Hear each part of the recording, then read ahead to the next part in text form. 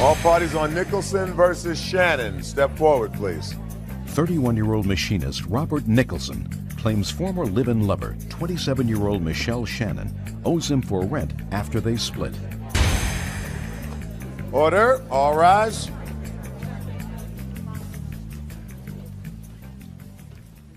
Yeah, this is case number 698 on the calendar in the matter of Nicholson versus Shannon. Parties have been sworn in, Judge. You may be seated. You're in love, you move in together, you rent an apartment together, right? Correct. When did you meet? About 6 months prior. So you knew each other 6 months when you decided to sign a lease together. Correct. And how long did it last? Approximately 14 months that we lived together. And your lease was 2 years. Correct. And you left. Right. And you want her to pay her half of the rent for the remainder of the lease. Correct. She says she was more than fair. You moved out in December, is that right? Yes. December what? It was early December. I don't know the exact date. Had you paid the rent for December? Yes, I had. Is that right? Correct. And you had a security deposit on the apartment? Yes. How much was the security deposit that you put in? I don't know the exact amount. I believe it was half. What was the security deposit? $600 is what her half was. And did she leave you with that? Yes, she did. So she paid December's rent. She left you with the security deposit, right? Correct. And how much was the entire rent? The entire rent per month was $1,075, Okay, which we split each month. good. So she left you a month to find a new roommate and a month for good measure, because you get her $600 back at the end of the lease, right? Well, sort of, kind of. Do me a favor. Yes. Just answer my question. Okay. Sort of, maybe, could have. $600 security deposit. Yes. When you move out, you get back your security deposit as long as you pay the rent and leave the place in good order, right? So now she's really paid you 2 months. You tell me, since it's clear that this relationship was over, what you think should have happened. Well, she signed a 2-year agreement, okay, and it says in the agreement that no oral, verbal notice of any kind it's invalid. It has to be in writing in 30 days in writing, okay, and all parties have to agree to it in writing. And there was no writing of any kind. It was just simply, I'm moving out, and she moved out. We also talked about getting back together and her moving back in. She said, if I don't even like where I'm living, I might move back in a month. Okay, and I was wanting her to stay because I wanted the relationship to work out. According to these papers, it got pretty ugly there in the end of November, the beginning of December. Oh, I had found out that she was seeing someone behind my back at her So work. it got pretty ugly. Whatever the reason, it got pretty ugly. Correct. Why should two people who are not married, who have no children together, who have no other ties together, stay in an apartment where they're both going to be miserable? We shouldn't, but Good. she's legally bound to the end of the lease, I feel. Because All right. if I lose Are my you job still- next month and I can't pay the rest of the rent, the owners of the place can take me to court for the remainder of the lease, correct? Well, you have, sir, in December, by the way, you still living in the apartment? Yes, I am, and I've looked for roommates. I've had ads in the newspaper ever since day one. I have not found anybody. They have Yes. not been in the newspaper. They've been in the recycler, and there's not even a sign out front, which doesn't cost any money Mr. to do. Nicholson. It's a back house. You can't even see the house from the Mr. street. Nicholson, show me the ads that you put in from day one looking for a roommate.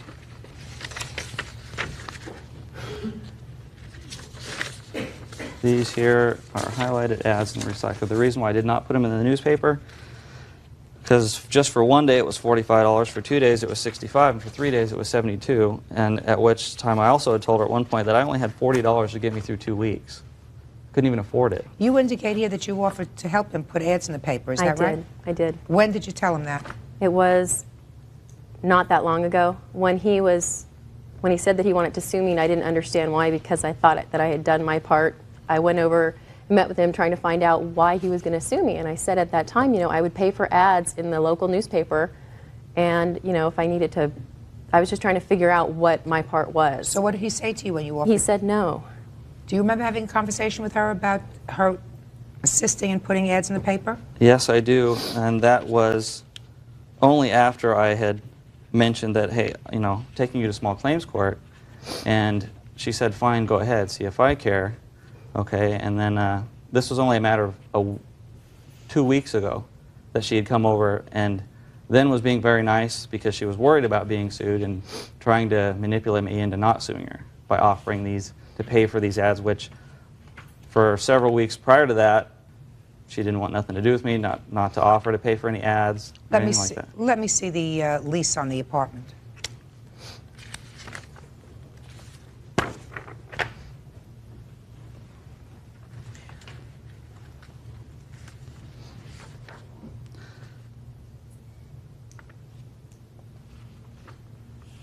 How large an apartment is this? Actually, it's not an apartment, it's a house. How large a house is it? 2-bedroom house with a 2-car garage. It's a back house. Have you been to the house since? Just the last time I was there was to visit and speak with him about 2 weeks ago or 3 weeks ago. Anybody else there? No. Why are you only asking for $350 a month rent? Because that's all I feel I can really rent the place for. It's just a room, and I'm not going to allow anybody to use any space in the garage because the garage is full of my tools and equipment, and I don't want no one in there possibly stealing anything of any kind. So I'm just renting a room. I had a roommate in there before, and I only was letting her pay $300. I make good money, and I can afford most of it. When did you have a roommate there before? She had lived with me at an apartment prior for 2 years, and she was in our place together with us for maybe 4, 5, 6 months at the most. You mean when you were living together? Correct. So how much rent were you each paying? I was still paying the $540, my portion, because I didn't want to get used to relying on someone else paying an additional portion of the rent. Is that right? Yeah, we were splitting half the rent. Yeah. Okay, but I didn't get any utilities of any kind from her because of the other roommate. Yeah, because of Melissa. What utilities? Phone, electrical. You mean Melissa didn't pay her own phone bill? She did have her own phone, but she used mine quite often. Sure, but she used her own phone. And what about the two She of used you? mine quite often, too. Not to mention, she didn't have a car. I drove her everywhere she needed to go. You plan on staying there in the I plan on house? staying there simply for the fact that to move and to come up with first and last and security somewhere else would be a problem for me because financially this is putting me in the hole every month. The reason why, as far as the house goes, the reason why I wanted to rent a house and not an apartment is because I have a lot of tools and equipment on which I do a lot of work on cars and welding and things like that. I wanted a 2-car garage. And we were happy finding a house that had a 2-car garage so I could enjoy my hobbies. Judge Judy will continue in a moment. I'm suspect that not one person answered these ads in the paper. I've had 2 calls. I'm sorry about that, sir. Listen to me. Get over it. And later today, When this was put through the mail slot in your dog jumped up. And when she jumped down, she hurt her back legs. So you're suing her. Correct. real cases, real people. Judge Judy. Robert Nicholson is suing former live-in lover Michelle Shannon for rent he says she owes after she moved out. This relationship clearly didn't work out. There were several alternatives. One alternative was for you to stay together in an acrimonious situation, which is untenable for people who are married and ridiculous for people who are not married. The defendant, as far as I could see, did everything she could to be reasonable. Reasonable was the relationship wasn't working out. She said, I'm going to pay December's rent. I'm not here. You can have the security deposit, which is another half month's rent. I'm being very fair with you. We shouldn't be together. Either make other arrangements for another roommate or tell the landlord that you're going to give the landlord 3 months to find a new tenant, but that you have to leave. You chose not to do that. I did put my ads in the paper. Sir, I can't tell, and quite frankly, I'm suspect that you did not find somebody, that not one person answered these ads in the paper. I've had 2 calls. For a house for $350 a month. I've had 2 calls. Well, I don't know what you said to them, and I don't know whether you're as angry with her, whether you're so angry with her and irritated with her that you say, I'm not going to try to mitigate the damages, but clearly you like staying in that house. You Yes, I just do. told me you can afford to stay in that house. No, I cannot, by myself. Well, if you can't afford to stay in the house, sir, then what I absolutely advise you to do is to let the landlord know that you have to move out. You still have her half of the security deposit, which would amount to 1 month's rent. I am going to give you 1/2 of another month's rent of hers, or $500. You find somebody else to live with, or let your landlord know that they have 3 months grace to do that, and you would each pay for half of that. And if they take me to court for the remainder of the lease? I'm sorry about that, sir. Listen to me. Get over it. I'm over it. Judgment for the plaintiff in the amount of $500. That's all. Parties are excused. You may step out. Thanks for nothing. She's undedicated and undevoted and doesn't know what loyalty is, and she was cheating on me, seeing someone after work. I didn't want to be with him anymore. And I did not cheat on him. I would just like to say that. And now the next case. All parties on Hennigan versus Clifford. Step forward, please. Real estate agent Betty Hennigan says Irene Clifford caused her toy fox terrier, Speckles, to be injured. All right. Now, Miss Hennigan, Yes, this is the dog in question. this is Speckles. Very nice dog. According to your complaint, you and the defendant live in the same housing complex. Is that right? That's correct. Your complaint indicates that the defendant put some political propaganda in your mail slot, which is in the door. Correct. Excuse me, can I just say that it was her flyer. I didn't physically see her, but I'm sure she authorized the propaganda. So you didn't see her put it in, but it was her propaganda that was slipped through your authorized door. the She distribution. authorized somebody to do it. Correct, Your Honor. And when this was put through the mail slot in your door, your dog jumped up. Correct.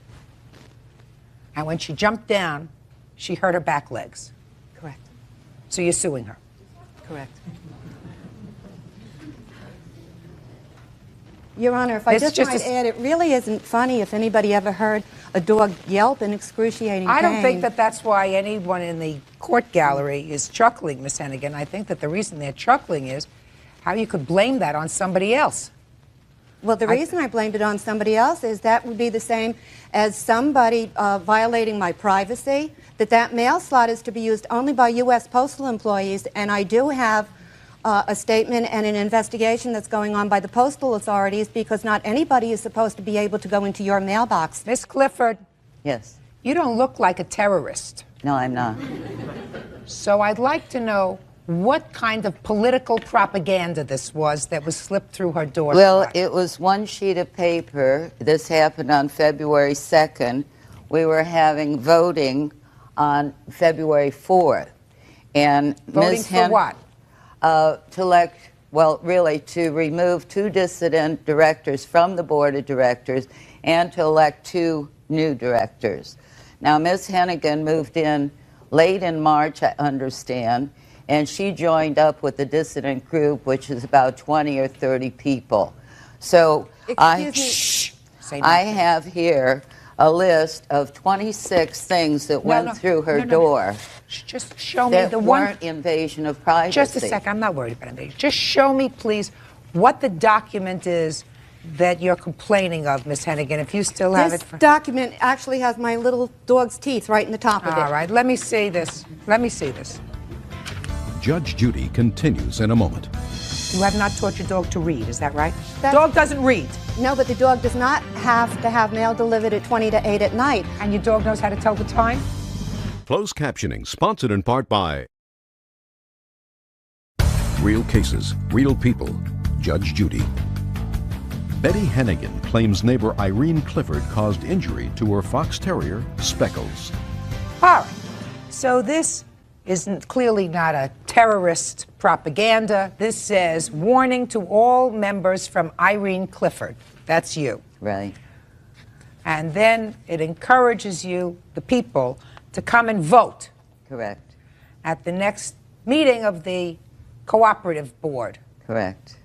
Or Members. to elect new members, etc.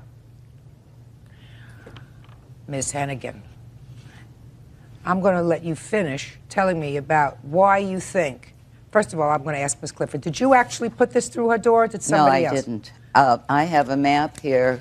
I was in my unit here, and this is the unit where it was delivered. But Irene, you A half authorized a block somebody. away. Ms. Hennigan, don't speak to her. I'm sorry. You did not personally deliver No, I this. did not. But this came from you and you gave it to other members of the board to deliver? They weren't on the board yet. Okay, but you gave it to other members and everybody Members. put it through the mail slots. Right, Is which that right? we've done for 26 years before she moved in. All right, so if you want to notify somebody of a meeting, Right. you want to notify someone that the water is going to be shut off, Right. or that the electricity is going to be shut off, what you do is you take a flyer and you put it through the mail. In the townhouses, in the garden apartments, they tack them to our door because we don't have the openings. We have a main one for 17 units. Okay, but in the houses, this lady has it through her door. Right. Okay. Why you have your hand up?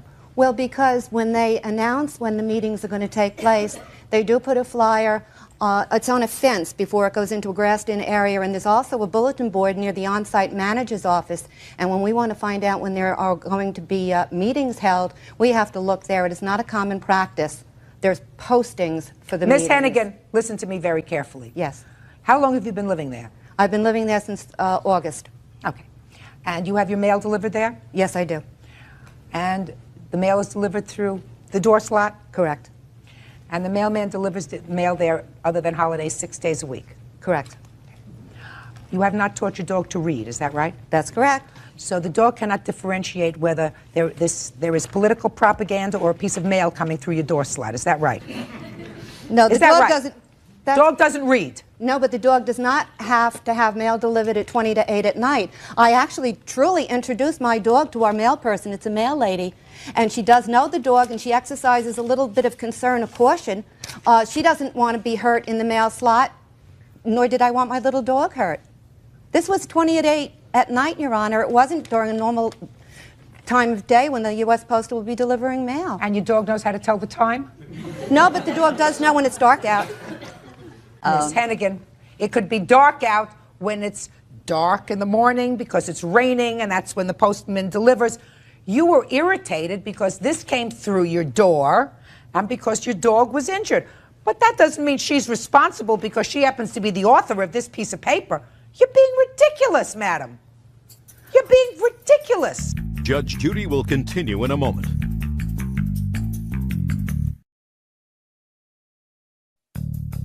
Want justice? Call 1-888-800-JUDY. On the internet, judgejudy.com. Your complaint is ludicrous. Your complaint is absolutely ludicrous. You put a notification that she did not put through the door. You have no proof that she put it through the door, despite the fact that it has her name on it. She did not put it through the door.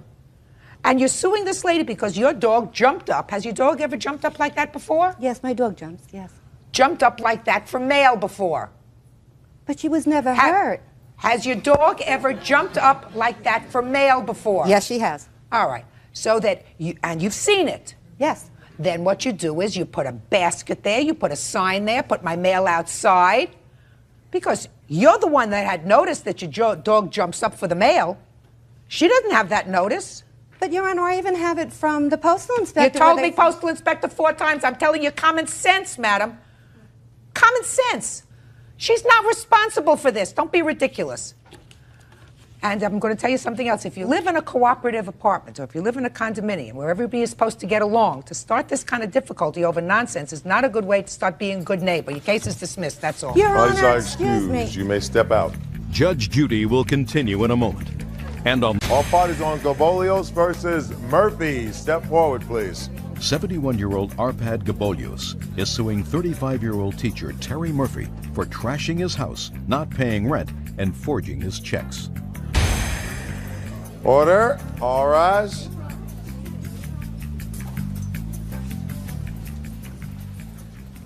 Now, this is case number 659 on the calendar in the matter of Gabolios versus Murphy. Parties have been sworn in, Judge. You may be seated. Mr. Gabolios, Yes, you own a home here in California? Yes, I do. And according to your complaint, you also live part of the year in Hungary. Yes, I do. And it's been your practice to rent your home during the period of time that you're there. Exactly, Your Honor. You rented your home to the defendant. Yes, Your Honor. When did her tenancy begin? on February 1st and ended on November 1st of 1998. And according to your papers, sir, the arrangement was she was to pay rent to an agent that you had here. Exactly, Your And Honor. the rent was, for a furnished house, was $500 a month? Yes, Your Honor. And she was to pay her own utilities with the exception of one thing. The cable TV. And you were to pay that. Yes, Your Honor. According to you, you left her some checks that were made out to the cable company for the months that you would be away. That is absolutely correct, Your Honor. And they were actually made out to the cable company? Yes, Your Honor. Century Cable. Tell me what happened, sir, when you came home at the end of October. I came home on October 31st, and just about midnight, because the plane was late, and I found the door, the entrance door open. Most every light was on, and the whole house was a mess, and my bedroom, the master bedroom, was broken into. Had you had that locked when you left? Yes, Your Honor, it was locked.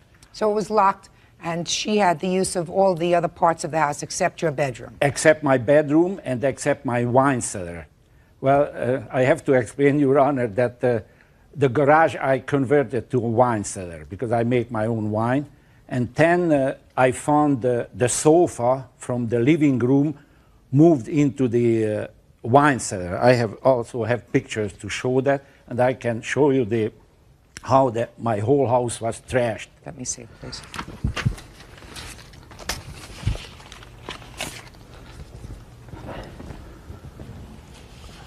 On one of those pictures, you can see the barrels, the wine barrels, and the sofa in front.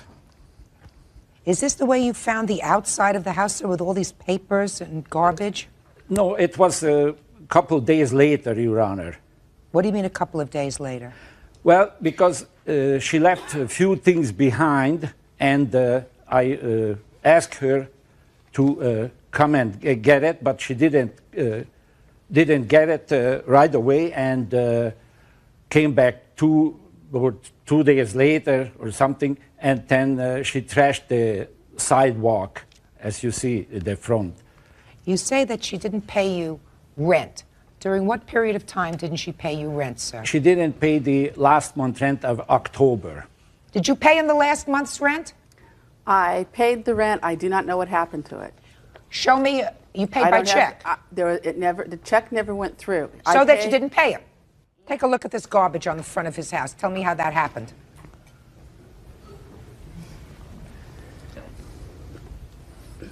It happened because he came home, locked me out of the house, and threw all my belongings out of the house. That night, I had the police come and a locksmith to let me in.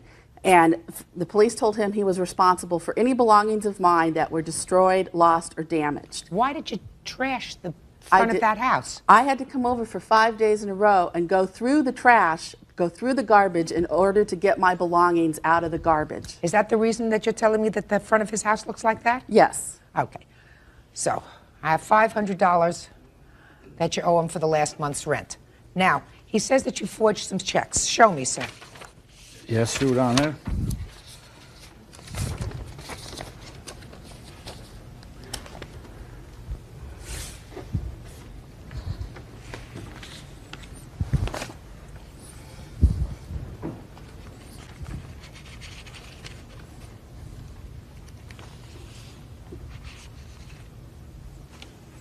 Show these to the defendant.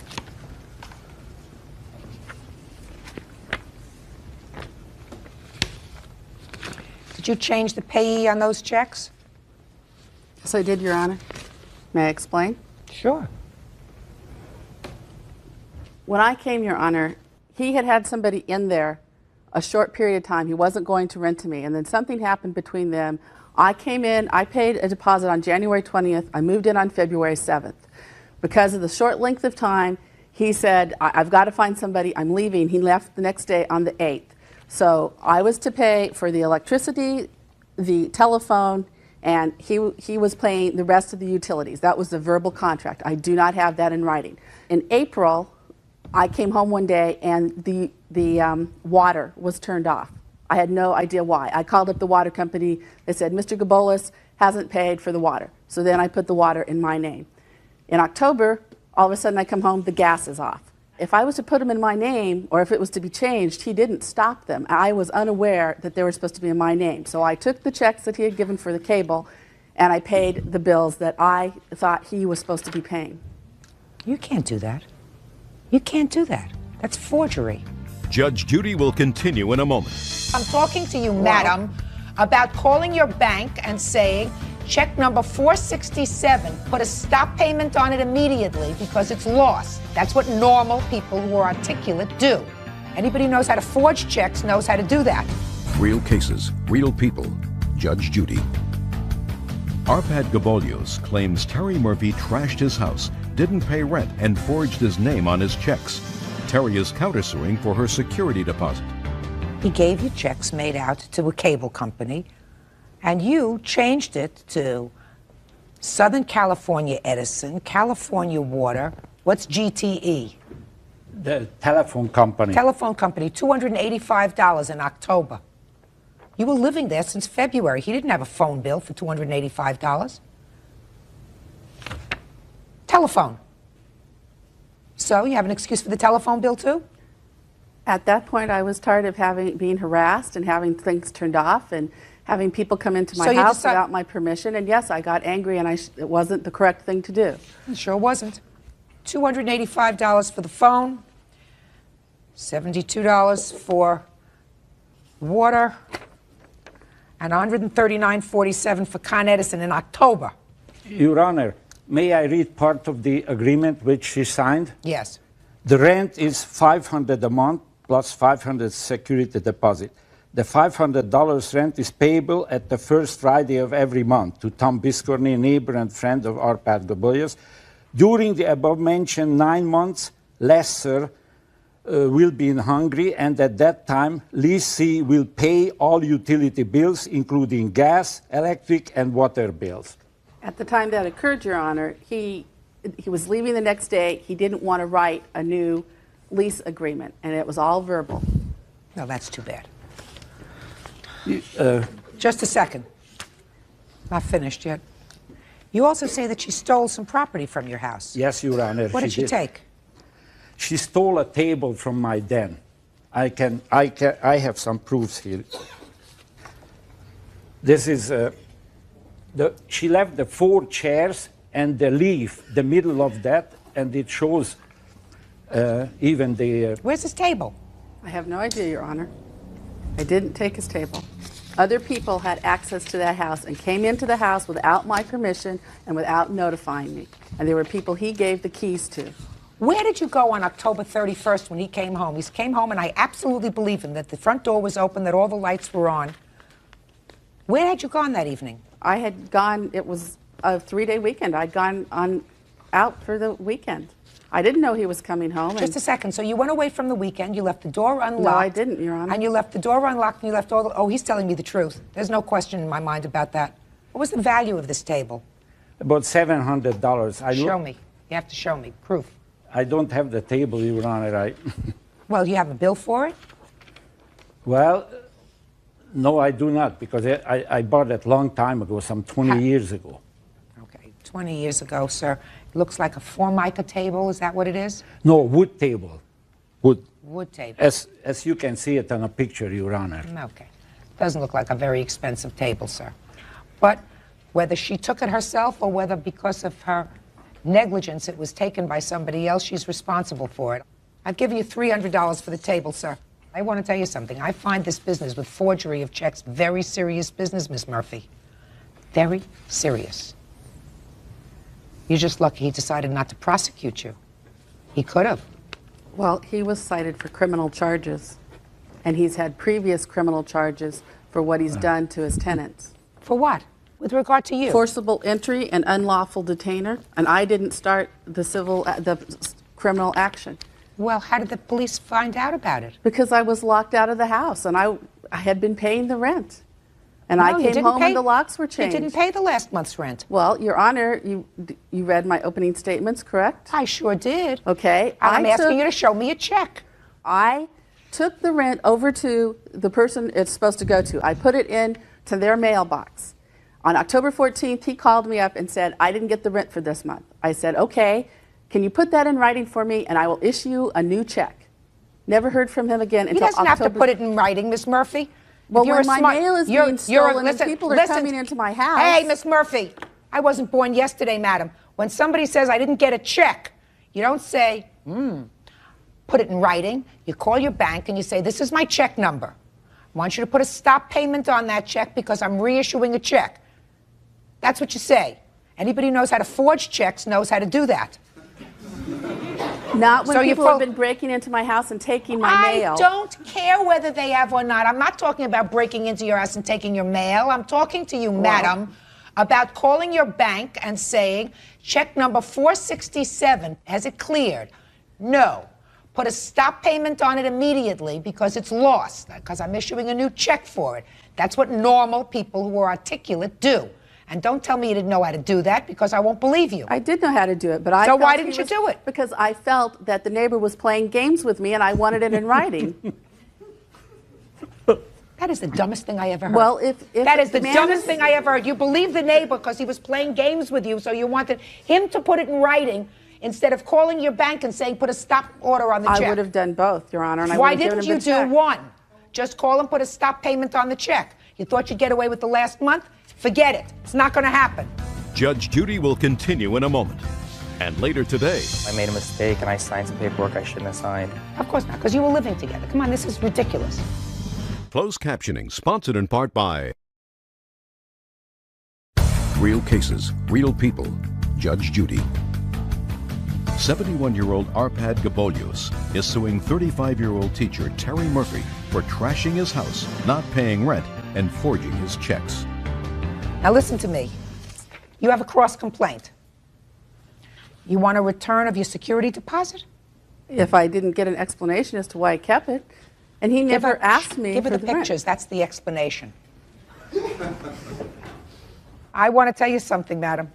If I came home and found somebody had forged my name to checks and hadn't paid rent and left my house open, unlocked, with all the lights on, I would have given you nothing.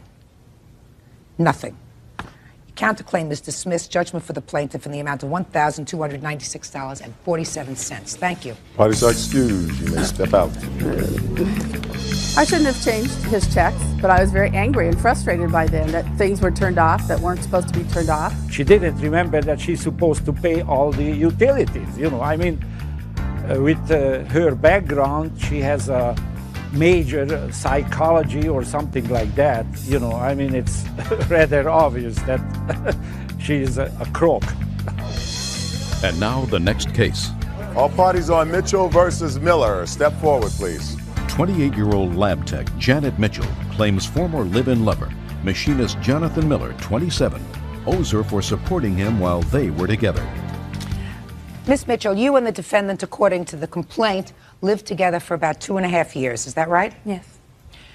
And you say that after a rather acrimonious breakup, he owes you a whole bunch of money for living expenses during that time. Yes.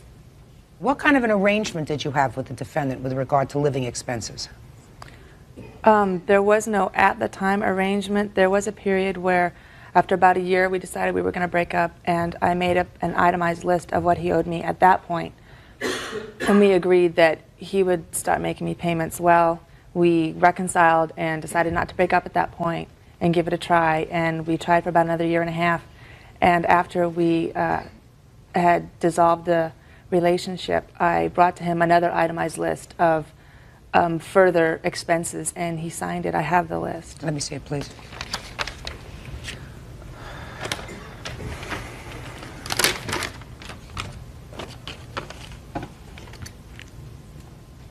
Did you sign this, sir? Yes, I did, Your Honor.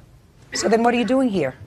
I don't agree with the amounts. The reasons I had signed that at the time being was I was trying to reconcile with Janet at the time, and I thought that maybe that would help out, so I made a mistake and I signed some paperwork I shouldn't have signed. But quite frankly, when I read your papers, and Miss Mitchell indicated in her papers that while you were together, you turned over your paycheck to her. Yes, Is that ma'am. right? Yes, ma'am. And she paid the bills. Yes, ma'am. And you agree that he gave his paychecks to you. He did, but the expenses on that were above and beyond what was just normally paid for by the bills, which was electricity, rent, different things like that. The others were vacations for his children and his wife, ex-wife. 2 months without pay.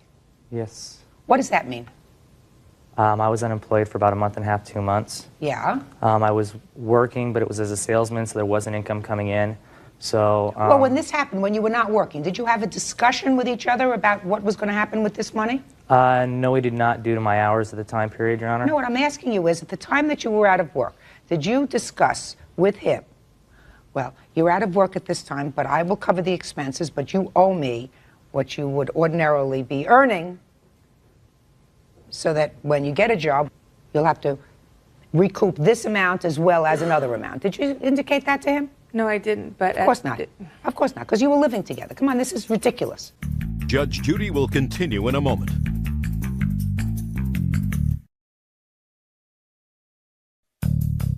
Want justice? Call 1-888-800-JUDY. On the internet, judgejudy.com. What's a bike frame? It's a mountain bike frame, for a mountain bike. It's just the body without the tires, gears, derailleurs. Well, how anything did you else get on it? I purchased it from a company. Did you pay for it? It took me a year and a half to pay it off because it was a $1,200 frame. So I was paying on it monthly. And then I did receive a payment from Janet. She did give me a couple $100 to put down on the bike when I was buying it. Was it a loan or was it a gift? It was never stated either way. Is that right? Yes, it was. No, it was stated that it was a loan. And what's the plane ticket for your kids, and I assume that this is your ex-wife? Now it is, yes. About 2.5 years ago, I'd say, while Janet and I were living together, we had my daughter and my son and my ex-wife fly out for vacation so I could see my kids because it would be cheaper than us flying out there. And so we had my ex-wife and kids come out and visit us, and Janet did put that on her credit card. Let me see the bills. I don't have them. The only thing I had was that signed itemization that he gave me. You don't have any bills? No, I don't. I didn't think that I would be needing to save those receipts or anything like that. Miss Mitchell, clearly you had the bills, madam. Clearly you had the bills and all the amounts when you made out this list. I mean, you have 2 nights with kids at a hotel, $32. Where did you get that figure from? That was how much it was. Well, where did you, what I'm asking you is From where my did, memory. From my memory. From your memory? A lot of that stuff was done guesstimate by memory because I knew that it was $32 a night, and I didn't have the receipts, but I remembered that it was $32 a night. I'm dismissing your case, that's all. Parties are excused. You may step out. Judge Judy will continue in a moment. And on the All parties on Freeman versus Sharaf. Step forward, please. 39-year-old mechanic Charles Freeman claims Abe Sheriff's 16-year-old son, Sammy Sheriff, dropped Charles' 8-year-old son, Taylor, on his head, resulting in 22 stitches. Order. All rise. Yeah, this is case number 678 on the calendar in the matter of Freeman versus Sharaf. Parties have been sworn in, Judge. You may be seated. Folks, have seats, please. Mr. Freeman, this must be Taylor, is that right? Yes, And Mrs. Sharaf, this must be Sam. that's right. These 2 young men were friends. How old is Sam? He's 16. And were the families friendly? I would say yes. According to your complaint, Mr. Freeman, Sam was playing with your son, and your son was injured. Yes. Were you present? No, I wasn't. Who was present? My wife, Is she here? she's right here. Perfect. And of course Taylor and then my son Vance. All right. Now, Ms. Freeman, why don't you explain to me exactly how your son was injured? Did you see it? Yes, I did, Your The Honor. whole thing? Yes. Okay, so why don't you start from the beginning? We had just returned from the bike shop, and we parked on the street. We had to walk approximately half a block to our home. And I was just locking up the truck when I turned around and noticed Sam tossing my son in the air over a rough pavement. And I noticed that was a very dangerous act. So before I could get to him, I was crossing the street. The accident had already occurred. My son was dropped approximately 3 to 4 feet from Sam's shoulders. When you say he was tossing him up in the air, had he been on his shoulders? No, it was more like a fireman's carry. Show me. Like this. So he had him over one shoulder. That's the way he was walking with him. They had already stopped and he had tossed him up like this and was twirling him around. Mm-hmm. And you were right behind them. They were already across the street. I was locking the truck. You saw it. You can't be locking the truck and seeing them at the same time, Miss Freeman. So what I'm asking you is, you saw him enough to see him throwing him over one shoulder, throwing him over another shoulder, and my question to you is, did you say, put him down right now? I started to run across the street. I couldn't get to it in time. Miss Freeman, if I saw somebody engaging in conduct that I thought was dangerous with my child, and I was just across the street, I would scream, put him down. I yelled. You just told me that you didn't yell. You just told me that you started to run across the street. Yelling, I'm sorry. No, Miss Freeman, you didn't. Come on. You didn't.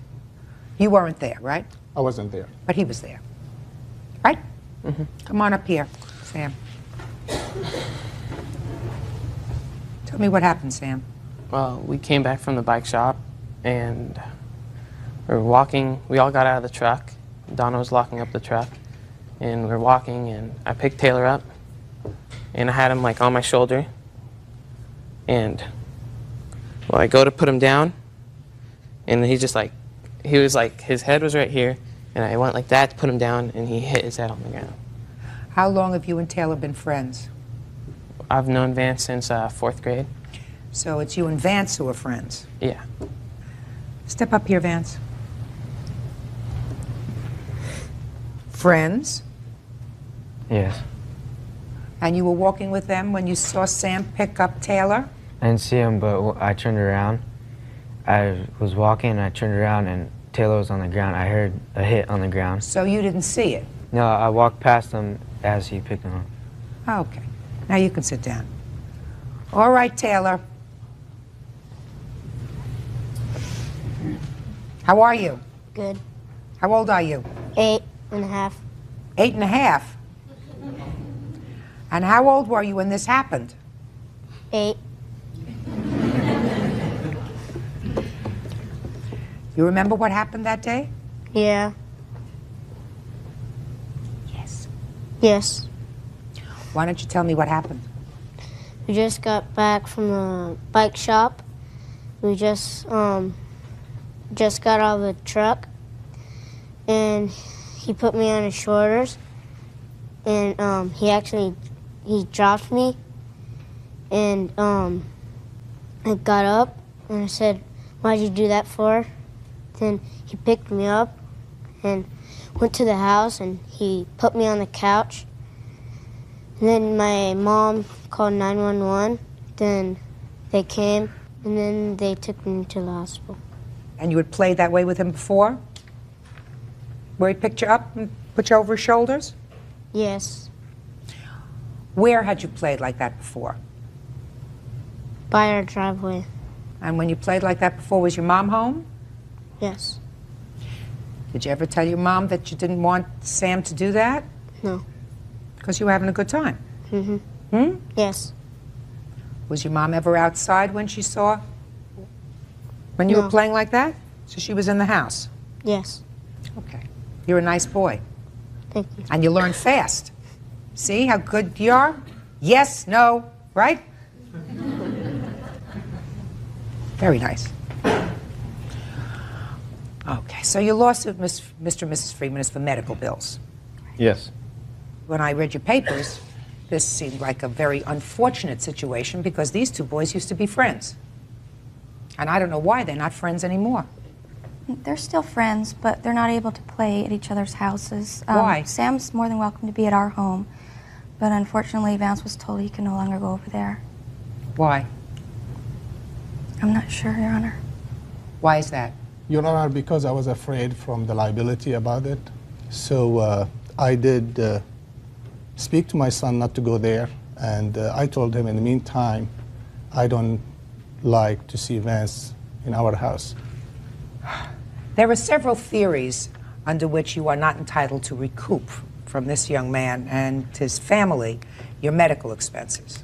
First, parents are, or I believe should be, liable for the torts, that is, the negligent acts of their children.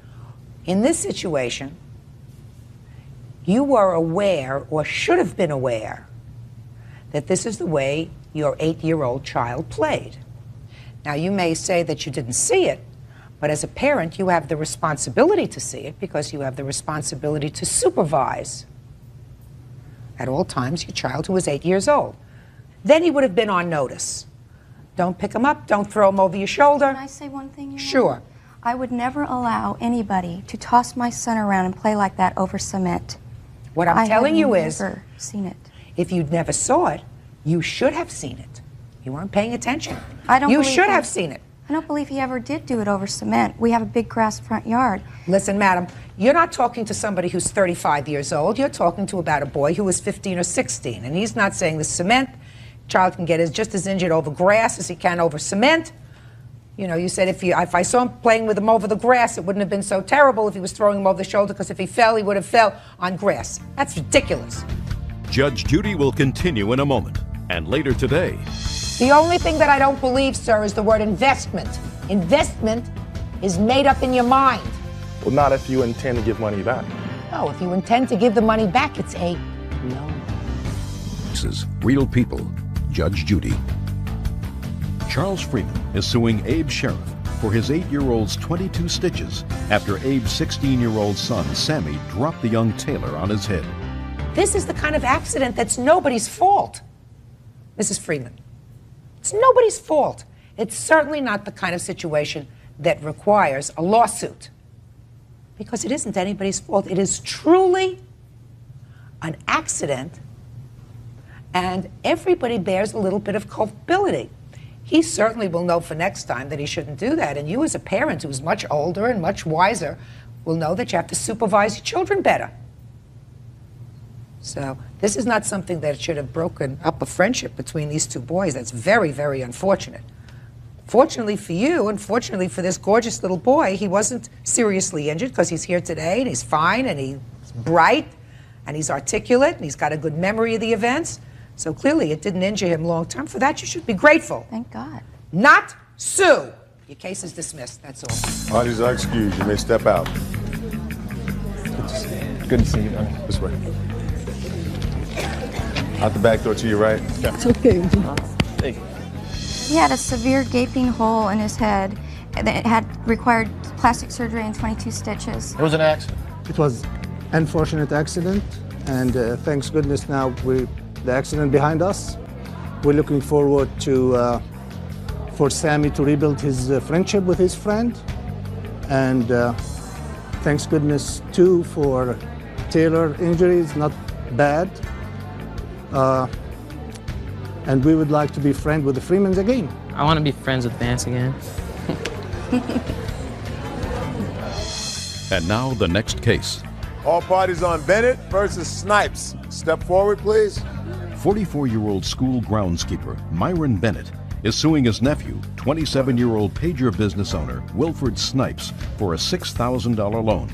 Wilfred says it was a business investment that lost. Mr. Bennett, this is your nephew. Correct. Yes. You claim that you made a loan to him, substantial loan, Yes, I did. and he hasn't repaid you. Correct. So why don't you tell me how it came about that you made this loan and for what amount?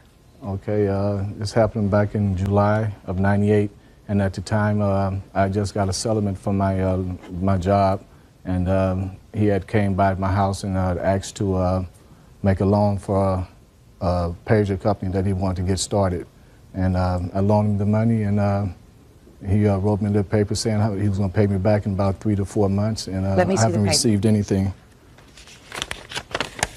And this is the cashier's check also.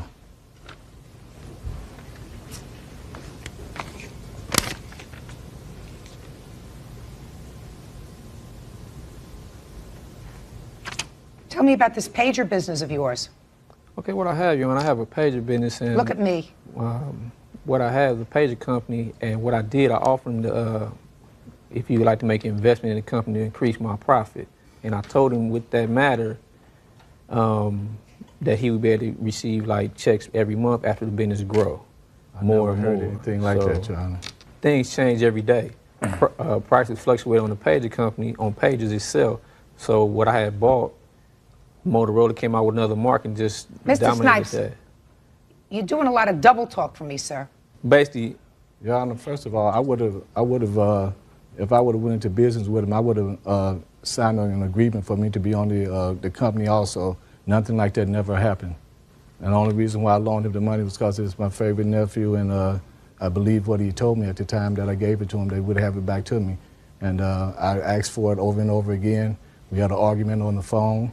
He cursorily, I can't use the words that he used toward me on the phone, saying that I get it whenever he get it, and I just would have to wait.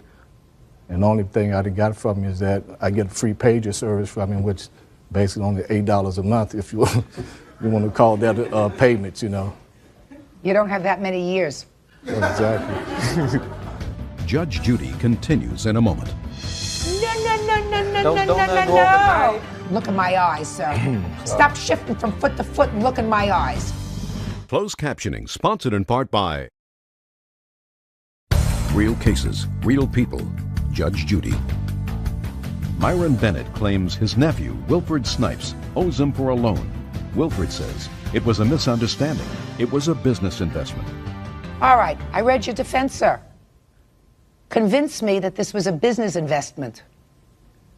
Well, only way I convince you look here. is by telling you on what You went to his house. Right.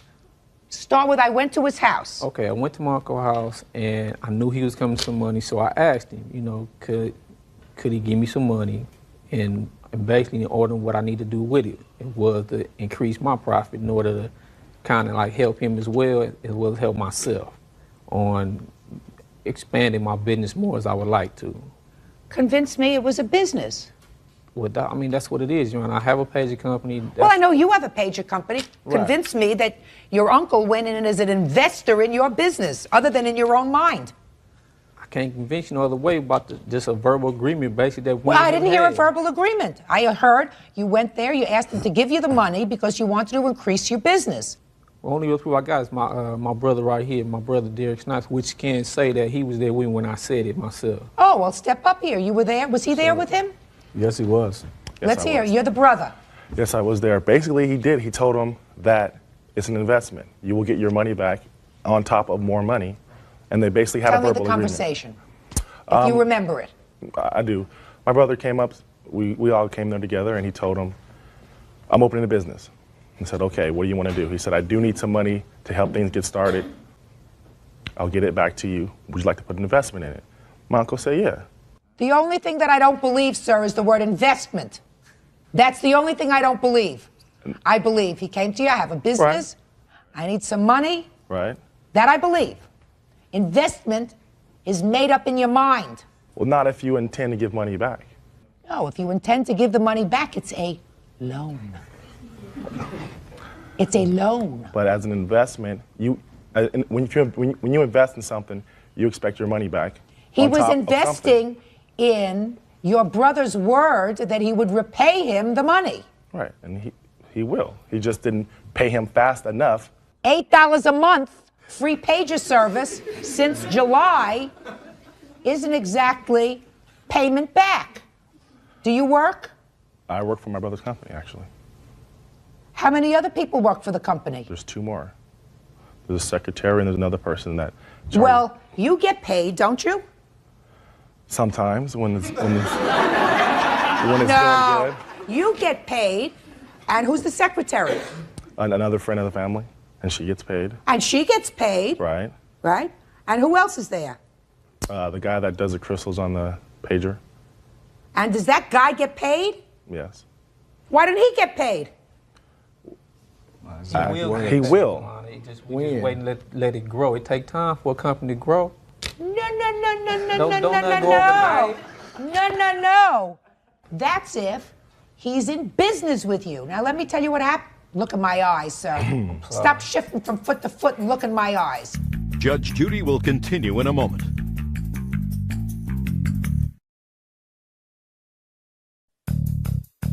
Are you in a family dispute? Call 1-888-800-JUDY. On the internet, judgejudy.com. How much money did you put in this business? Cash, money. Look at me. About the same. About the same. Right. So if he's an investor and you put in 50% and he put in 50%, then he should be a 50% partner with you. Do you intend to give him 50% of your profits? No.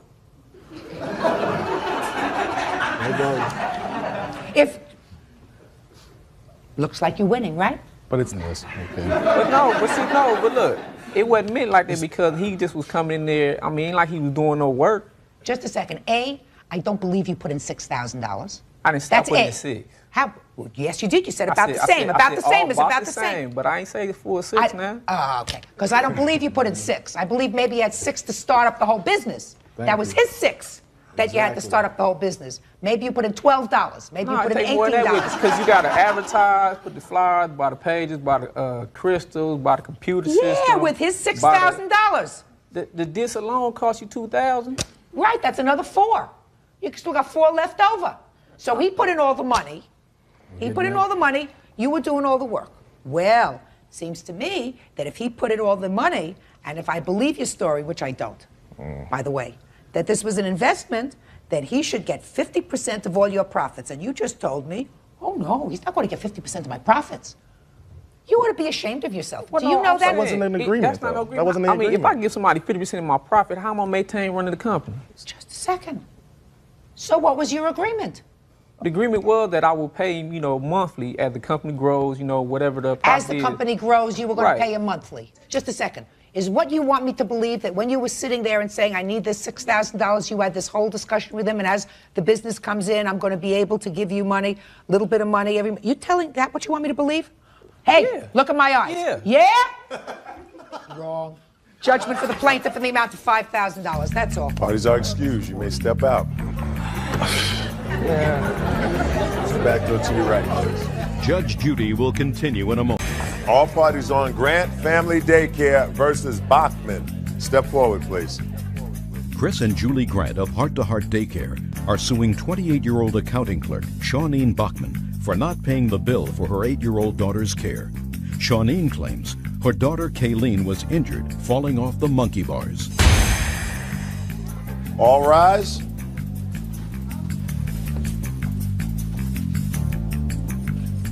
Now, this is case number 656 on the calendar in the matter of Grant Family Daycare versus Bachman.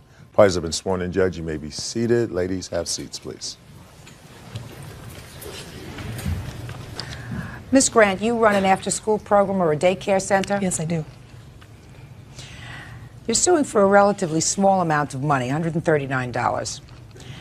And that $139 is because the defendant withdrew her daughter from your program. Yes. And failed to give you 2 weeks' notice. Correct. Okay, so it's not that she had the service, it's just that in violation of the contract, she withdrew the child without giving you an appropriate amount of time to get somebody to fill her spot.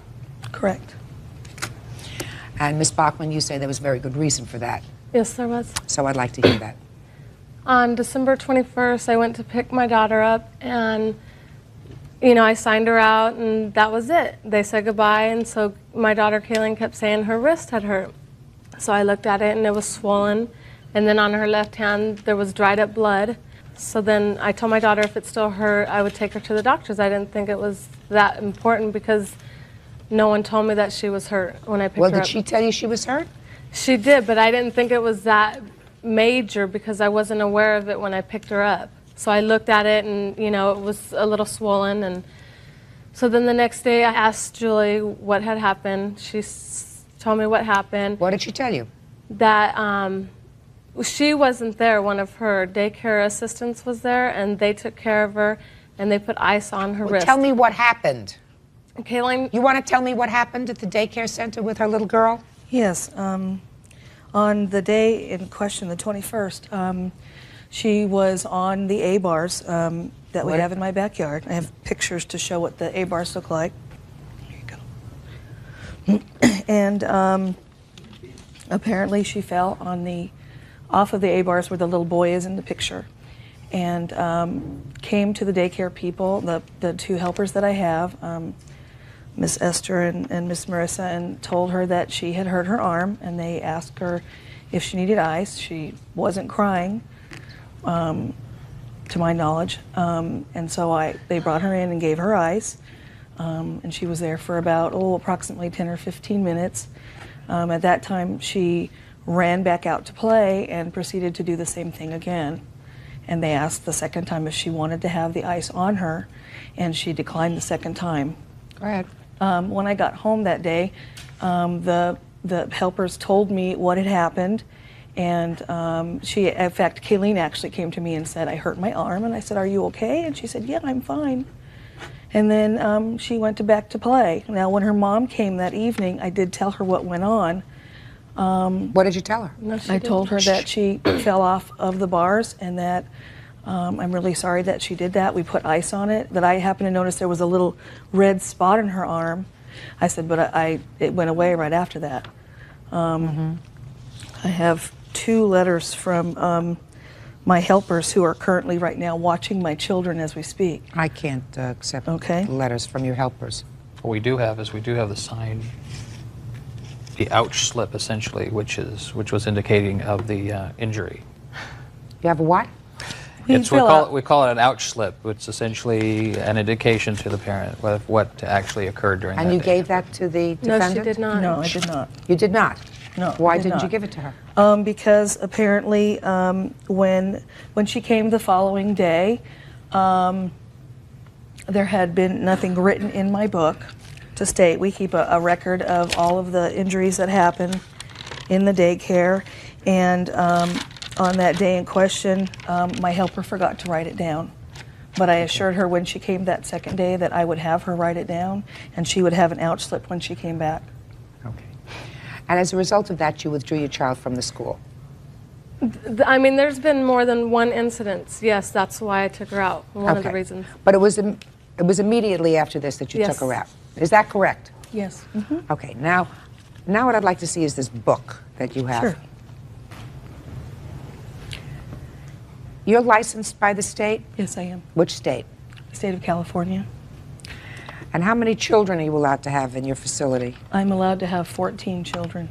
And this is in your private house, My is that private right? home. How many children did you have the day she was injured?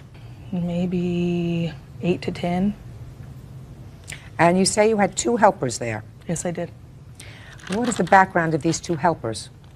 They are a mother who has an associate arts degree in early childhood education, and at the time a 17-year-old helper who's a senior in high school. Where were you? I was out picking up food for the daycare. Are you allowed to be off the premises? Yes, I am, as long as I have 2 helpers that are qualified by the state to be there.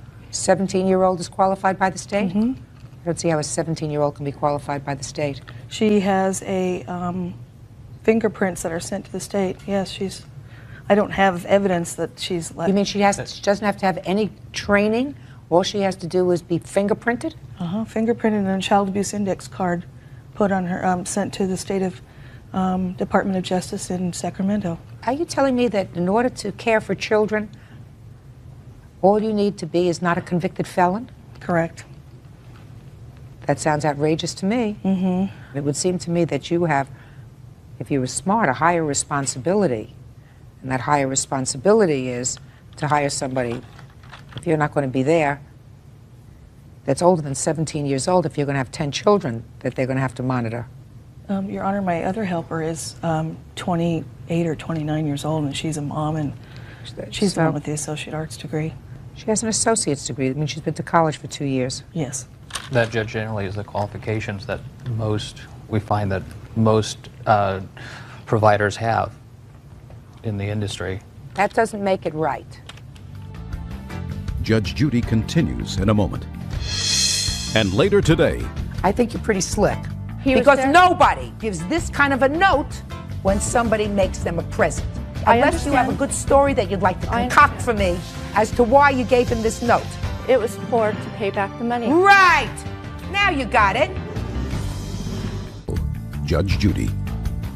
Chris and Julie Grant of Heart to Heart Daycare are suing Shawneen Bachman for not paying for her 8-year-old daughter's care. Shawneen claims her daughter Kayleen was injured while under their supervision. I'm going to quote some of the things you said to me in your testimony, Miss Grant. You said that one of your helpers, how old are you? 8. Asked the 8-year-old if she wanted ice. The 8-year-old said no, so she didn't give her anything the second time she was injured. A person with a certain amount of experience, a certain amount of training, would not allow an 8-year-old to choose the method of treatment for an injury. Somebody who had brains would say this is the second time the child fell on the same wrist and I have to take some action with regard to this, right? And the person that you think was qualified did not. So I think that the defendant had an absolute right and an obligation to remove her child from your daycare that very moment. And the fact that she didn't give you 2 weeks' notice is a testament to her good judgment. Your case is dismissed. Parties are excused. You may step out.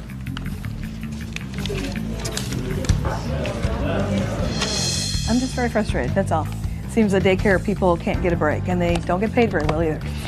I was going down a ladder, and when I was going down, my hand had slipped, and there was a ditch right where I fell, and my hand was stuck there like this for about a minute or 2. And now the next case.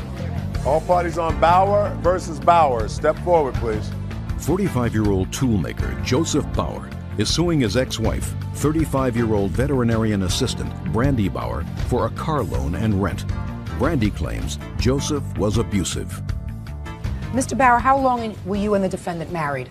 8 years, ma'am. When were you divorced? 1995 was when the divorce proceedings started. When were they concluded? 1997. It's your claim, sir, that sometime after you separated from your wife, you made a series of loans to her. Yes, ma'am. So tell me, when were these loans made and what were they for, sir? Well, my ex-wife and I separated, and she came to me and told me that she needed to have money for a car so that she could get a job. My main concern was that the welfare of my daughter, and without a... Who was the child living with at the time? At the time, she was living with Brandy. Okay. And she told me that she needed money for a car so she could secure a job. I told her that for me to do that, I would have to take out a share loan from my profit sharing at my work. And I had to have the money back. It was a loan. Any kind of early withdrawal would have caused me penalties both for an early withdrawal and for the tax purposes because it was a capital gain. She said, okay. She told me I could hold the pink slip on the car that she purchased as security on the loan. And so I made the payments real reasonable, $100 a month with no interest. I gave her the money, approximately $3,400. Within just a couple weeks, she came back to me and told me that she couldn't get a car for that much money. She needed another $1,000. I said, well, if you're going to do that, I want some kind of notarized paperwork saying that you have the loan with me so that we can get this above board. I asked her for the loan, for some kind of paperwork for that. She gave me a handwritten note that said that she had borrowed now $4,400. Do you have that note? Yes, ma'am. May I see it? Here's the originals. And here's the bank draft for the withdrawal for the money.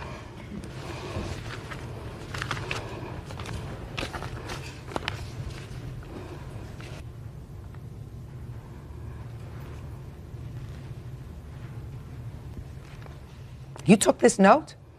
She gave that to me. She would not give me a notarized copy of Just a second. Had you already given her the other $1,000 when she gave you this note? Yes, ma'am. And this was the only note she gave you? She wouldn't give me anything else besides that. Because... She says it's a gift of money. That's what it says. It says, I, Brandy Bauer, on this day, Friday, the 29th of September, 1995, in agreement with Joseph, this note will be exchanged to Joseph for a gift of money in the amount of $4,400. Ma'am, I wasn't present when she gave me that. No. But that's what she wrote. Yes, ma'am. And this shows that you took the money out on the 25th of the, you took out $1,000. $2,000. $2,000. But you only gave her $1,000 on that day. What'd you do with the other $1,000? I gave You took out $3,400. Yes, ma'am.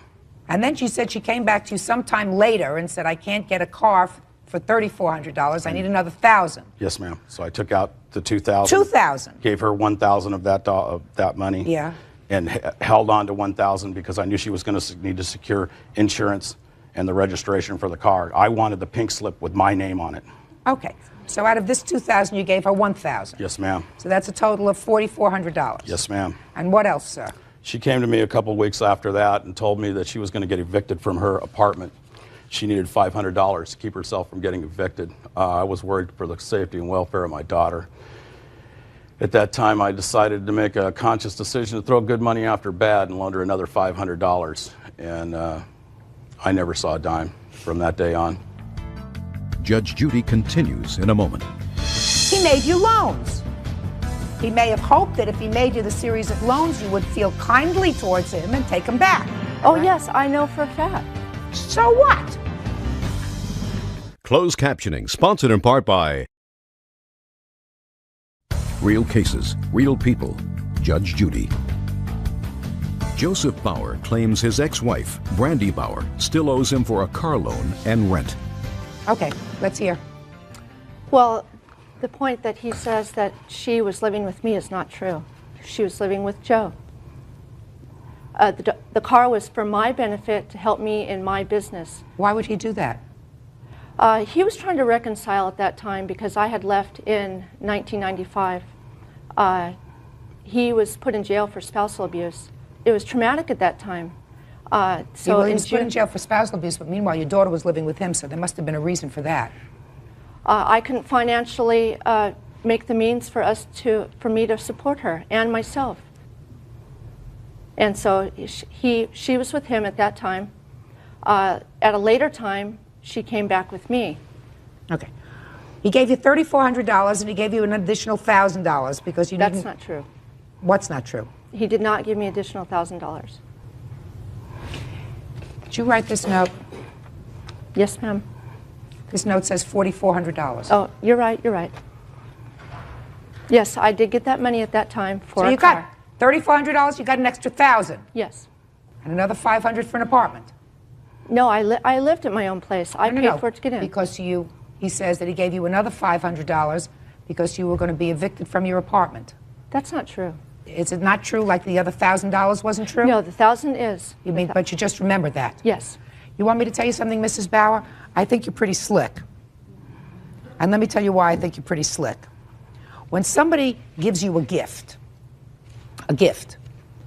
which you're saying that these were gifts. I have never, in all of my experience, seen somebody write a note that says, in exchange for the gift, I'm giving you this piece of paper in exchange for your gift. So his story has a ring of truth to it, that he gave you this money, you were supposed to pay him back. When he said, please give me a notarized paper, or a piece of paper that says, I promise to pay you back, you already had the money in your possession. So what you gave him was this, and you said, there you go, I gotcha. Because nobody gives this kind of a note when somebody makes them a present. Do you understand? Unless you have a good story that you'd like to concoct for me as to why you gave him this note. He didn't have to take that note. He didn't have to take it. He wanted a note. At the time, he wanted a note. What did he want a note for? Try to think of something, Mrs. Bauer. What would he want the note for? Just to say, like a thank you note? Right. Like a thank you note? No. Well, what do you think this note was supposed to be for? I understand. It was to pay back the money. Right. Now you got it. Judge Judy continues in a moment.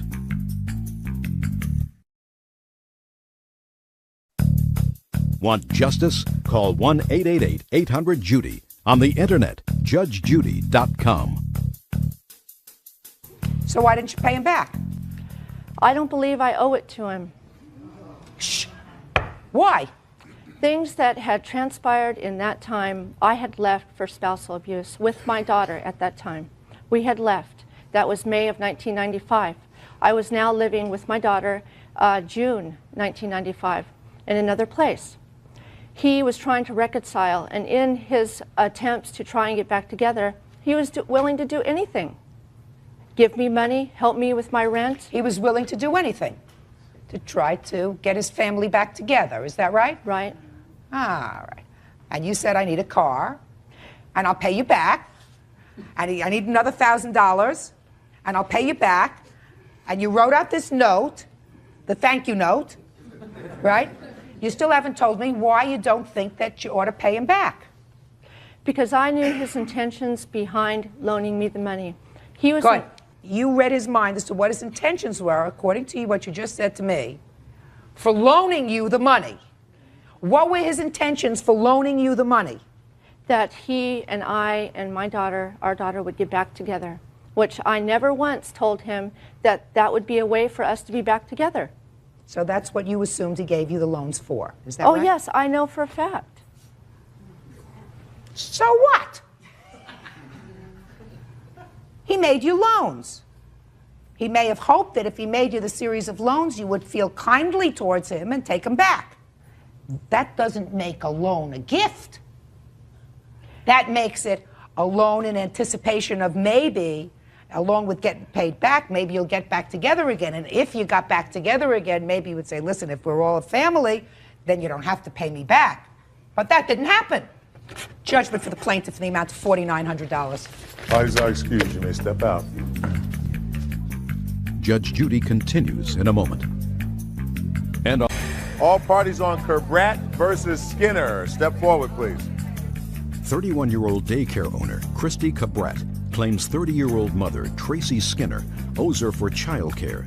Tracy says she filed a complaint after her 2-year-old daughter was injured. Order. All rise.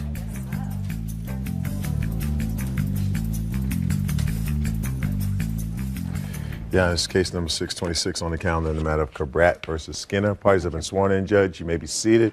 Please have seats. Ms. Cabrat, you run some sort of a child daycare center. Yes. Is that right? Yes. You run that out of your home? Yes, I do. How long have you been doing that? For about 2.5 years. And you are licensed by the county? By the state of California. Community care licensing. According to your complaint, you accepted Miss Skinner's daughter into your class. Yes. Is that right? Yes. When did you accept her into your class? 3/10/98.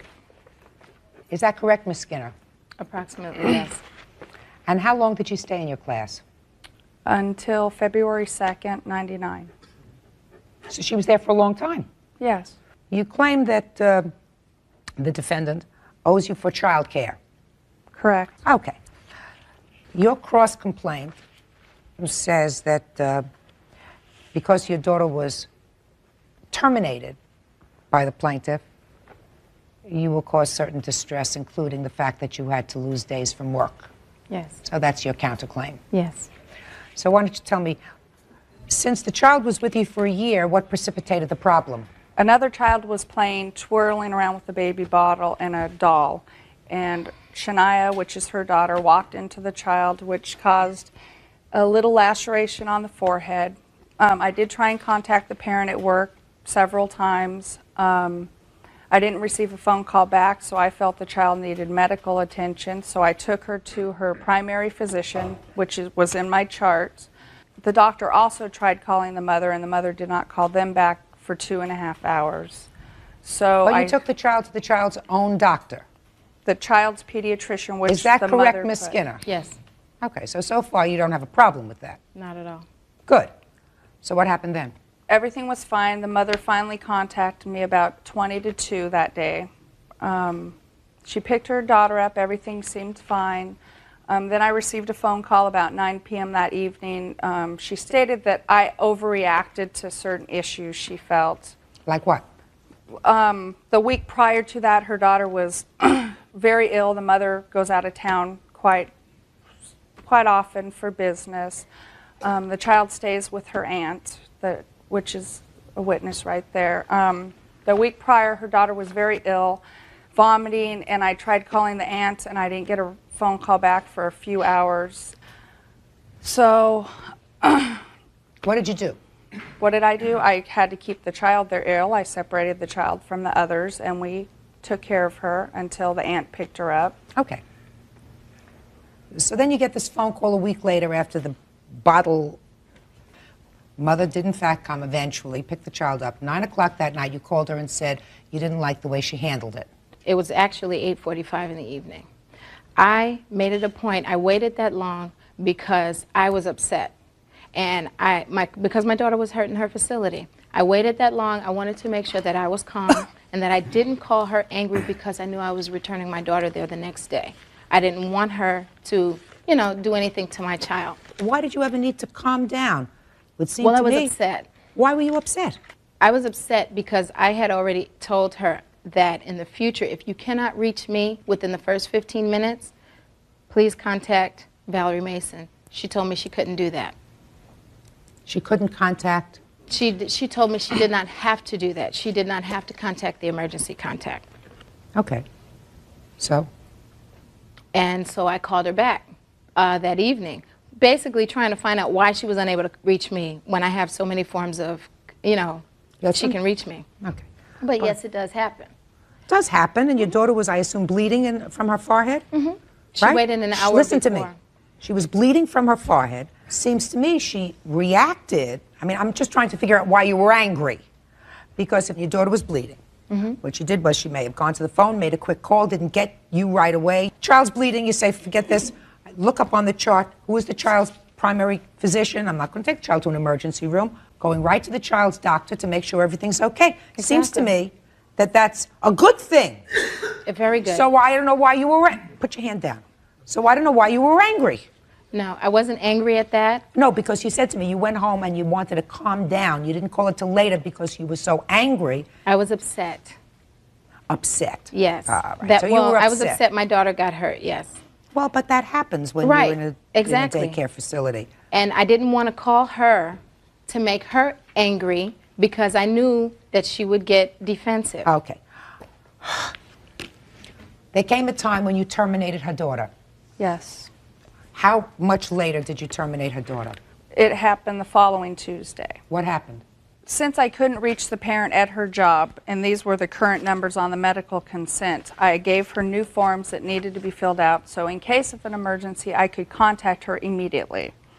The forms were not returned until, they were given to her on Thursday, and they weren't returned until Monday. I did notice that there were stipulations on here that state in case of an emergency only, which because of licensing, I cannot accept that because it limits our ability to properly care for a minor child. Let me see.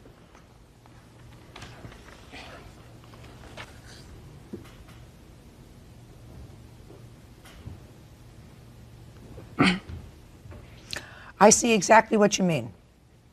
This is a standard form from the Department of Social Services Community Care Licensing. When you return this form, instead of just indicating that these are the numbers, contact numbers, you wrote, only in a 9/11 emergency, otherwise parent or emergency contact must be notified, exclamation point. And then again you wrote, only in a 9/11 emergency, otherwise parent and or emergency contact must be notified and given further instruction. And she said to you, I cannot accept this form the way you wrote it out. Perfectly reasonable. And she stated perfectly reasonable that I worked for her and I would do as I was told. Judge Judy continues in a moment. Now look, Miss Skinner, you are clearly an intelligent woman, but your counterclaim is $1,429.70. Ridiculous. Ridiculous. And later today, all of a sudden I saw a dog's head just above my hood and smashed right into it. The dog flew a little bit of a distance. I jumped out of my truck to try and help. It was a real chaotic scene. Real cases, real people. Judge Judy. Daycare owner Christy Cabret is suing Tracy Skinner for daycare charges. Tracy claims her daughter was injured and she was not immediately informed. How many days of child care did your child attend her facility that she was not paid for? She has a check in her possession. I prepay her $95 per week. I attempted to settle this matter out of court. How many days are we talking about? 2 days. 2 days. So you prepaid her, but then according to these papers, you stopped the check. Yes. Okay. She refused to refund my money. Well, you say that when you called the bank, they told you that there was already a stop payment on the What check. happened was Can I see the check, I please? informed the mother that I would have to call the bank to make sure, because I deposited on Monday, Tuesday she wanted her money back. I said, I need to find out that the check cleared, and I would be more than happy to give you a refund and a copy of all your forms. The next day she called me and said, forget it, drop the forms in the mail, and when I called the bank, there was already a stop payment on it. So it's about $40 for the 2 days, is that right? It's $19 a day, because she's on a full-time rate, or Okay. it's $25 a day. Okay, so it's $38 that she owes you for the 2 Correct. days, right? Because this check is useless, right? Yes. All right, you clearly are entitled to your $38 so far. You have a cross complaint. Yes. For what? Well, because she terminated my daughter on the spot. First of all, I get off at that time, my hours were 7 to 4. I get off at work at 4, and when I came in, she was in the kitchen. And when I came in to speak to her, I came in and I said, okay, what? We went through the same thing. At this time, we were What not... same thing? Oh, I'm sorry. The same You thing went we went through through the in the form. morning. Right. You she went said through a that she discussion of the couldn't- form. Right. Now look, Miss Skinner, Mm-hmm. you are clearly an intelligent woman, and you clearly understood very well that what she was complaining about were the things that you hand wrote in on this form. Your own interpretation of what you wanted her to do. You clearly understood that. She says she can't do that. You say, whatever you say, these are my instructions, I'm the parent, you work for me, this is what I want you to do. She says, I can't do that. You don't say to her, well, then give me a form and I'll fill it out and leave out these special instructions. No. So she terminated your child. What do you want her to do, lose her license? No, not at all. But Good. So, if you had to take your child out of school because this was not a good form, right? Then you either get your aunt to watch the child for a day, or you get somebody else to watch the child for a day, but your counterclaim is $1,429.70. Ridiculous. Ridiculous. And Ms. Skinner, it's clear that for almost a year you left your daughter in this facility. So it's clear that you felt as if, I'm sure you wouldn't have left her there if she wasn't receiving good care. Exactly. I will also tell you that I believe that the plaintiff acted wholly appropriately in treating your child medically. I agree. Wholly appropriately. And that these caveats that you put on this thing are inappropriate because it calls for somebody to make a determination as to what they believe is a 911 emergency. That's what you wrote here. Unless it's a 911 emergency, what does that mean? Well, to me, a 911 emergency, if she have to call the ambulance and take him out, yes. No, what if a child is hit on the head and has a gash on the forehead? Yes, that's a 911 emergency. No, it isn't. Well, No, it isn't. Okay. Only for people that don't know how to put a child in the car and take a child to the pediatrician. That's why emergency rooms are overcrowded. She did exactly the right thing. You ought to apologize to her. I'm awarding you the $38 for taking care of the child, and I'm dismissing your counterclaim because it's nonsense. That's all. Parties are excused. You may step out. Do I get my papers? Yeah, you're good. Out the back door to your right, please. Well, I'm glad that justice was served and that I did the proper thing. I think justice was served. I wasn't really trying to get any money out of this. I just wanted her to go away. I guess I just had a parent that didn't know what would be best for her child. When my daughter originally got hurt, and I originally advised her that if she is unable to contact me, that she should contact her within the first 15 minutes. If she would have said okay, that would have been enough for me. And my daughter would have still been at her facility because she is a great child care provider. I hope that parents, when they put their children in facilities, they know we're there for the best interest of the child and not the parent. And now the next case. All parties on Brunette versus Shirazi. Step forward, please.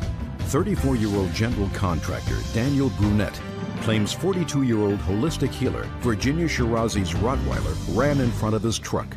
He hit the dog and is suing for damage to his truck. Mr. Brunette, you're driving along in your truck. The defendant's dog ran out into the street. You hit the dog, damaged your truck. That's correct. And you want to be compensated, and you want her to pay for the damage to the truck. That's right. Ms. Shirazi, are you conceding the fact, madam, that you are responsible for whatever the costs are, the reasonable costs for fixing the truck? A small portion.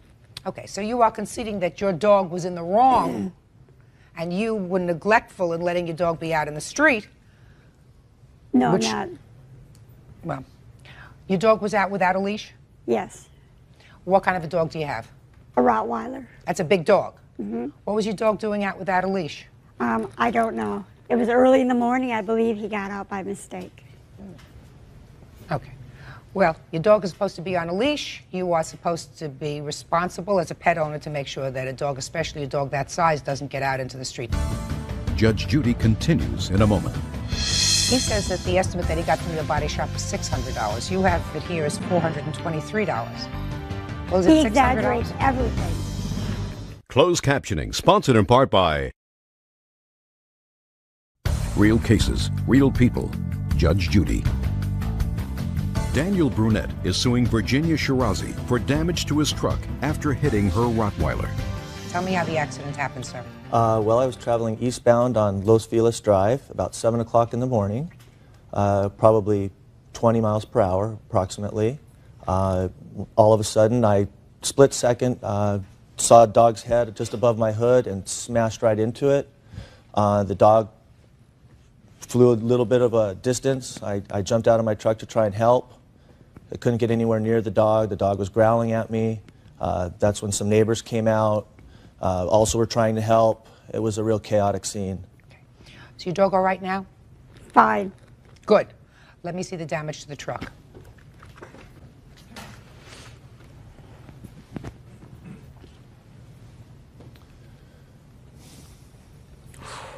Ooh, that's some strong dog. 110 pounds. Did you see the damage to his I'd truck? like to see that picture. Sure. Show that to the defendant, please.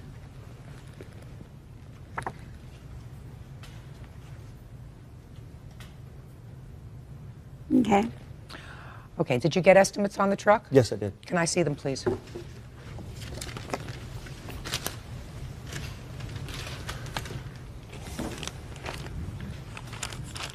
You got one estimate, sir? I have two. Here's the other one.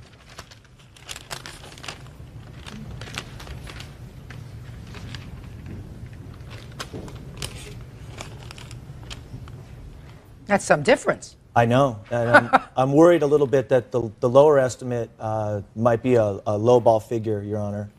What year truck is this, sir? 1987. So the truck is Yeah. a decade old. That's right. Right? Yes. Or more. Yes. Yeah. Okay. You have any sort of homeowner's insurance that could help defray No, this I don't. cost? Okay. The lower estimate is $898.24. I have a lower estimate. He was with me. A lower estimate from whom? From another body shop. He went with me. We took the truck. And what was the lower estimate? I have it here. Can I see it, please? Mr. Brunette, did you in fact accompany the defendant to another body shop? Yes, Your Honor. Please note that it says previous damage to it. What's the problem with taking the truck to her? Well, I agreed to take the truck to her guy originally. This is a friend of hers. Mhm. This is when she agreed to pay for the damage. Right. He did say he would do it for $600. He also specified to me that he would not do that work for me. He was only doing it for her. I guess there's not a real problem with taking it to this guy, except for the fact that he wouldn't even give me a written estimate at the time, and I just want to make sure it gets done properly. And in the beginning, I was trying to be as gentlemanly as I could about it, and agreeing to go ahead and go to a friend of hers, even though I wasn't sure. This guy was a legitimate businessman. So after she refused to pay, then that was pretty much the last contact I had with her. Judge Judy continues in a moment.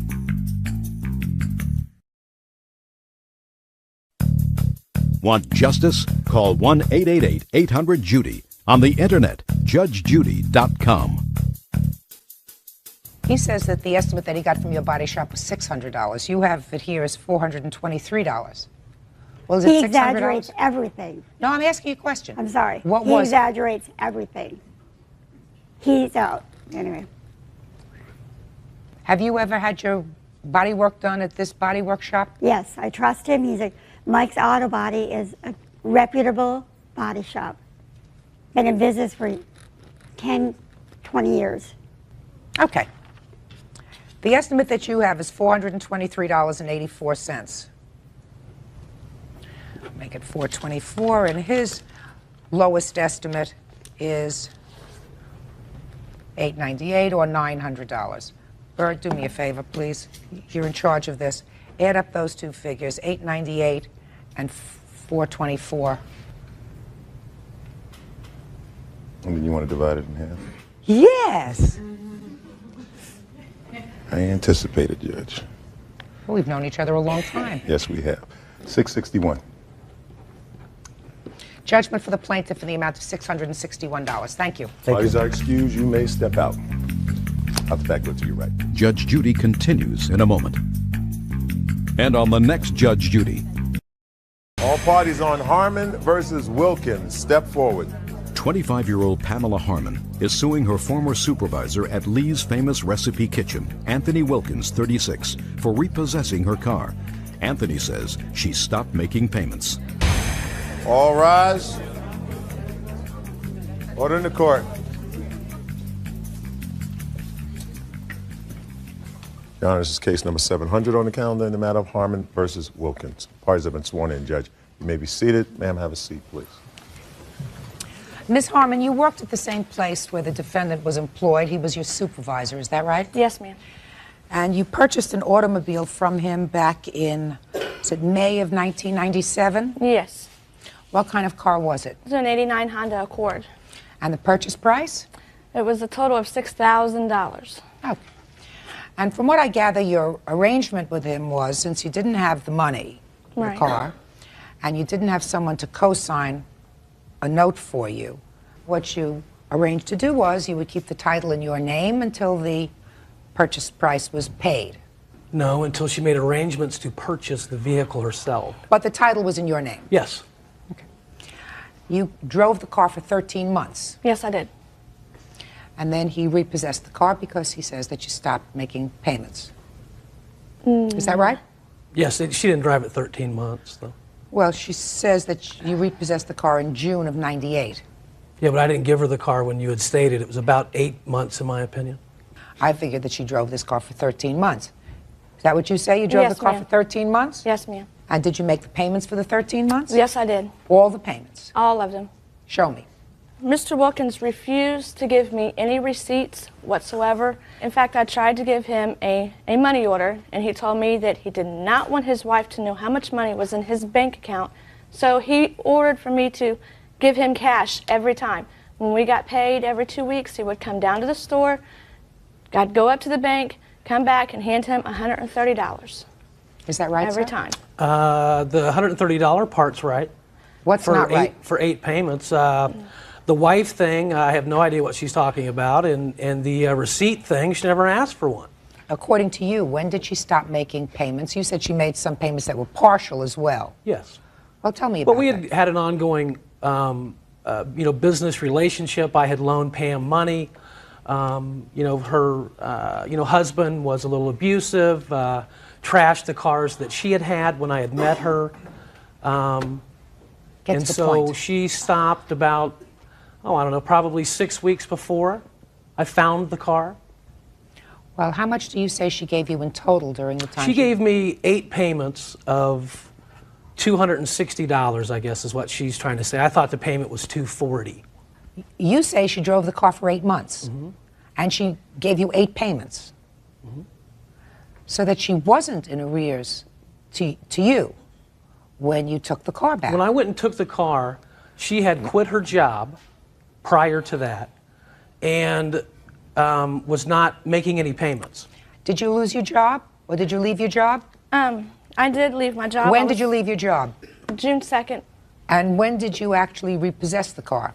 I would probably say sometime towards the end of that, or maybe early July. When did he repossess the car? It was the 19th of June. Had you made June's payment? Yes, in fact, I made the payment on the 12th, because he came, because I went to another job at UDF. He came to my job and got money from me, $130. At that time, he had asked me if I was filing a lawsuit against his company for sexual harassment. At that time, I told him no, but I was ordered by my attorneys not to discuss it with anybody. I had gotten in contact with my attorney on June 2nd, and on the 19th, the car is gone. Okay. You indicate here that you believe the reason he repossessed the car was because you had filed a sexual harassment suit against both the company and he and his supervisor. Right. Was he the defendant in that action? He is the supervisor I reported it to, and our lawsuit is for the company not doing anything about it. So it was some other employee who you allege was Right. sexually harassing you. Right. Mr. Wilkins, when did you find out about this lawsuit? I have no idea what she's talking about. I've never been served any papers, Your Honor. No one's ever called or told me anything about a sexual harassment suit. Mr. Wilkins, I didn't ask you whether you were served with papers, sir. What I asked you was, when did you discover that she was, in fact, by somebody telling you, by your employer telling you, by somebody telling you that she was, in fact, pursuing a sexual harassment claim? Actually, I found out from her lawyer at an unemployment hearing that she subsequently lost because she... When was that? I don't know. She probably has the... whenever December that was. 28th of 97, or 98. So are you testifying, Mr. Wilkins, under oath that you never knew about this sexual harassment lawsuit in June of 98? Absolutely. Okay. And the only reason you repossessed the car is because she had stopped making payments. And couldn't find financing, and she was out of stories by that point. Okay. Now, Ms. Harmon, let's take your best case scenario, okay? That you drove this car for 13 months, and then he repossessed it. The car was clearly in his name, right? Yep. You want all the money that you paid over the 13 months back. Right. That means that you get to drive a car for 13 months for free. It was under my understanding that I was buying the car. Just listen to me. You get to drive a car for 13 months for free. A car doesn't appreciate in value. A 1989 Honda does not appreciate in value like a Rolls Royce. It depreciates in value. Now, if you went to rent a car, how much do you think you'd pay for a rental car a month? I have no clue. Would you pay at least $200 a month? Can't get much for $200 a month for rental cars, right? You drove this car for 13 months, according to you. That's $2,600. According to you, you gave him $3,000. You can't prove it to me that you gave him $3,000. Sounds to me as if you had a pretty good deal. You had transportation, you drove a car, cheap. What are you complaining about? Judge Judy continues in a moment. You had a car? Yes. She borrowed your car? Yes. She wrecked your car? Yes. You had an accident and it was your fault? And later today, Two of us fell in love immediately. He gave you his entire paycheck. What I told him at some point is, you're taking more money than you're giving me. Well, you should have shown him the door. real cases, real people. Judge Judy.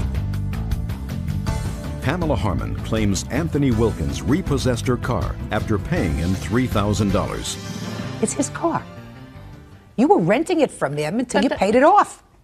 So you are really you're in a much more favorable position, as a matter of fact, than when you started, because you had a car that you could drive that was a reasonable car for 13 months that you paid about $200 a month for to drive it around. Why are you complaining? I lost the money and lost the car. I have no car. I'm supposed to have the car. Never once did I miss a payment. He had no reason to take the car. I don't believe that after you quit your job and filed a sexual harassment suit that you were paying him diligently. And you should be smart enough, and if you're not smart enough, you will be in the future, that when you make a car payment, you get a receipt. If you pay it in cash, you get a receipt. You get something to say, I made this payment. I trusted him. I thought I did. That's all. This case is dismissed. Parties are excused. You may step out. Justice prevailed. Don't buy a car from him. And now the next case. All parties on Tomlinson versus Gerondale. Step forward, please. 19-year-old student Tara Tomlinson says her former best friend, 19-year-old nanny Hillary Gerondale, borrowed her car and wrecked it. Hillary says Tara never asked if she was hurt. I have a lot of questions about this case. Ladies, you were friends when you were growing up and going to school in Alaska, is that right? Correct. You had a car? Yes. She borrowed your car? Yes. She wrecked your car? Yes. That was 3 years ago. Correct. How old were you at the time? 16. And you? 16. But let's just talk about the fact that you let this thing ride for 3 years. You knew it was your fault, right? Mm-hmm. You had an accident and it was your fault. And the idea is that when you have an accident and it's your fault, you take care of it immediately.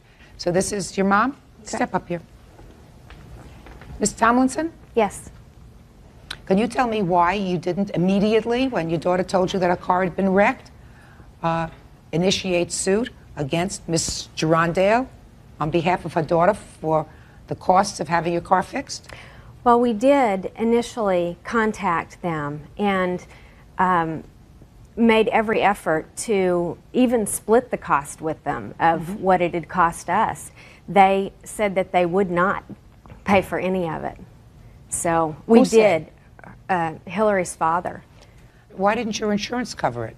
Well, it would have covered it, but Tara had had an accident already. Your daughter? Uh-huh. And she had just turned 16 in September of that year, and she had had an accident, and they said if we turned this in, if there were any other accidents within the next 3 years, they'd cancel our insurance.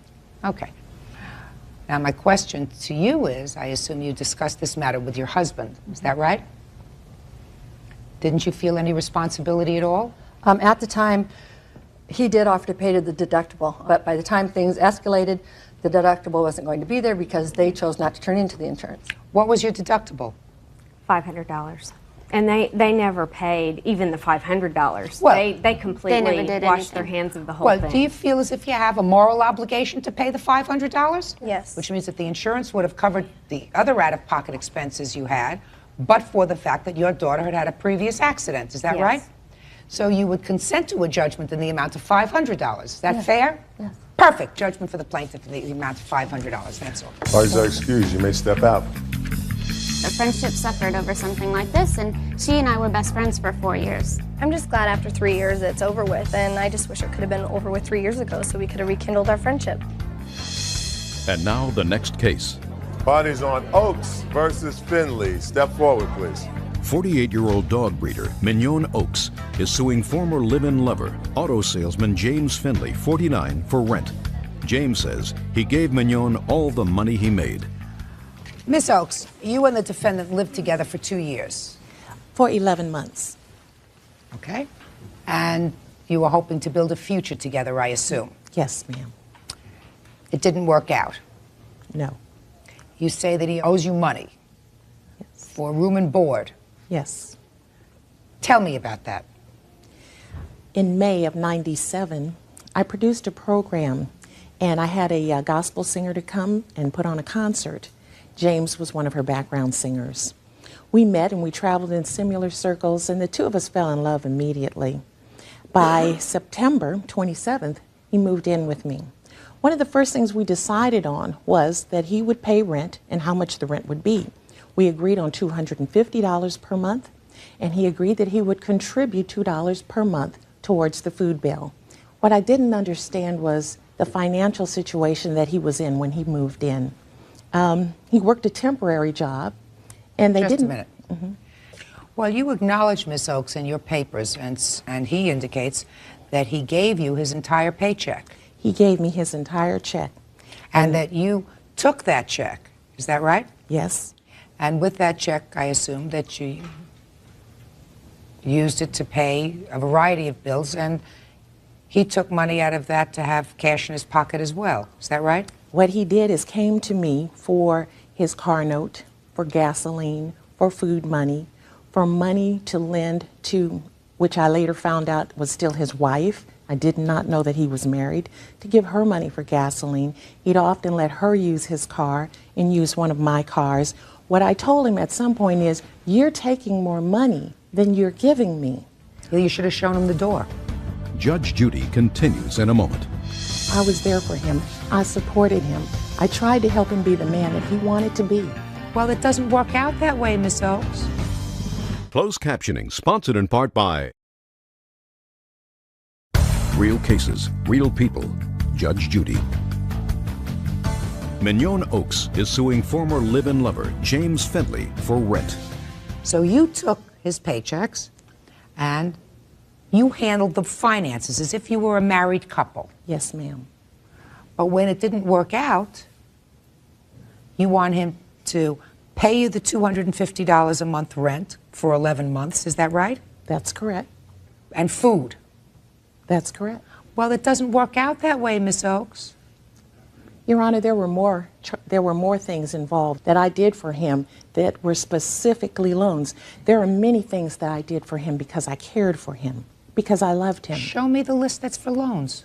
What I have here, after he moved out, he made 3 payments to me on the loans that he agreed he owed me. It wasn't just for food and rent. I kept his car note current so that he could keep a job or try to find a job, paid gasoline bills so that he can get to and from. I bought him the suit that he's wearing so that he wouldn't look so shabby and perform. Show me what he says he owes you. What I have here is a copy of 2 checks, front and back, that he paid me after he moved out, one for $500 and one for $100. Okay, so he they paid are you. made payable to me as a beginning. We got together, we sat down, we looked at the list. We both agreed on what he owed me. Well, what did you both agree on? He would pay me $300 a month each month beginning in January of this year for 2 years. Did you agree to pay her $300 a month for 2 years? Yes, I did. I did agree to pay her because initially she said that I owed her $11,000. And I've kind of got behind in the payments. I mean, we settled on a $7,500 figure, which again, both of those figures that she had presented me with initially, I felt were just too much money. So we tried to compromise at $7,500 with me paying her a certain amount of money. And it just hasn't worked out where I've been able to fulfill that obligation every month. Okay. Now, what was that for, Mr. Findlay? Again, the times that she paid my car note, quite a few gift items that she bought me, a few things that she had bought for my children. Okay. And how much was your car note? A little under $400 a month. How many times did she make this car payment for you? 3, maybe 4 months consecutively. Well, that's $1,600. We're not up to $7,500 yet, or even close. What else? There were a couple of cruises that we went on together. There were a couple of out-of-town engagements that she helped me get to. Well, when you went on cruises together, was there an agreement that you would pay half? No. When you went on cruises together, how did that come about? We, as soon after we met, we went on a gospel cruise with a friend of ours, and he was singing on that cruise. Did that cost you any money? Yes. Well, how much did it cost you? He borrowed $100 from one friend on the cruise, $100 from another friend on the cruise, and $100 from me. Okay, I'm not interested I paid the extras. The second cruise we went on a year later, he agreed to pay me back, and it was $625 in total for the cruise and the air. Does that sound familiar, the $625 for that cruise? Yes.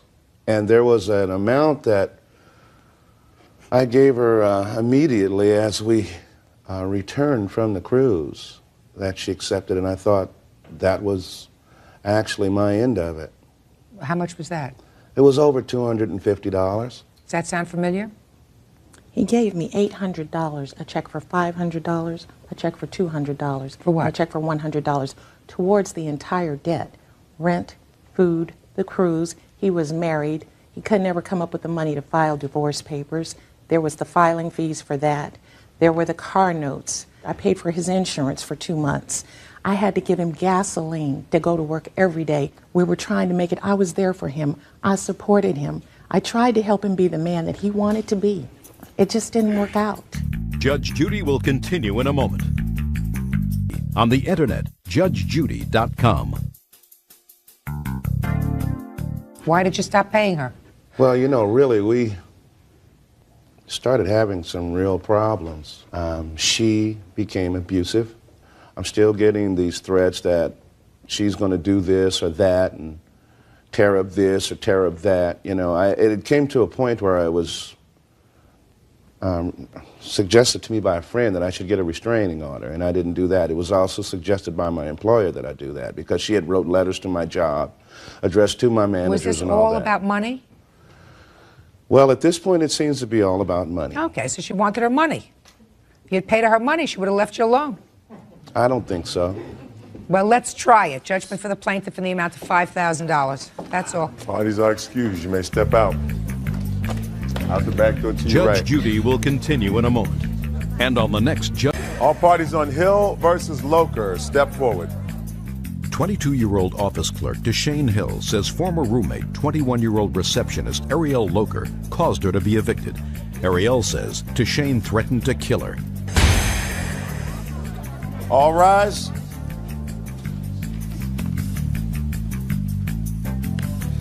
Your Honor, this is case number 695 on the calendar in the matter of Hill versus Loker.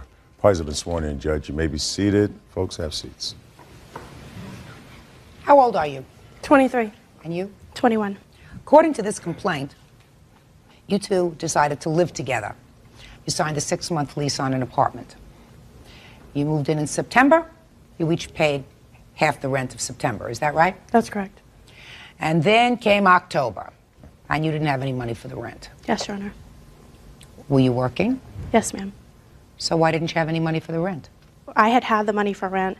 My little sister's car got broken into. We had it in there. We were at a friend's apartment, and it was broken into, and it was stolen. We know who did it, but... What does this have to do with your rent money? That was the rent money that was in there. I mean, the dog ate the rent money. No, the dog didn't eat the rent money. It was stolen out of the car. What'd you leave the money in the car for? We had it in the glove compartment. What'd you have it in the glove compartment for? I mean, you say that as if it's normal. People don't leave cash in a glove compartment. I know. We shouldn't have done it, but we did. In any event, she didn't have the rent money for October. You paid your half? Yes, I did. And then in mid-October, what happened? We got an eviction notice on the door. And when I had first talked to her about the rent, and she had told me about that, because I asked her for the rent money, I was just going to go write a check. And that's when she told me that she didn't have the rent money. I went and I paid my half of the rent, hoping that she would pay hers, and she never said anything else about it. October 15th, we got an eviction notice. So I waited for her to come home. She came home with another young woman, which I believe is her witness. And I was upset. So, you know, I'm asking her, why isn't the rent paid? She tells me, oh, I had money stolen, and my parents had money stolen, something else, I don't know. And I said, okay, but the rent needs to be paid, you know? And so she starts telling me her sob story about everything that's going on and saying that she has no way to pay it and that I'm not being understanding. My point was, maybe I'm not being understanding, but this is my rental history. This is my credit. And even if she has other problems, she shouldn't affect that. Absolutely right. Right. So what she said is she took her witness with her and said, well, I'm going to go call somebody and see if I can get the money. She came back later that evening. My boyfriend, who's my witness, was there. She came back later that evening and said that she had got the money, someone was going to send it to her, and that she'd pay the rent tomorrow. I didn't think anything of it. I believed her. She went upstairs, took a few boxes, and that was the last I saw her. Why did you move out? Because she threatened, Amanda and I were in there. First of all, Billy was never there after any of this happened. Just tell me why you moved out. Okay, that's fine. We went upstairs. She's on the phone screaming. We hear smashing downstairs. There was glass all over our kitchen. She said to her friend that was on the phone that she was going to get a gun and she was going to kill me. And that's exactly what she said. Amanda was there, heard it. It's not a lie. She did that. And the way she was acting, we were both scared. So I went home, talked to my parents, talked to a couple people, and I decided to get out. I'm not going to stay somewhere where I'm going to be fearing for my life. You could understand why she was angry. Oh, of course I could, but for her to say that she's going to kill me, that's not right. No. It's not worth killing someone over. No, I know my sense is that sometimes you say, I'm going to kill her, and then you don't mean it. And of course, there are occasional times when that does happen. But it's not usual. Well, you know, you have to be responsible for some of the damages that she claims. I completely understand that. All right, good. Now, you ended up paying. Yes, I did. In October, her half of the rent. Yes, and I did. How much was her half of the rent? Well, that month we had a discount where we got $100 off our rent. So her half of the rent for that month was $325. Okay. And then you had to stay there in November because you had to give him 30 days notice. In order to protect my rental history. Right. And so what was her half of the rent for November? $375. But I also had to pay reletting and cleaning fees as well as a result of this. I had to pay those. She did not pay any part. Okay. Now, how much were the reletting fees? $637.50. $637. Was the total? Right. And the cleaning fees were $115 charged by the apartment complex. Just a second. The whole thing comes to about $1075. The next part of it is, of your lawsuit, is punitive damages. Right. A couple of $1,000s. Little under. $1,700. How did you pick $1,700 for punitive damages? Well, there's a simple fact that when she did this, I ended up missing a week and a half of work. And that was because I had things that I had to work out with this apartment complex. I had things that I had to find somewhere else to live in a very short amount of time. This was money, I had to borrow money to come up with, to pay the reletting fees, things of that nature. I also missed a week and a half of school. My grade point dropped. You know, I had all A's and B's. Oh, you know, you could go on, and then and because your grade point dropped, you couldn't get into graduate school, and you couldn't get into graduate school, so you couldn't get a great job, and therefore affected your whole life. And over your lifetime, it probably cost you $150,000. But I would never have had these problems if she would have just stuck to the lease. Judge Judy continues in a moment. Now, because of this agreement that she broke, I'm paying extra rent per month. It's an interesting theory, but one that doesn't fly. And later today, I asked her to marry me, and she accepted. And then she told me she didn't love me anymore, and that she wanted me to move out. I don't know why you fell out of love with this guy, because he looks like a perfectly terrific guy to me. real cases, real people. Judge Judy. Deshane Hill is suing former roommate Ariel Loger for causing her to be evicted. Ariel felt physically threatened and had to move. In court, there are certain damages that are provable and certain things that we call aggravation. So this caused you aggravation. You don't get compensated for aggravation. What you do is you try to ensure that when you select somebody as a roommate, they have sufficient funds in order to pay their rent and pay their share, right? And the next time, I would strongly urge you and anybody else who's going to pick a roommate, somebody either that they know casually or even that they know very well, that says, listen, I'm going to go into this roommate situation with you. We're going to treat it like a business. We're each going to put so much in the pot at the beginning so that we are sure that we can make these payments at least for 3 months. And if you can't, then we know that we have a certain amount of security. Right. All right? But she's not going to compensate you for your aggravation, the drop of your grade point average. Well, it's not, I mean, it's not just that. It's the simple fact that, you know, I had to come up with other forms of money to pay for her part. I had to come up with extra money to get me another apartment. And now because of this agreement that she broke, I'm paying extra rent per month versus, you know, I could have been paying $120 less per month. So you also want her to pay the difference in the rent that you're paying now and that you were paying with her over the term of your lease? I wouldn't have to pay it if she wouldn't have broke it. Ms. Hill, it's an interesting theory, but one that doesn't fly. You're entitled to $1,075 from her. Judgment for the plaintiff in the amount of $1,075. Parties are excused. You may step out.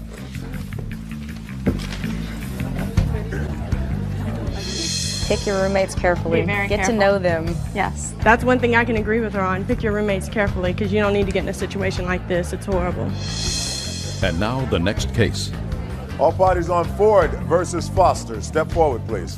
46-year-old retail salesman Scott Ford is suing his ex-fiancée, 33-year-old reservations agent Deanna Foster, for wedding costs and remodeling her home before she kicked him out. You met at the Home Depot,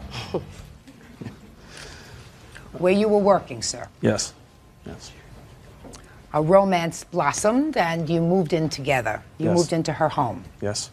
How long did you live together? From April 1st to October 31st. And then it didn't work out and you left. I was asked to leave. And I gather from your papers, sir, that you feel as if you were used when you were there. Somewhat, yes. To complete construction that she was doing on her house. Mm-hmm. And you want to be compensated for that. And other things as well. Well, tell me about it. Well, like you say, I met Deanna at the Home Depot where I worked, and we got along. I met her and her daughter both there. We went out on a date. I was invited to her home. I went on further dates with her and included Nicole along with that. Nicole is her daughter. Yes, ma'am. we figured that we both had something in common. We could work together. And so I asked her to marry me, and she accepted. And when I moved in, we were acting as man and wife. I added my income to hers. Right away, she went and got a wedding dress. We started seeking out a place to get married. And we started working on projects around the house. Met her because of a tile countertop she was doing, and repaired that. Helped her to make a recession in a wall to put a refrigerator in there. Helped to buy and install a block wall, saltillo tile on the floors, new cabinets. Then when everything started coming to its climax, I just felt like we weren't getting along, you know. Then she told me in approximately September that she didn't love me anymore and that she wanted me to move out, which I did at the end of October. However, I did continue to go over there to make sure that all the projects were completed, like the tile. Well, tell me, Mr. Ford, what do you think she owes you in terms of money, and why? Because I put my account, my money, we put our money together. We were basically living as man and wife. And my income was going in with hers to help pay for these projects. It also went to paying on the wedding site that we were supposed to get married at, the Grove. That was $1,000 down. The wedding dress, I really don't know how much she paid on the wedding dress. She discussed with me a wedding cruise for a honeymoon. I'm not sure how much money, if any money, went into that. But she told me that all of this was non-refundable. And some things occurred that made me start thinking. And when I called in January to the Grove, I put a call into him. I found out she got money back on December 4th. We put $1,000 down. She got $900 back. Never told me. Did you get $900 back? Yes, ma'am. Did you give him his half? No, he said he didn't want it. We discussed it all. He said he didn't want it. He just wanted to get back together with me, and this whole thing is because he's heartbroken. Well, that may be true, but you don't want to get back together with him. I Why did should offer to pay him back. I told him I don't have it right now, but I did offer him. And he said, I don't want the money. I even offered him the dress. He said he didn't want it. What am I going to do with a wedding dress? Right. Sell it. Mr. Ford, there are certain things that you don't get compensated for, unfortunately. Sure. You don't get compensated for the work that you did in the house. You were living in the house, sharing expenses, whatever the expenses of the house were. If there's a mortgage on it, if there's gas, electric, phone, all the other things, you were living there, and the intention was that you were going to get married, so that you were pooling your money. You know, people would be wise if, before they got married, they sort of kept things separate. Okay. Sometimes people are smart, even after they're married, to keep things separate, since the divorce rate in this country is 50%. Where do you live in California? No, Las Vegas, Nevada. Okay. Is there community property in Las Vegas? Yes. Well, if there's community property, you know that after you're married, whatever investment you made in the house, half of that is yours. But before you're married, zilch. Okay. You get left with nothing and a little bit of a broken heart. Judge Judy continues in a moment. And later today, You had the computer and you used it for 19 days. Yes. Well, you can't do that. We used each other's property. No, but this was a sale. Come on. real cases, real people. Judge Judy. Scott Ford claims ex-fiancée Deanna Foster had him remodel her home, pay wedding costs, then kicked him out. Deanna says she changed her mind about marriage. So far, you owe him $450. What about the wedding dress? The wedding dress is non-refundable. Did you buy it? Yes, ma'am. I have a receipt for $600. Good. And what did you just tell him to do with the wedding dress? I told him he could have it and he can sell it and take whatever he can get out of it. And he said he didn't want it. Good. So I'll tell you the same thing. Sell it. Okay. So say you can find somebody to buy it for you $400. You also owe him half for that, $200 for the wedding dress. What else? That's it. So far, I've got $650, sir. Okay. That you're absolutely entitled to. As far as the work on the house, Okay. you don't get compensated for that. All right. All I can say to you is this, Miss Foster. I don't know why you fell out of love with this guy, because he looks like a perfectly terrific guy to me. Thank you. Judgment for the plaintiff for the amount of $650. Parties are excused. You may step out.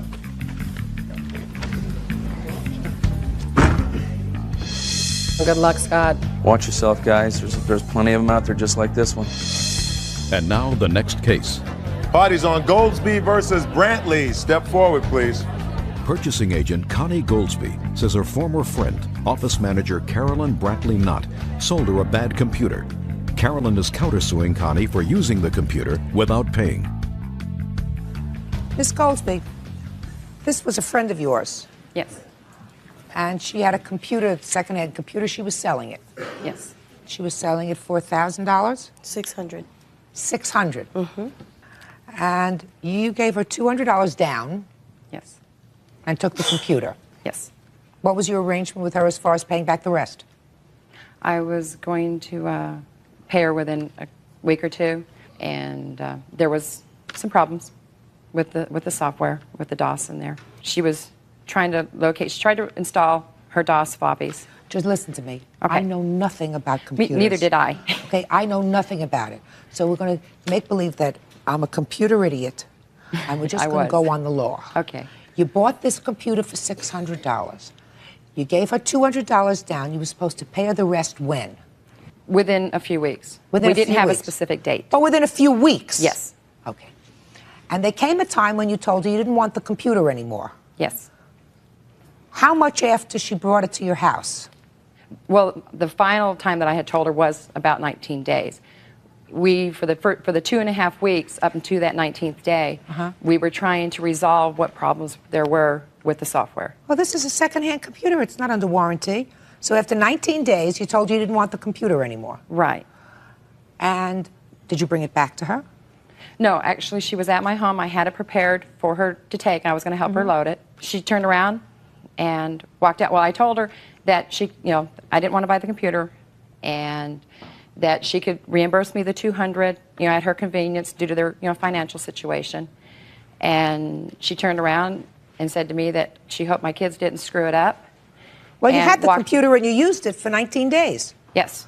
Well, you can't do that. Well, it was back and forth. Carolyn and I were trying to resolve. But you were using it during that 19-day period. You had kids, and your kids were using the computer. That's part of her defense, that your kids were using it during that period of time, during that 3-week period. We were playing. Well, so this is a very easy case. You have the computer back? I do. Ms. Goldsby, you buy a second-hand computer. A second-hand computer does not come with a guarantee. It does not come with a warranty. And if you knew immediately that there were certain problems with this computer, either you say, look, I don't want to buy it, it's trouble, but you don't keep it for 3 weeks, let your kids use it, and then say, I don't want it anymore because I really can't fix it, and then expect to get your money back. Judge Judy continues in a moment. Want justice? Call 1-888-800-JUDY. On the internet, judgejudy.com. Ms. Goldsby, after 19 days, you're not entitled to your money back. What gets worse is you kept the computer in your house for an additional period of time. Right. Then, ultimately, she said, all right, I'll give you back your $200. Let me have the computer back. And when she got it back from you, you sent your daughter to pick it up? My daughter went to pick it up. How much after this 19 days? How much after the initial There purchase? was a total of 45 days is what it was in her home. And so a month and a half later. The day they went to pick it up, her son was using it. My daughter had to wait for her son to get done using it to be able to take it. Okay. But she was talking with my daughter. They were friends. Doesn't make any difference. You used her property. You used her property. We used each other's property. No, but this was a sale. Come on. Okay. Ms. Goldsby, it's ridiculous. You can't have your $200 back. You don't really want to countersue her, do you? Yes, I do. Well, I'm dismissing your countersuit for use of the computer. Sell it. Meanwhile, I can't sell it. You're wrong to expect your money back. I mean, if you want to give her the other $400, she'll give you the computer back. You want that? No. And just a second. Okay. Hold on a second. You don't want that. No. So you're out $200. Your kids used the computer for 45 days. It cost you $200. That's all. This case is over. Parties are excused. You may step out. Judge Judy continues in a moment. And on the next... I've sat on this bench long enough to know that family cases never weigh lightly. They're not about money or cars or contracts.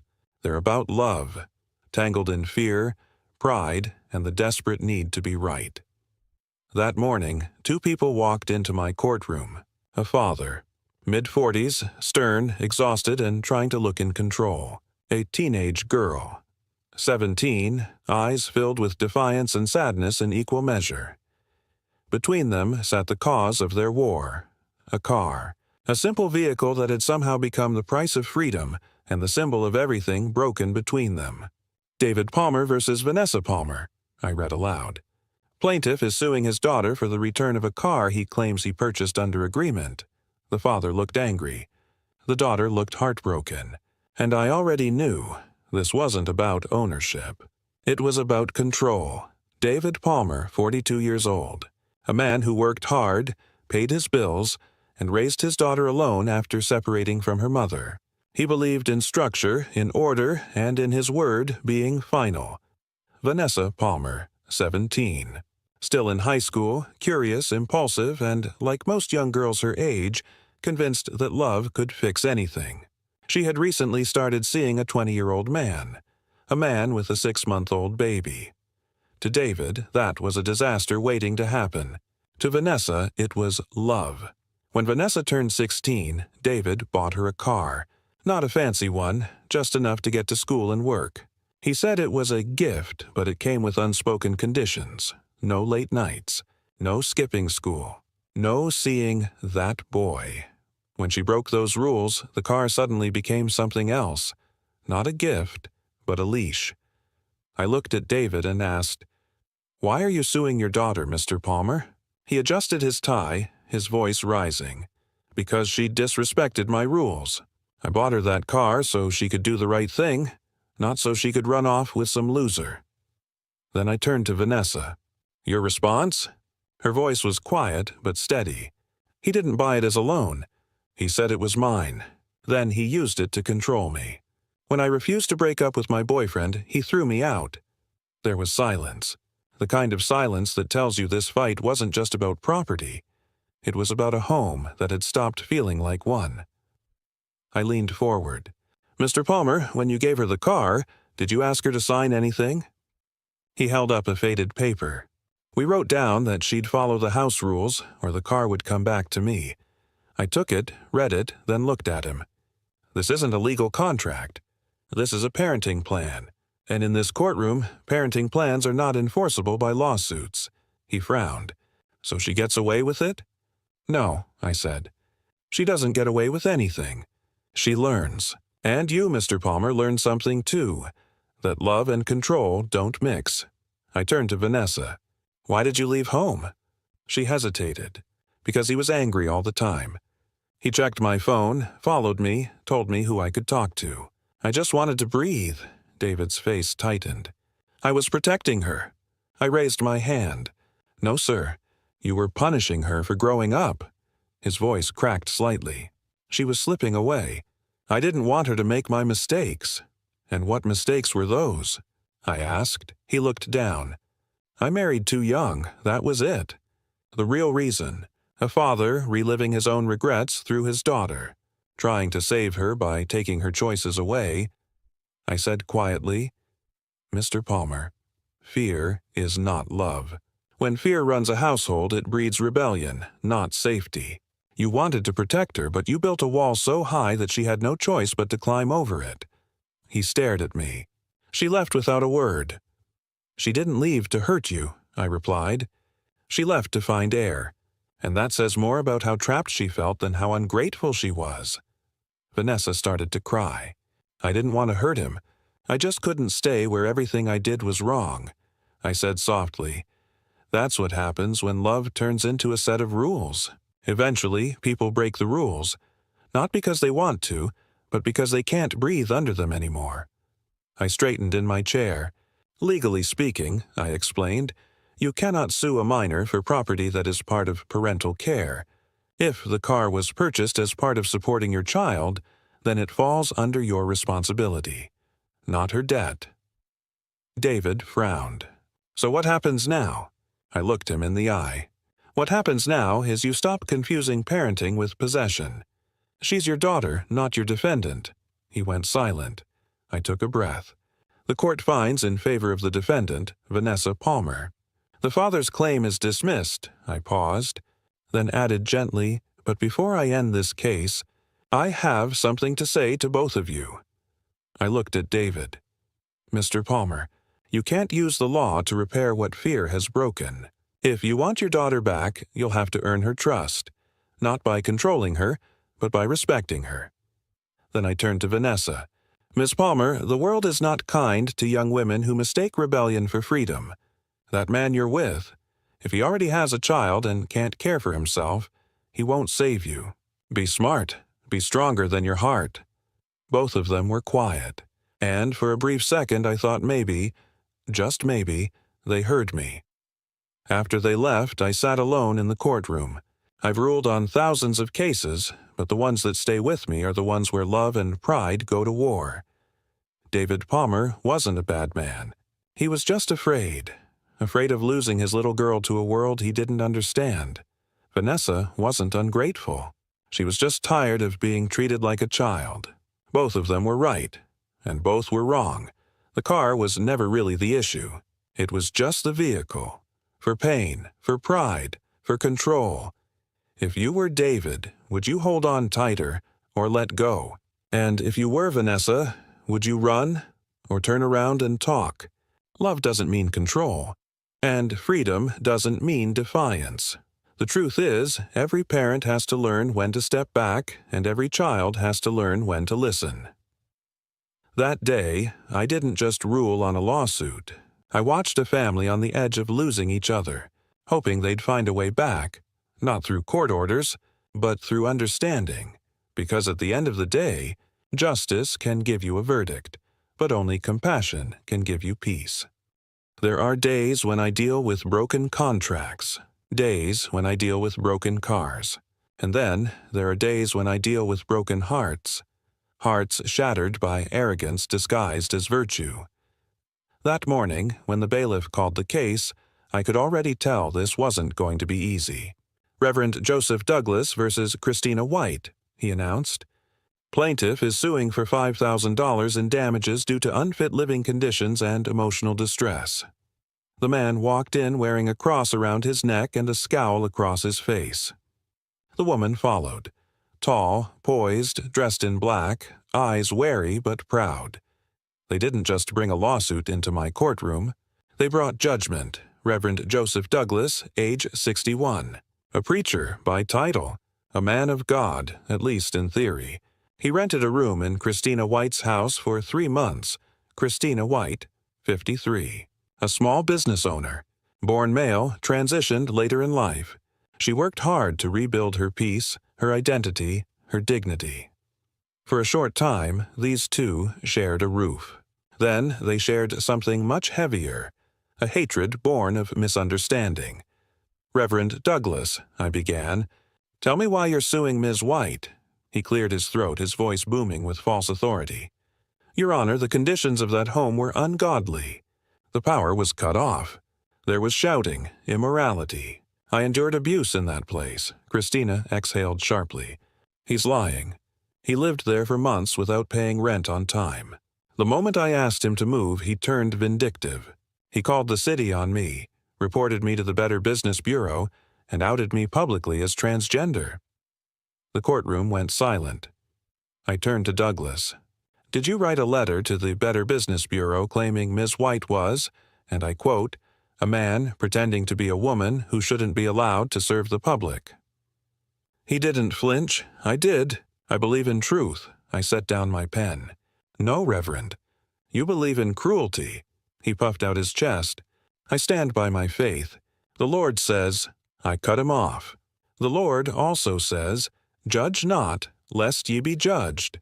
Do you recall that verse, or do you skip it when it's inconvenient? He glared at me, but there's one thing I've learned after decades on the bench. People who shout about morality often use volume to cover guilt. I asked him, did Ms. White ever harm you physically? No. Did she ever threaten you? No. So your damages come from living in a house where you didn't approve of who your landlord was? He said nothing. Sometimes silence is the truest confession. Christina took a deep breath, steady but trembling. When he first moved in, I respected him. I even made sure he had space to pray. But soon he started lecturing me, calling me a sinner, saying I was fooling God. I tried to ignore it until he started gossiping to neighbors. Her eyes glistened. He said I was a man trying to trick people. He told my customers not to come to my store. I looked back at Douglas. "Reverend, did you say those things?" He raised his chin. "The world deserves truth." "No, Reverend," I said slowly. "What the world deserves is decency." I could feel the air tighten in the room. I've faced murderers, thieves, and liars. But there's a special kind of chill that comes from watching someone use religion as a sword. "Mr. Douglas," I said, "your right to speech is protected, but your right to be cruel is not a virtue. It's a choice, one that defines who you really are." He started to speak again. I raised a hand. "Stop. For a man of God, you seem to have forgotten what forgiveness looks like." He muttered under his breath, "I don't care if it's vindictive." That's when I knew this case wasn't about housing. It was about pride. I turned to Christina. "Miss White, your cross-claim says he owes rent for 2 months and caused property damage." She nodded. "Yes, but I don't even want the money anymore. I just want peace." I looked at her, this woman who had endured judgment her entire life, and I realized she wasn't asking for justice. She was asking for closure. To Douglas, I said, "You claim damages because you felt unwelcome, but you created that hostility yourself. You turned someone's identity into your battleground." Then, more softly, "The law protects your right to believe whatever you want. But the law also protects her right to live as she is." I took a breath. "The court finds no monetary damages on either side. Both claims are dismissed," Douglas smirked. "So I win?" I leaned forward. "No, you don't win anything when you lose your humanity." I turned to Christina. "Ms. White, the court can't punish word, but it can affirm your dignity. You owe him nothing. You are free to move forward." I struck the gavel. But for once, the sound didn't feel like closure. It felt like exhaustion. After they left, I stayed in my courtroom for a long time. The cross still hung on the wall behind me, and I remember thinking how ironic it was, how that same symbol that was supposed to stand for love and sacrifice could be used by some as a weapon. I've seen many forms of prejudice: racism, sexism, arrogance, greed, but the kind that hides behind faith, that's the one that cuts deepest. Douglas walked in here calling himself a reverend. But faith without kindness is hypocrisy, and religion without humility is just noise. If you were Christina, could you forgive him? Could you forgive a man who used the language of God to attack your existence? And if you were Douglas, would you realize that righteousness isn't about being right? It's about being kind? You can quote every verse in the Bible, but if you forget compassion, you've already lost the lesson. That day, the law didn't award money, but it restored something far greater: the dignity of a woman who refused to let hate define her. Justice didn't roar. It whispered. And sometimes that's the sound the world needs most. Some cases begin with betrayal. Some begin with greed. But this one began with love. That morning, as the bailiff called the case, 2 people walked into my courtroom. Not enemies, not strangers, but 2 people who used to say, "I love you." Now they wouldn't even look at each other. Susan Creech versus Thomas Daniels, I read aloud. Plaintiff is suing for $5,000, the value of a car and stereo system purchased during their relationship. A woman stood, her face calm but fragile. Across from her, a man with folded arms and a look that said, "I don't owe her anything." And I thought, here comes another case where love has turned into an invoice. Susan Creech, 41 years old, a quiet, dignified woman who had spent 7 years of her life living with Thomas Daniels, 7 years believing that stability and affection would last forever. Thomas Daniels, 43, a truck driver, steady, practical, a man who said little and meant less. They weren't married, but they built a life together. Shared a home, shared bills, shared dreams. Until one day, those dreams hit a red light. I looked at Susan. "Ms. Creech, tell me what brings you here." She took a breath. "I used $4,000 from my father's inheritance to buy Thomas a Camaro. I also paid for a stereo and an alarm system, $1,100 more. Then, a month later, he left me. He took the car, the stereo, everything." I turned to Thomas. "Mr. Daniels, what's your response?" He shrugged. "It was a gift, Your Honor. She gave me that car because she loved me. You can't take back a gift just because the love's gone." I leaned back, half smiling. "Mr. Daniels, love may blind people, but the law doesn't." Susan and Thomas met when she was recently divorced, lonely, cautious, and looking for someone safe. He was steady, reliable, the kind of man who said what he'd do and did what he said. For a while, it worked. She supported him when he lost work. He fixed her car, mowed the lawn, and made her believe that this time, this love was real. So when his old car broke down, she didn't hesitate. She used her inheritance, her father's last gift, to buy him a new one. She thought she was building a future. He thought he was being rewarded. Both were wrong. It happened suddenly. A fight about her teenage son. A boy who lived with them, who Thomas said was lazy and disrespectful. He gave her an ultimatum. It's either him or me. She chose her son. He walked out. She told me quietly. He said I had to pick. I picked my child. But it still broke my heart. I nodded. Sometimes love demands impossible choices. But no decent man should make you choose between him and your child. Thomas shifted, defensive. Her kid was out of control. I didn't sign up to raise another man's son. I looked at him. No, you didn't, but you did sign up to be a man of decency. And part of that is understanding that family isn't just yours, it's hers. Mr. Daniels, I asked, did you agree to pay her back for the car? He frowned. She never asked me to. It was her idea. Did you put the car in your name? Yes. So, you're telling me she paid for it, but you kept it? He nodded. She wanted me to have it. I smiled tightly. She wanted you to have her, Mr. Daniels. The car was just collateral. He opened his mouth to argue, but I continued. And when the relationship ended, so did the condition under which the gift was given. That's the thing about conditional gifts. They're not really gifts. They're contracts disguised as affection. I turned to Susan. When you bought that car, did you believe you and Mr. Daniels would spend your lives together? She nodded. Yes, I thought we'd grow old together. And if you'd known he would leave a month later, would you have spent that money? She shook her head. Never. That's the key, I said. In law, an engagement ring given in contemplation of marriage returns to the giver if the marriage doesn't happen. Likewise, a gift given in contemplation of a shared life returns when that life ends. Thomas groaned. So now love's a contract? I looked at him calmly. No, Mr. Daniels, but responsibility is. I took a breath. The court rules in favor of the plaintiff, Ms. Creech, in the amount of $5,000.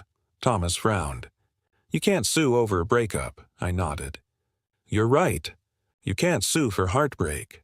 But you can sue for what heartbreak cost. He looked stunned. She smiled. Not in triumph, but in peace. I added quietly, and, Mr. Daniels, next time you give someone an ultimatum, make sure you're ready to lose. After they left, I sat alone in my courtroom. The file lay open. Creech versus Daniels, $5,000. But the real value wasn't in the car, it was in the lesson. Too many people treat love like an investment. They pour everything in, expecting it to double. But love isn't a bank, and when it collapses, you can't just call the FDIC. Susan wasn't trying to punish him. She was trying to reclaim herself, and in that sense, she won something much bigger than money. If you were Susan, would you have chosen love over your child? Would you have risked your inheritance for someone who promised you forever, but gave you a month? And if you were Thomas, would you still call it a gift, or finally admit it was a price you never intended to pay? The law can return the car, but only wisdom can return peace. That day, justice wasn't about punishment. It was about clarity, a reminder that even when love ends, honor shouldn't. Because in the courtroom of the heart, we all stand guilty of giving too much to those who give too little in return. Not every case that lands in my courtroom is about crime. Some are about heartbreak, the kind that hides behind polite smiles and financial receipts. That morning, when the bailiff called the case, I could feel it before anyone spoke. There was tension in the air. Not anger, not hatred, but something quieter and sadder. Disappointment. Michael Blick versus Jennifer Blick, the bailiff announced. Plaintiff is suing for $2,900, money loaned during their personal relationship. A man in his late 40s took the stand, nervous but proud. Across from him sat a woman in her 30s, calm, tired, her hands folded in her lap. They didn't look at each other. They didn't need to. Their silence already told the story. Michael Blick, a kind man, soft-spoken, a little too trusting. He'd spent years alone, working as a mechanic. Then one day he met Jennifer. Jennifer Blick. Beautiful, confident, and married. She lived in quiet unhappiness, the kind that makes people reach for attention instead of therapy. They became close, friends at first. But like so many stories that start with sympathy, it soon became something more dangerous. Emotional dependence. Michael called it love. Jennifer called it comfort. And comfort, unlike love, comes with an expiration date. It started small. A bill here, a car payment there. Jennifer's husband was out of work. She said she was struggling. Michael stepped in. He wanted to help. He wanted to be her hero. She told me her lights were about to be shut off. He told me in court. So I paid the bill. Then she needed help with groceries. Then her rent was behind. So I deposited $2,900 directly into her account. I looked at him. Was this account shared with her husband? He nodded. Yes, but she said he never touched it. Across the room, Jennifer laughed bitterly. Of course he did. It was our joint account. That money went to keep our family afloat. He knew that. I turned to her.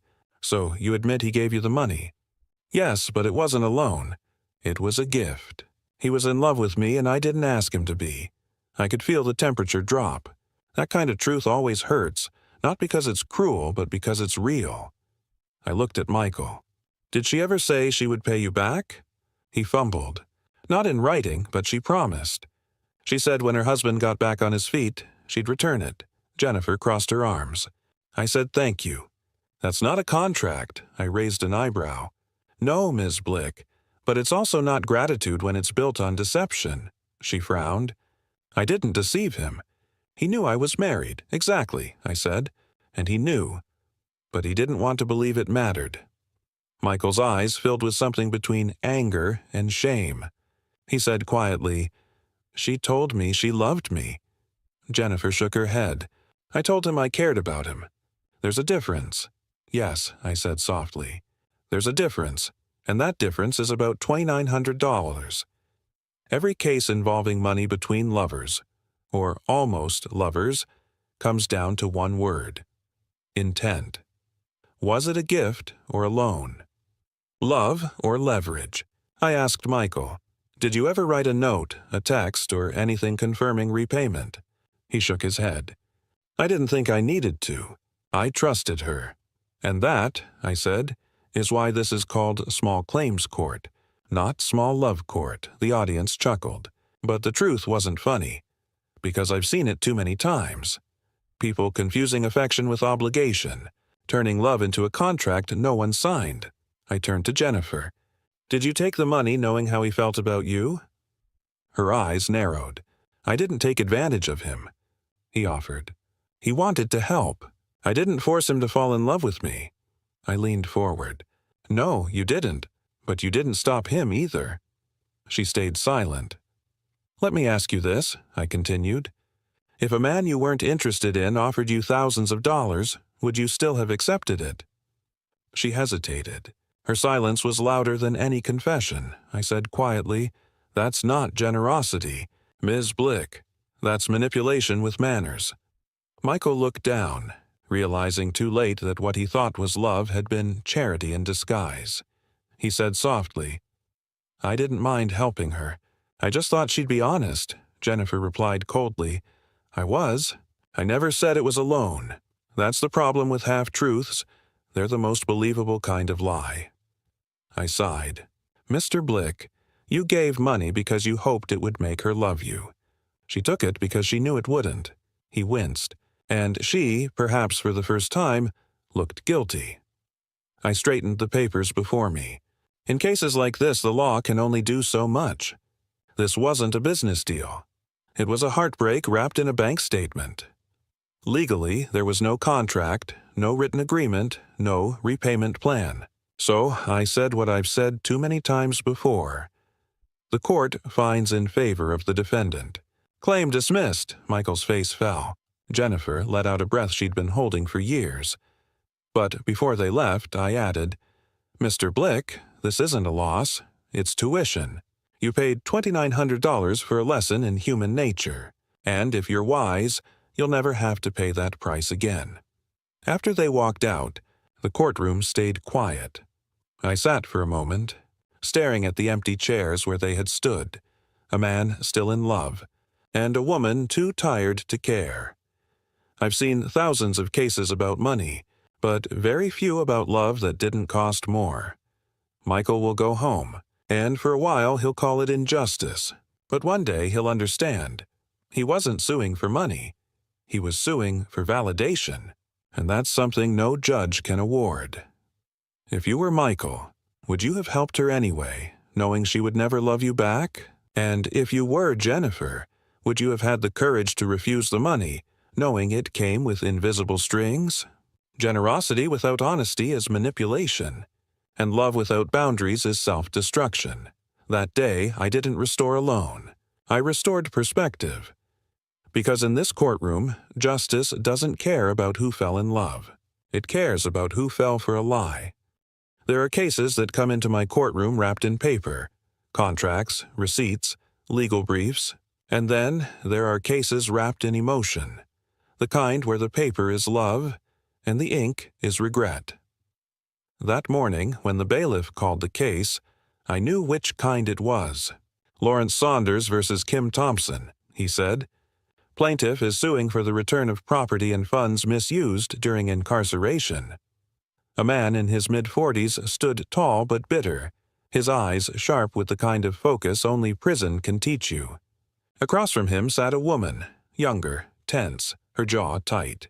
Her eyes carried both defiance and guilt. They'd once loved each other. Now they were here to settle the cost of that love, in dollars, in dignity, and in disappointment. Lawrence Saunders, 44. A man who had once been free, then locked away for 2 years. Not a bad man, just a man who made bad choices, and trusted the wrong person while trying to rebuild his life. Kim Thompson, 36. A woman who had stood by him, at least in the beginning. She was given power of attorney to manage his affairs while he served his sentence. That meant she controlled his money, his Jeep, and, as he would soon learn, his peace of mind. At first, it was supposed to be simple. She would keep things safe until he came home. But sometimes the distance between keeping safe and keeping for yourself is just one lie long. I looked at Lawrence. "Mr. Saunders, tell me what happened." He straightened his shoulders. "I went to prison, Your Honor, 2 years. Before I left, I gave Kim power of attorney. She was supposed to pay my bills, keep my Jeep in good condition, and hold on to my money. When I got out, my money was gone, my Jeep was wrecked, and my gun was gone too." I turned to Kim. "Ms. Thompson, your response?" She crossed her arms. "That's not true. I took care of everything. The car was fine when he left. He's just mad because I moved on." I tilted my head. "So you're saying he's suing you because you broke his heart, not his bank account?" She didn't answer, and silence in my courtroom often tells the truth louder than words. I opened the file. "Let's start with the gun," I said. "A .357 revolver. He claims it was seized by police after your new boyfriend got into a fight. Is that correct?" Kim frowned. "It wasn't my fault. He borrowed it without asking. I raised an eyebrow. Borrowed a firearm? Without asking? From a woman who was supposed to be holding it for someone in prison. She looked away. I pressed on. Do you understand what that means, Miss Thompson? You allowed an unauthorized person access to a weapon that didn't belong to you. She muttered. I didn't think it was a big deal. I nodded slowly. That's your problem. You never think. I turned to Lawrence. What was the gun worth? About $200. Consider it the price of learning who not to trust, I said. But that's not all you lost, is it? He shook his head. No, Your Honor. I lost my car, too. The Jeep Cherokee. His pride and joy. Bought with his own money, maintained by his own hands. It was supposed to be parked, safe, waiting for him when he got out. Instead, when he returned, it was nearly destroyed. The tires bald, the transmission ruined, and the odometer screaming a story of abuse. I left it with 70,000 miles, he said. When I got out, it had 115,000. She said she only used it to get groceries. I looked at Kim. Did you drive the Jeep? She shrugged. Only when I needed to. How often was that? Just on weekends, I leaned forward. Weekends for 2 years? The audience laughed. She turned red. He told me I could. She insisted. Lawrence spoke up, his voice trembling. I told her she could start it once in a while, not drive it across the state. I stared at her. You used his Jeep like a rental car without paying the bill. That's not love. That's theft dressed up as convenience. Let's talk about the funds, I said. He claims you withdrew money from his 401k while he was incarcerated. She nodded. I did, but I used it to make his car payments.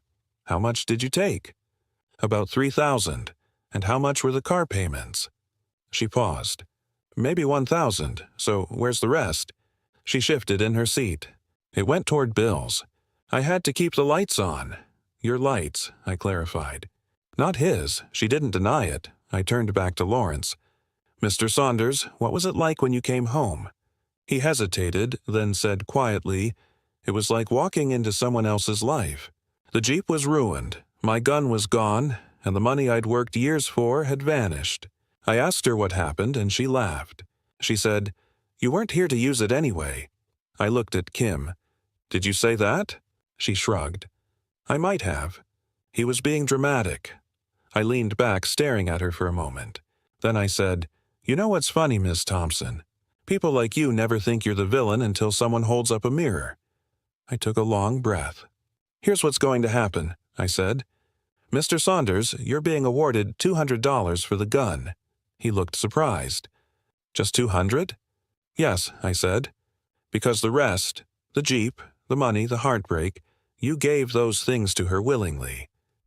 You trusted her with your life. And while she broke that trust, you can't sue for naivety. You can only recover what can be measured, and that's the gun. I turned to Kim. You, Ms. Thompson, need to understand something. Love doesn't excuse lies, and trust is not a license to take. I struck the gavel. Judgment for the plaintiff. $200. After they left, I sat in the silence of my courtroom. I've seen people destroy each other over far less than $5,000. But this one stayed with me. Not for the money, but for what it revealed. Lawrence trusted her with everything because he wanted to believe she was better than he was. Kim betrayed him because she wanted to believe she was owed something for waiting. They both used love as a shield for selfishness. And when love becomes a transaction, someone always ends up bankrupt. Not in money, but in spirit. If you were Lawrence, would you trust someone with your life, even after they lied to you once? And if you were Kim, would you still call yourself loyal after cashing in on someone's absence? Trust isn't a gift, it's a responsibility. And betrayal doesn't need a gun to be deadly. That day, justice was measured not in money, but in understanding that love without respect is just another kind of theft. Because in my courtroom, you can't hide behind romance, only behind the truth.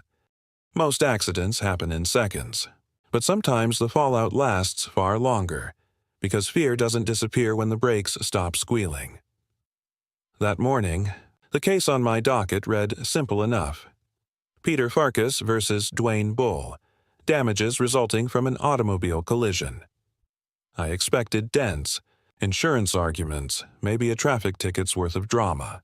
But what walked into my courtroom wasn't just two men arguing about cars. It was a lesson about accountability and how people use fear as a costume for cowardice.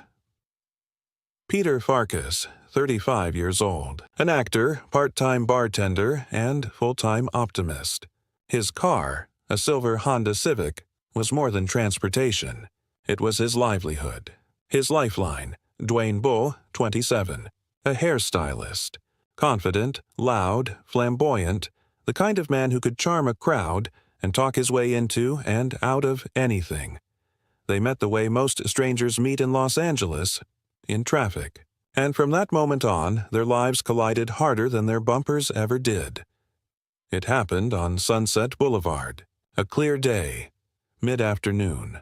Farkas was stopped at a red light. Behind him, Dwayne Bull.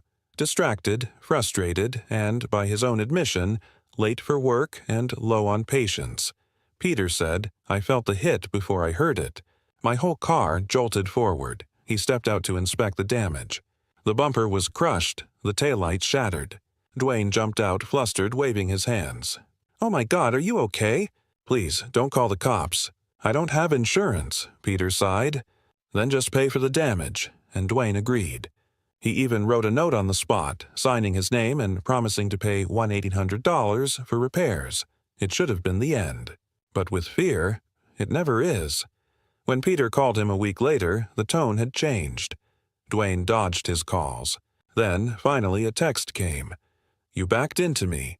I shouldn't have to pay anything, so now..." Here they were. One man with a crumpled bumper and a signed promise, and another man with a guilty conscience and a mountain of excuses. "Mr. Farkas," I said, "tell me what happened after the accident." He stood straight, calm but frustrated. I tried to handle it privately. I gave him the estimate. $1,800. He said he'd send the money. Then he ghosted me. I turned to Dwayne. "Mr. Bull, is that true?" He smiled, too confident. "He's exaggerating." He backed into me. "He was rolling backward on a hill when I tapped him." I frowned. "Rolling backward on Sunset Boulevard? In Park?" He hesitated. "I mean, maybe not that much of a hill. Do you have insurance?" "No. Do you have a driver's license?" He looked at the ceiling. "Not technically valid right now." I raised an eyebrow. "So, no license, no insurance, and no credibility." Peter handed me the note. His handwriting neat, Dwayne's signature right beneath it. It read, "I, Dwayne Bull, accept a responsibility for the accident and agree to pay $1,800 to repair damages to Peter's vehicle." I looked at Dwayne. "Is this your signature?" He squirmed. "Yes, but I only signed because I was nervous." He pressured me. "Nervous?" I asked. "Were you also nervous when you drove without insurance? Or when you lied about who caused the accident?" He tried to laugh. "Your Honor, I didn't mean it that way." I leaned forward. "Mr. Bull, your mouth is writing checks your character can't cash. I've seen this pattern 1,000 times. People think fear is an excuse, but fear isn't an alibi. It's a mirror. It shows who you really are when the mask comes off. Mr. Bull," I said, "you didn't sign this because you were afraid of him. You signed it because you were afraid of responsibility." He said softly, "I didn't want the cops involved. I was already on probation." "Ah," I said, "so it wasn't fear of injustice, it was fear of consequences." He nodded. "That's the thing about consequences, Mr. Bull," I continued. "They catch up eventually, even when you're wearing your best smile." Peter said, "I didn't want to ruin his life. I just wanted him to do the right thing." I looked at him. "And he didn't, did he?" He shook his head. "No, ma'am." Dwayne's bravado melted. His voice dropped. "I didn't mean to hurt him. I just didn't have the money. I panicked." I sighed. "Mr. Bull, panic doesn't pay bills. You made a mistake. Then you made it worse by lying about it. That's not fear. That's cowardice." I picked up the judgment sheet. "Here's what's going to happen. You signed a document accepting full responsibility. You admitted fault. You have no insurance.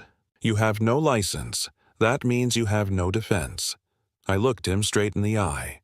Judgment for the plaintiff at $1,800. He looked down. Peter smiled faintly, not with triumph, but with relief.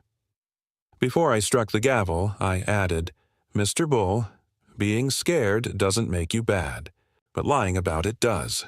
Learn the difference. After they left, I sat in the quiet of the courtroom. I thought about how fear drives people, not away from danger, but toward dishonor. Dwayne wasn't evil. He was just a man who couldn't admit he was wrong.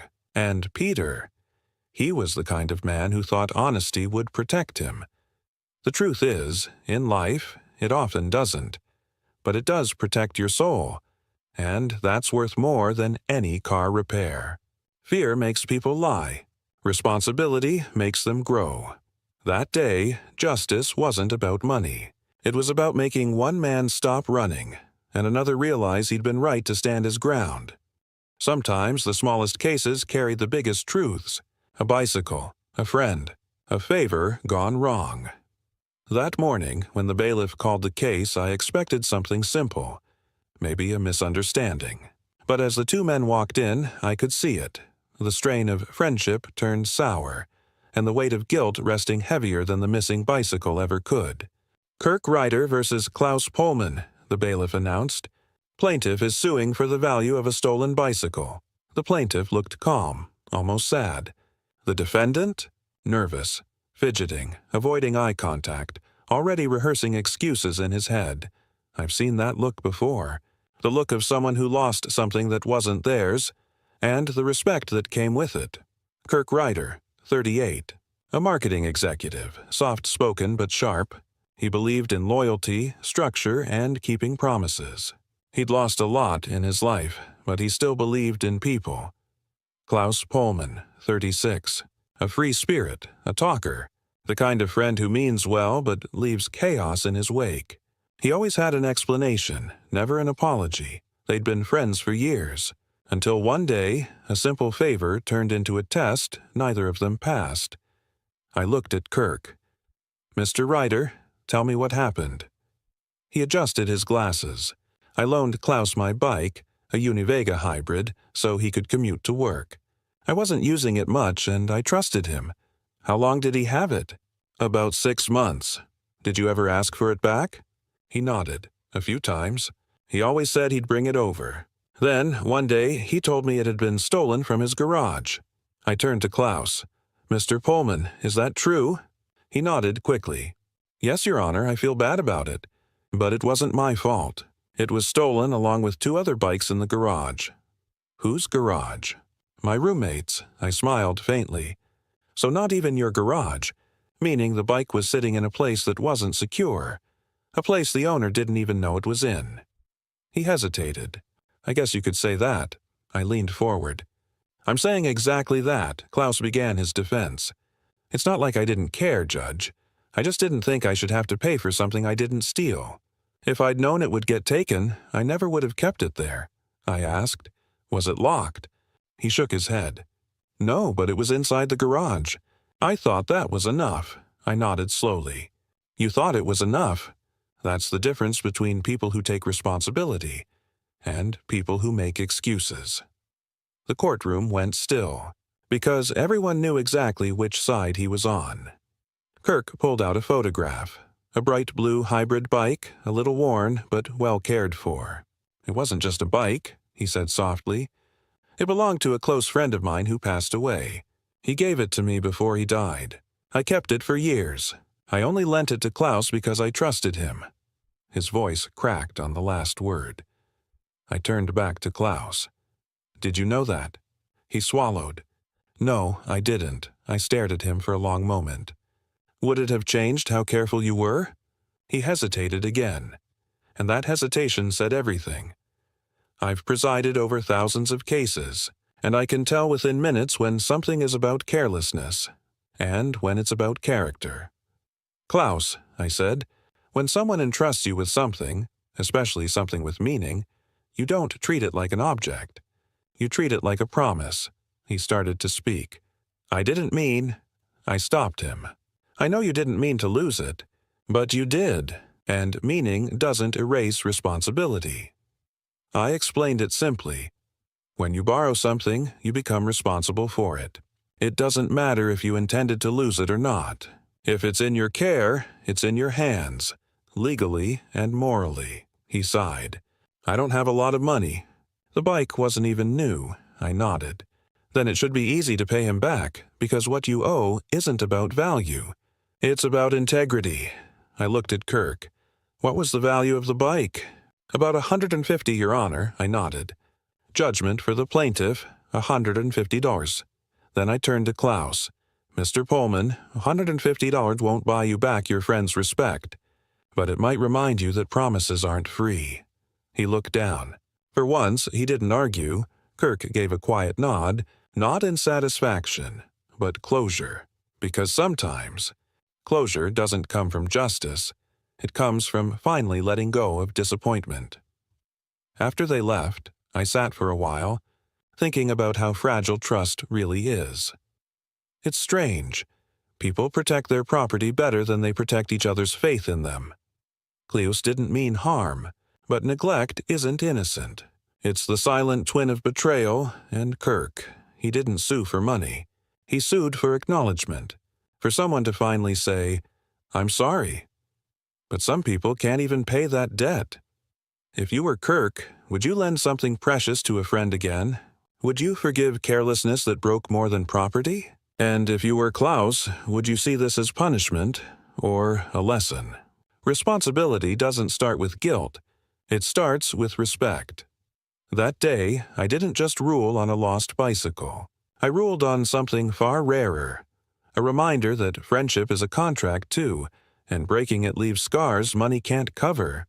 Some cases are about broken contracts, some are about broken cars, and some, the hardest ones, are about broken people.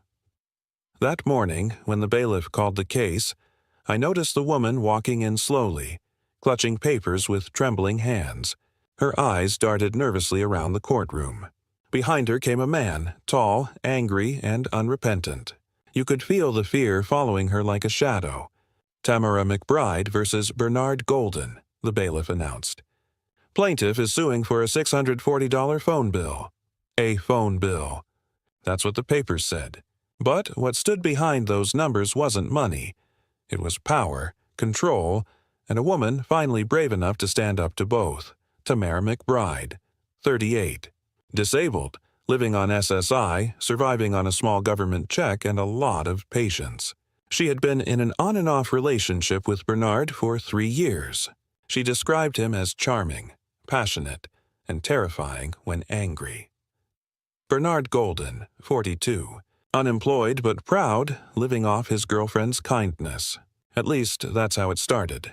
Then kindness turned into survival. They met at church. She thought he was safe. He thought she was easy to control, and for a while they both got what they wanted, until the phone bill arrived. I looked at Tamara. "Miss McBride, tell me what this case is about." She spoke softly, barely above a whisper. I had a phone account in my name. He made a lot of long-distance calls, to Virginia, to friends, to people I didn't know. The bill came to $640. I told him I couldn't pay it. He said he would, but he never did. I turned to Bernard. "Mr. Golden, what's your response?" He leaned back, smirking. "I don't owe her anything. I supported her for years. I bought food. I helped with rent. That phone was for both of us." I raised an eyebrow. "So, you're saying she owes you for groceries, but you don't owe her for a phone you used?" He shrugged. "That's different." "No," I said flatly. "It's not." I scanned the phone records. There were dozens of calls. Long ones late at night, all to the same number. I asked, "Who were you calling in Virginia?" Bernard avoided eye contact. "Friends." "Girlfriends?" He hesitated. "They were friends who happened to be women." Tamara looked down, shaking her head. He'd talk to them for hours, sometimes right in front of me. If I said anything, he'd start yelling. I looked back at Bernard. "Did you ever threaten her?" He snorted. "She's dramatic. I never laid a hand on her." She whispered. He didn't have to. His words were enough. Tamara handed me a stack of letters. Not legal documents, but prayers, written by Bernard. In shaky handwriting, he had written, "Lord, deliver me from this evil woman. May her heart turn to dust. May she feel the pain she's caused me." I looked up at him. "You wrote this?" He shrugged. I was angry. I tapped the page. "Anger is human, but this isn't a prayer. It's a curse with punctuation." He glared at me. "I don't care what you think. I just wanted her gone." I stared back. "Well, congratulations. You got your wish. Now you're about to get a bill, too." Tamara's voice broke as she said, "He told me if I called the police again, he'd kill me." The courtroom went still. You could hear her breathing, short and sharp. Bernard jumped in. "She's lying." I never said that. I looked at him coldly. "Sir, I've seen fear before. It doesn't lie. It shakes, it stumbles, but it doesn't lie." I turned to Tamara. "Did you ever try to cut him off the phone account?" She nodded. "I tried, but he always found a way to call again. He said if I disconnected it, he'd come to my house." Her eyes filled with tears. "I just wanted peace." I looked at Bernard. "Mr. Golden, do you understand what this case is really about?" He shrugged again. "It's about a phone bill." "No," I said, my voice rising slightly. "It's about respect. You used this woman's kindness like a bank account. You made her pay for your calls, your ego, and your cruelty. Now it's time you pay her back." He tried to interrupt.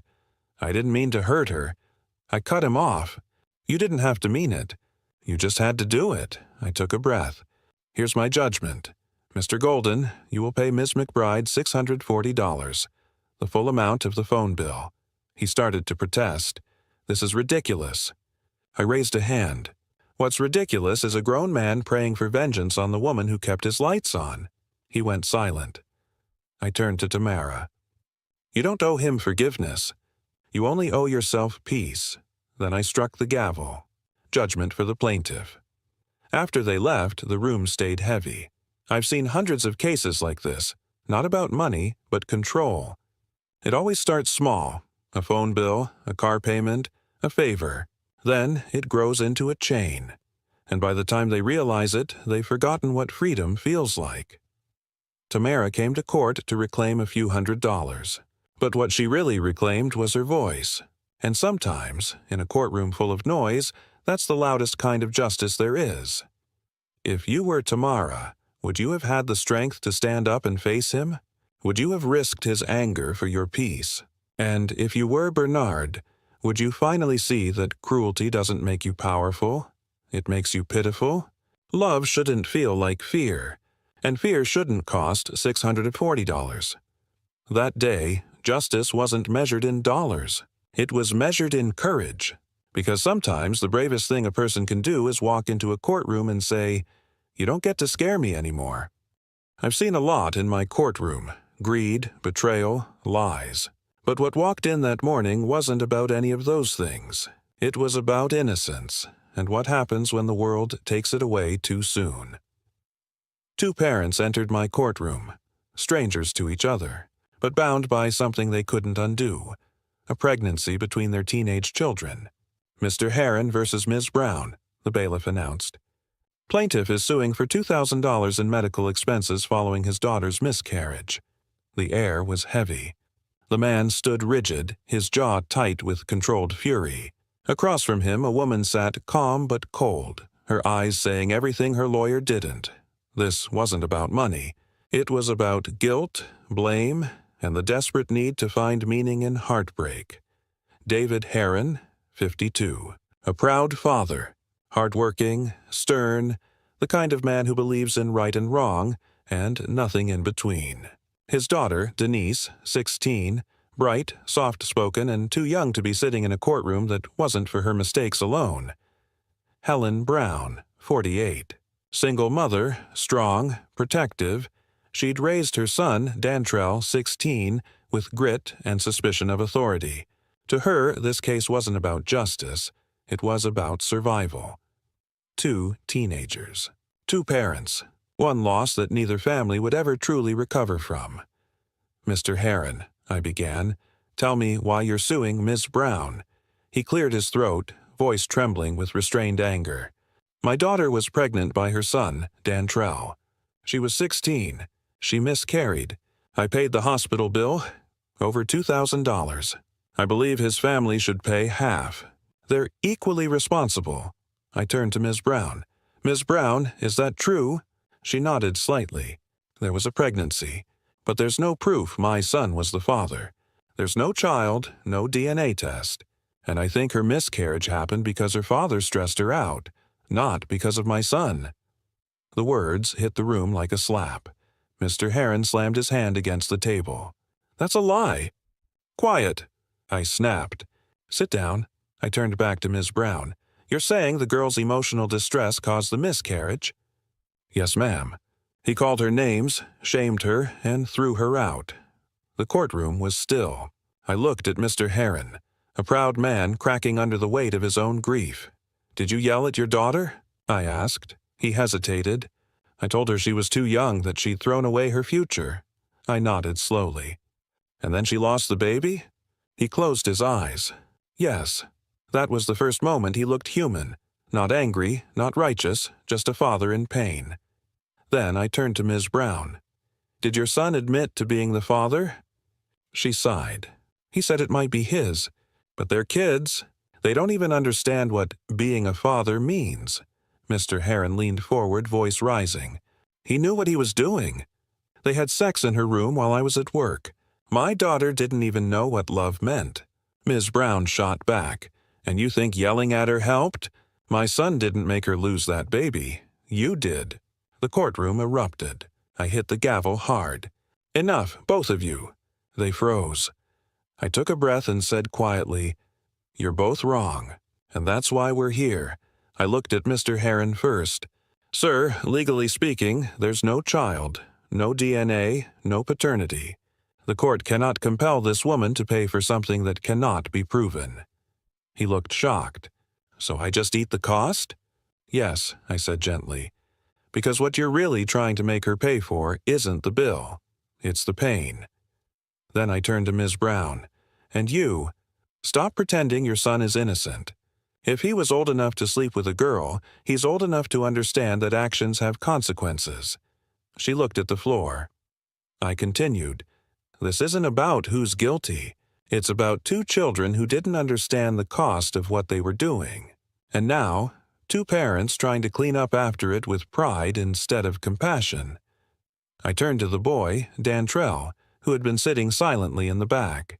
He avoided my eyes. Stand up, I said. He hesitated, then rose. You think you're a man? He shook his head. No, ma'am, you're right. Because men take responsibility, even when the law says they don't have to. He swallowed hard. If you believe that child was yours, I said, then you find a way to make things right. You can't pay for a baby that never came into this world, but you can honor the pain of the one who almost did. I looked between the parents. Both looked exhausted, beaten not by the system, but by emotion. Here's my ruling, I said. There will be no monetary judgment. Legally, Ms. Brown is not responsible. But this is not a legal issue. It's a moral one. I turned to Mr. Heron. Sir, yelling won't bring your grandchild back, and no judgment can erase the shame you feel. But healing doesn't start with lawsuits. It starts with forgiveness. He looked down, silent tears forming. I turned to Ms. Brown. Your son is lucky. He's been given a second chance. Don't let him waste it pretending this never happened. I hit the gavel softly. Case dismissed.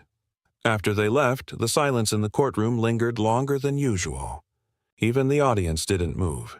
I sat there, thinking about how fragile life can be, and how easily adults forget that children make mistakes because they're still learning what love, responsibility, and loss mean. Denise lost a baby. Dantrell lost his innocence, and their parents lost the chance to teach them gently.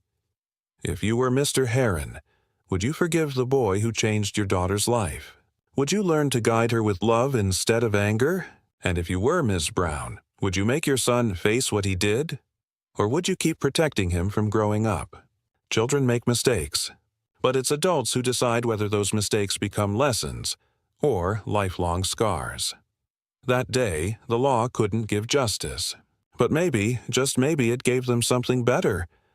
The truth. There are cases that come into my courtroom wrapped in paperwork.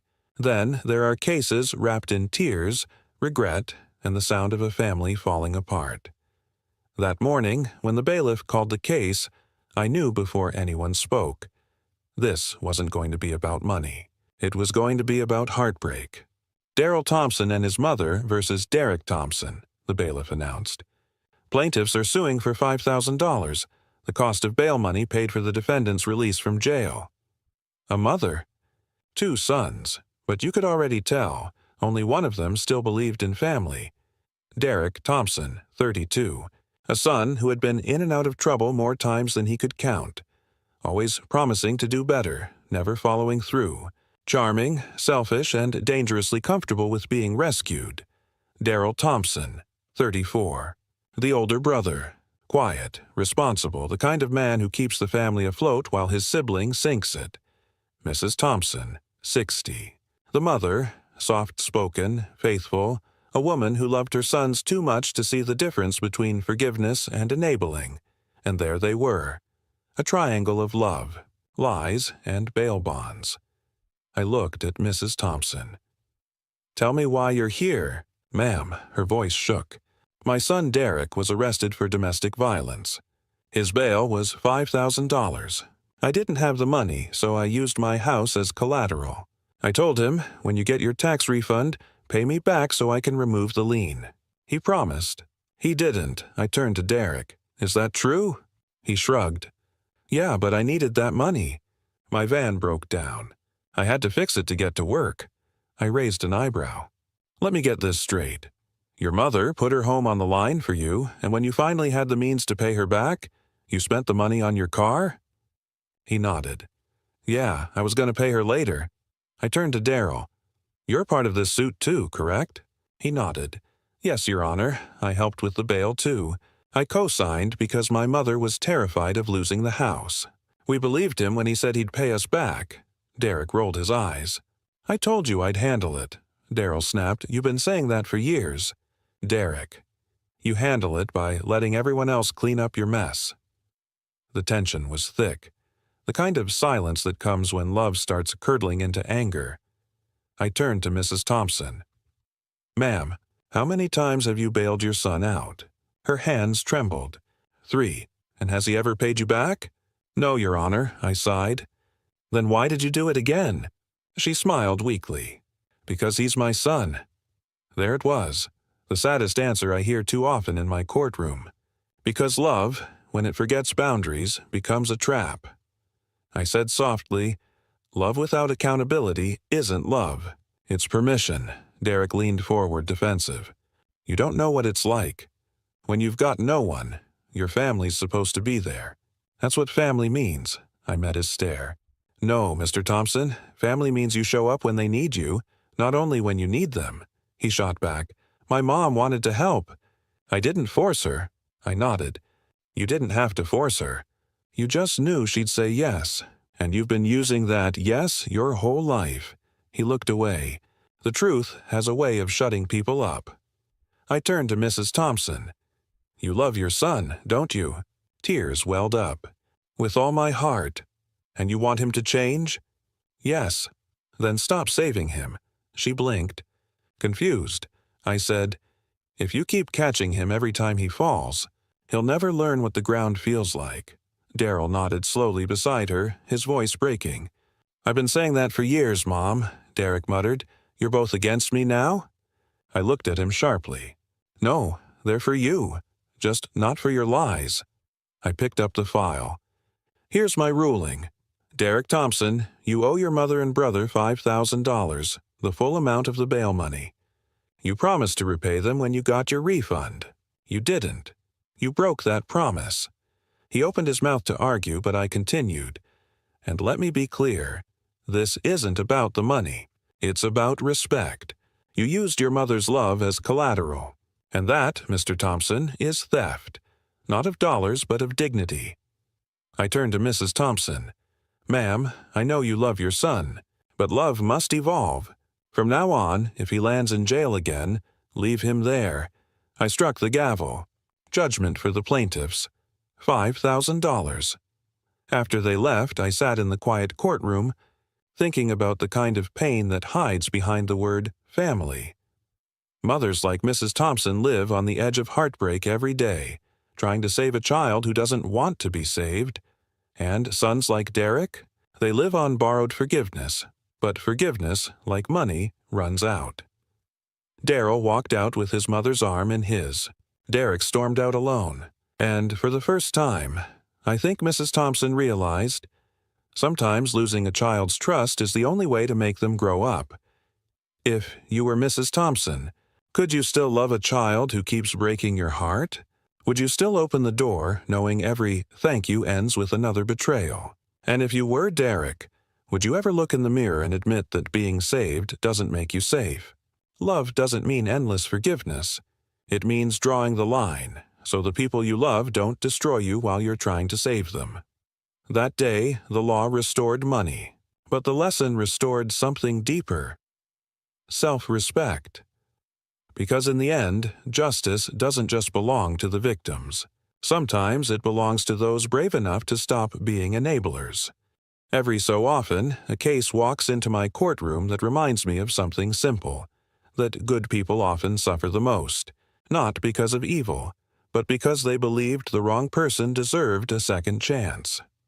That morning, when the bailiff called the case, I saw it immediately: the face of a man who gave too much, and another who took too easily.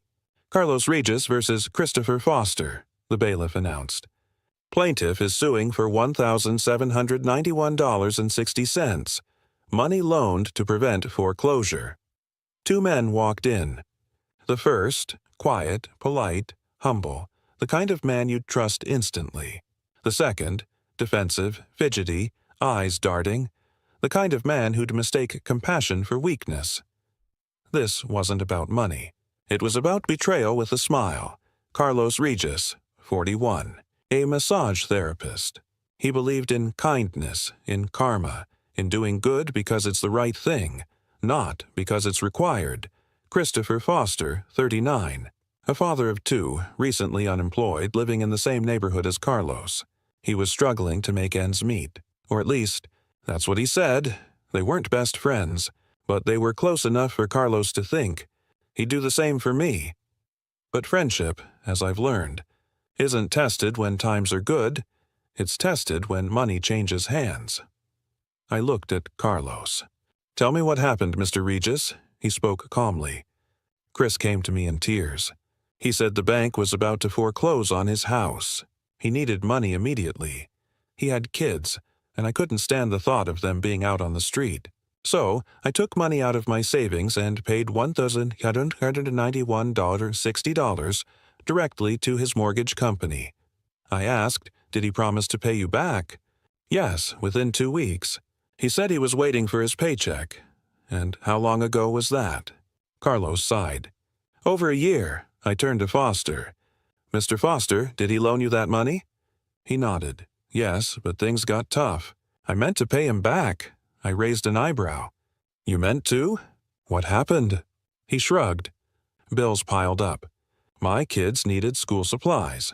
Then the car broke down. I didn't have the money. So you had money for repairs and school, but not for the man who saved your house. He frowned. "That's not fair. I was just trying to take care of my family." I leaned forward, and he was trying to take care of yours too, with his money. He didn't respond. Carlos looked at me. I didn't ask for interest. I didn't even ask for a deadline. All I wanted was honesty. That's when I saw it. That familiar heartbreak of a kind man realizing decency isn't contagious. I turned to Foster. "Mr. Foster, you knew he was helping you out of compassion, didn't you?" He nodded reluctantly. "Yes. And you still didn't pay him back?" He shrugged again. "I planned to, but then I figured, he's doing okay. He didn't need it right away." I slammed my pen down. "Wrong. He needed his dignity back. He needed to know his kindness wasn't wasted." Foster tried again. I didn't think it was that big of a deal. Carlos turned toward him, his voice rising for the first time. Not a big deal? I paid your mortgage. I saved your home. You said your kids wouldn't have a place to sleep. Foster shot back, and they didn't. That's thanks to you. Why are you acting like I robbed you? I raised my hand. Because you did, just without a weapon. The courtroom went silent. Because that's what betrayal by a friend is. A robbery of trust. I opened the file. Let's be clear. You borrowed money. There's proof of payment directly to your mortgage company. That's not a gift. That's a loan. When you promise to repay and don't, it becomes a debt. And when you justify that debt with excuses, it becomes an insult. Foster looked defeated, but I wasn't done. Mr. Regis didn't just save your home. He saved your pride, and this is how you repay him? By pretending generosity cancels obligation? He muttered, I was going to pay him someday. I smiled coldly. Someday isn't a date, Mr. Foster. It's an excuse. I took a breath. Judgment for the plaintiff, 1791.60. Foster shook his head. That's all. You don't even care that I was struggling? I looked at him sharply. I care that you're a grown man who hid behind your struggle instead of rising above it. I turned to Carlos. You did the right thing. But next time, make sure your kindness has boundaries, because people who can't manage their own lives will gladly manage your generosity for you. Then I struck the gavel. Case closed. After they left, I stayed for a moment in the quiet courtroom, because sometimes what's left unsaid in these cases weighs more than the verdict itself. Carlos walked out quietly, head high. Not proud, just resolved. He wasn't celebrating money won. He was mourning a friendship lost. Foster left in silence, muttering about bad luck, never realizing that bad luck was just another word for bad character. And I sat there thinking, in life, there are two kinds of people, those who pay their debts and those who make excuses for them. Only one of them sleeps well at night. If you were Carlos, would you help again, knowing the person might betray you? Or would you turn away next time, afraid to care? And if you were Foster, would you call it hard times? Or would you admit it was just laziness dressed up as struggle? Money tests people, but character decides who passes. That day, justice didn't just repay a loan. It restored the value of decency. Because the moment you betray someone's kindness, you don't lose their money. You lose the right to ever call yourself their friend. Justice isn't about glamour. It's not about the industry, or the headlines, or the paycheck. It's about something simpler. A promise kept. That morning, when the bailiff called the case, I could feel the tension ripple across the courtroom. The plaintiff walked in confident, elegant, composed. The defendant followed, smirking, self-assured, flanked by lawyers. Kylie Ireland versus Sin City Entertainment, the bailiff read. Plaintiff is suing for $5,000 for breach of contract. I glanced at the file. An adult film actress suing a studio for unpaid work. The kind of case most judges would smirk at. But I've never cared about appearances. Because in my courtroom, respect isn't rated by the kind of work you do. It's measured by whether you keep your word. Kylie Ireland, 29. Smart, confident, articulate. A woman who made her living in the adult film industry. Not ashamed, not boastful, just professional. Mickey Blank, 42, executive producer at Sin City Entertainment. Polished, evasive, and convinced he could talk his way through anything. They'd signed a 6-month contract. 6 films, 6 paychecks, and the promise of fair treatment. But promises mean nothing if the other side decides your profession makes you disposable. I looked at Kylie. Tell me why you're here. She met my eyes directly. Calm, clear, and fearless. I signed a contract with Sin City. 6 films in 6 months. They used my name in promotions, interviews, and advertising. But they never hired me for a single shoot. They didn't pay me, and they refused to release me from the contract. I turned to Mickey. Mr. Blank, your response. He leaned back, smooth as oil. Your Honor, there was a miscommunication. We changed the company's direction. We had other priorities. It wasn't personal. I stared at him. It wasn't personal? You tied this woman's name to your company, limited her ability to work elsewhere, used her for publicity, and you think that's not personal? He smiled awkwardly. Well, it's business. I tapped my pen. And business has rules, one of which is called a contract. I could feel the audience leaning forward. Kylie spoke again, voice steady but firm. I kept my end of the deal. I showed up. I promoted their brand. I even turned down other offers because I believed they'd honor the contract. And when I asked why I wasn't being booked, they said, "You're not our type anymore." I turned sharply to Mickey. "Did you say that?" He hesitated. I may have said something like that, yes. I nodded slowly. And what exactly does "not our type" mean? He shifted uncomfortably. We wanted to focus on new talent. I smiled, not kindly. Translation: you used her name to sell your brand, then threw her away when she stopped being useful. He looked down. Kylie spoke softly now, and in her voice there was no bitterness, just exhaustion. People think because of what I do, I don't deserve respect. But I work hard. I show up on time, I do my job, and I expect to be treated like a professional, not a punchline.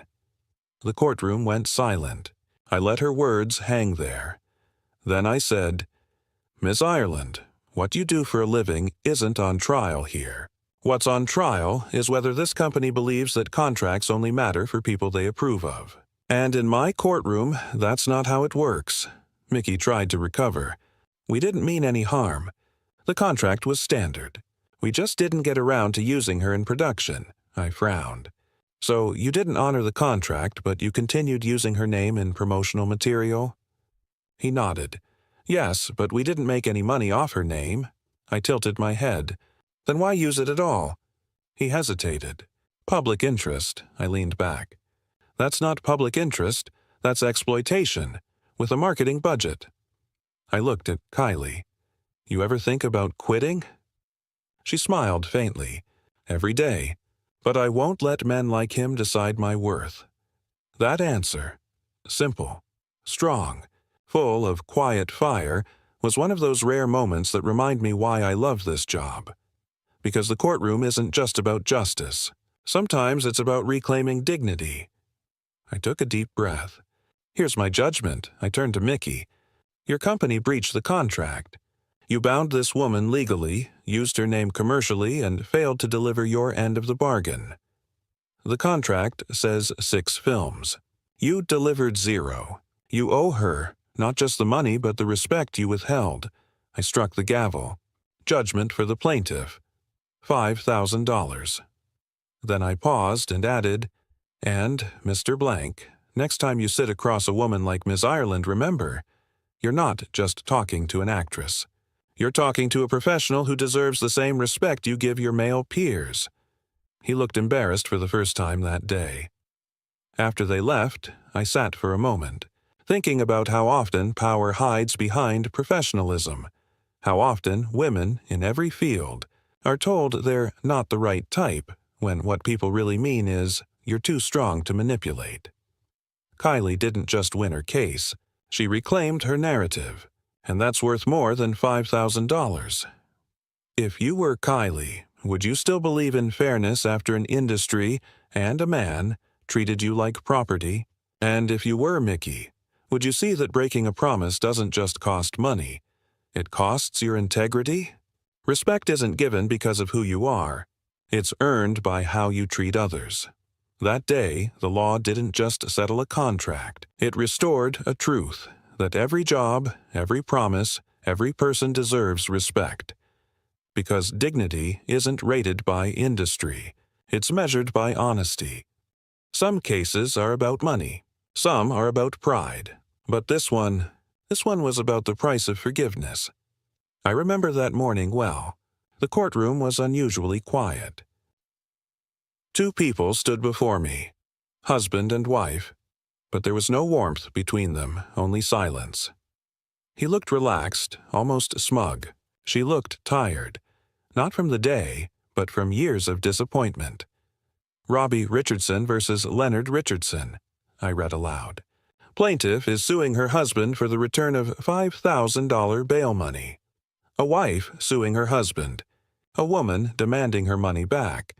But what she truly wanted was her self-respect.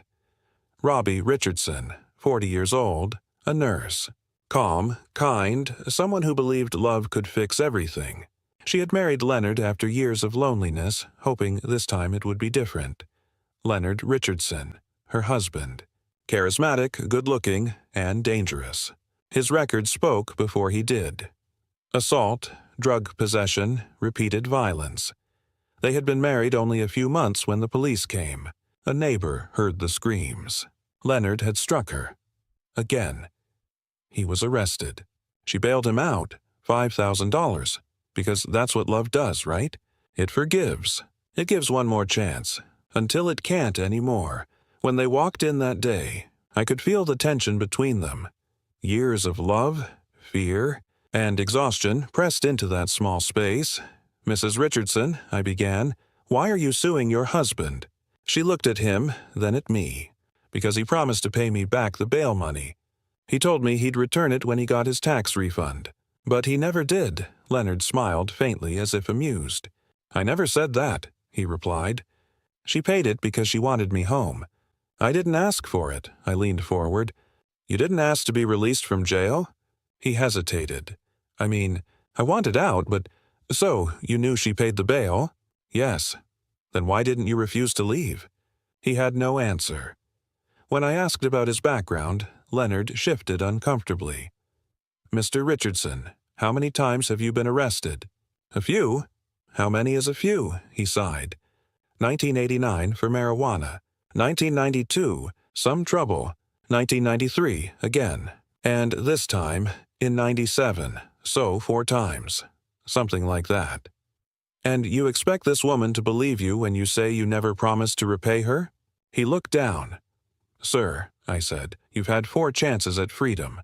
She gave you the 5th, and you still don't know what to do with it." Robbie spoke quietly, but every word carried years of weight. "I still owe the bail bondsman," she said.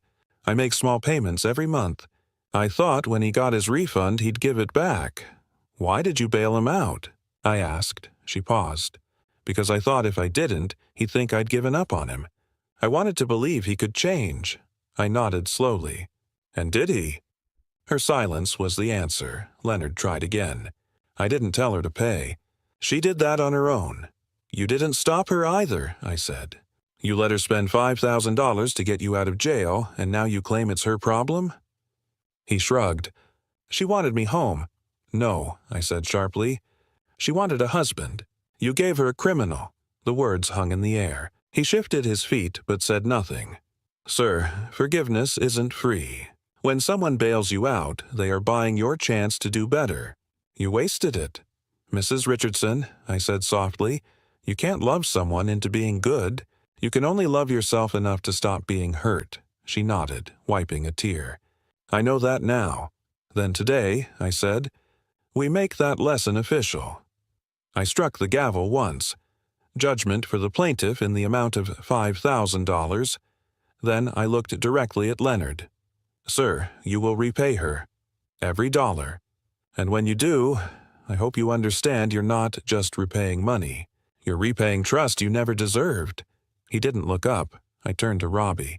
"Mrs. Richardson, your kindness was never your weakness. It was his test, and he failed it." After they left, I sat alone for a moment. The file still open, the echo of the gavel still in my ears. So many women like Robbie come through my courtroom. Strong, forgiving, and always hoping that this time, love will win over history. But history doesn't change with hope. It changes with courage. Forgiveness is beautiful, but blind forgiveness keeps the cycle alive. If you were Robbie, would you have paid his bail? Would you have believed him again? And if you were Leonard, would you have had the decency to repay the one person who still saw good in you? The law doesn't punish kindness. It protects it from those who mistake it for weakness. That day, I didn't just return $5,000. I gave a woman back the power she forgot she had. And in that small victory, Justice felt a little less cold. Some cases begin with betrayal. Others begin with a lie. But this one began with a dance. I still remember the sound. Laughter, music, the shuffle of shoes across a gym floor. It was supposed to be a happy night. But in a single second, that joy turned into rage. When the music stopped, a gold chain snapped. And so did something inside a young man's heart. Latasha Norris versus Kenneth Lambert. I read aloud. Plaintiff is suing for $300. The value of a gold chain broken in anger. The courtroom was silent. Two teenagers, barely adults, stood before me. But the story they brought with them was older than time. The story of love, pride, and what happens when emotion wins over reason. Latasha Norris, 19 years old. Soft-spoken, calm, the kind of girl who carried dignity like a secret. She had come with her mother, who sat quietly behind her, arms crossed. Kenneth Lambert, 21. Tall, young, wearing bravado like armor. He looked at the floor more than he looked at her. They had once been in love, or something close to it. But when love ended, anger took its place. And that's what brought them here. They met at a summer block party. Kenneth had just started working as a mechanic. Latasha worked part-time at a beauty salon. They dated for almost a year. Long enough to build habits, short enough to believe nothing could go wrong. Then came the night of the party. Latasha was dancing with friends when Kenneth walked in. He saw her laughing, saw another man beside her, and something in him snapped. He crossed the room, shouting her name. The music stopped. Everyone turned. She tried to calm him. He grabbed at the gold chain around her neck, a small, delicate piece with her mother's initials on it, and tore it off. The chain broke. So did her respect for him. "Miss Norris," I began, "tell me what happened that night." She spoke slowly, carefully. "We were at a party. I was dancing. He came in angry, jealous, I guess. He pulled at my chain. It snapped. My mother gave it to me. He never apologized. He said I deserved it." I turned to Kenneth. "Is that true?" He hesitated. I was mad. She was dancing with somebody else. I lost control. "But that chain, I bought it for her." Latasha interrupted, her voice firm now. "No, you didn't. My mother gave it to me when I turned 16. I looked at him. So you broke it, and it wasn't even yours." He shrugged, half smiling. "I didn't mean to. I just reacted. I tapped my pen once. I just reacted. That's what people say when they don't want to take responsibility for their choices." I asked her mother to step forward. Her name was Gloria Norris. Strong, composed, the kind of woman who had seen too much to be easily impressed. "Mrs. Norris," I said, "tell me about the chain." "It was mine," she said firmly. "I gave it to Latasha on her 16th birthday. When I heard what he did, I called him. He told me, I just lost it. And I told him, well, I could lose it too, at your front door." A few chuckles rippled through the courtroom, but her eyes never softened. "Judge, that boy didn't just break a chain. He broke trust. And I taught my daughter not to let that go unpaid." I smiled. "Well said, Mrs. Norris. Seems like your daughter learned her lessons well." "Kenneth," I said, "you said you didn't mean to break the chain. But what did you mean to do when you grabbed it?" He looked confused. "I don't know. I was mad. She was dancing with another guy. After everything we've been through." "Everything you've been through?" I repeated. "You're 21. You've been through 2 birthdays and 1 relationship. That's not tragedy. That's youth." The courtroom chuckled softly. "Kenneth," I continued, "anger doesn't make you a man. Control does. You think breaking her jewelry makes you strong. It makes you small." He stood silent for a long moment. Then finally he spoke. "I don't have the money right now. I got a baby. I just bought a Camaro. I'm trying to handle things." I stopped writing and looked up. "You just said you spend $340 a month on your car and $273 on your child. Congratulations. You just told me your priorities. And your child isn't first." He froze. The room went silent again. I leaned in. "When you become a father, you don't just provide for your child. You teach them what kind of person to be. And right now, You're teaching them that temper is stronger than truth." He said nothing. He didn't need to. I closed my notebook and looked at both of them. "Mr. Lambert, you owe Ms. Norris $300, the value of the chain you broke. You will pay for it because when you break something, you buy it. That's not punishment. That's accountability." Then I turned to Latasha. "Miss Norris, you did the right thing coming here. You didn't let anger define you. You let justice speak for you." I struck the gavel. Case closed. After the courtroom cleared, I sat for a moment watching the empty chairs. They were so young, too young to understand that love without respect always ends in pain. I thought about Latasha's mother, strong, proud, unwilling to let her daughter inherit her silence. And I thought about Kenneth, a boy trying to be a man by using anger as proof of love. Some people learn from mistakes. Others keep repeating them until the world teaches them the hard way. If you were Latasha, would you forgive him? Would you believe the words "I didn't mean to"? And if you were Kenneth, would you look back on that night and realize that pride cost you something far greater than $300? It cost you a chance to grow up. Anger doesn't make you strong. Apology does. Responsibility does. Love is not proved by possession. It's proved by restraint. That day, a broken chain taught a young man that truth, like gold, is fragile, but worth more than his ego. Some disputes are about property. Some are about promises. But this one was about pride. A man opened his home to a friend. A friend turned that kindness into conflict. And when the rent stopped coming, the excuses started arriving. I still remember the sigh that escaped her lips when she entered the courtroom. Her name was Joy Goldstein, and she looked like someone who'd rehearsed her pain until it sounded like truth. Across from her sat John Tyler, arms crossed, jaw set, the look of a man tired of being taken advantage of.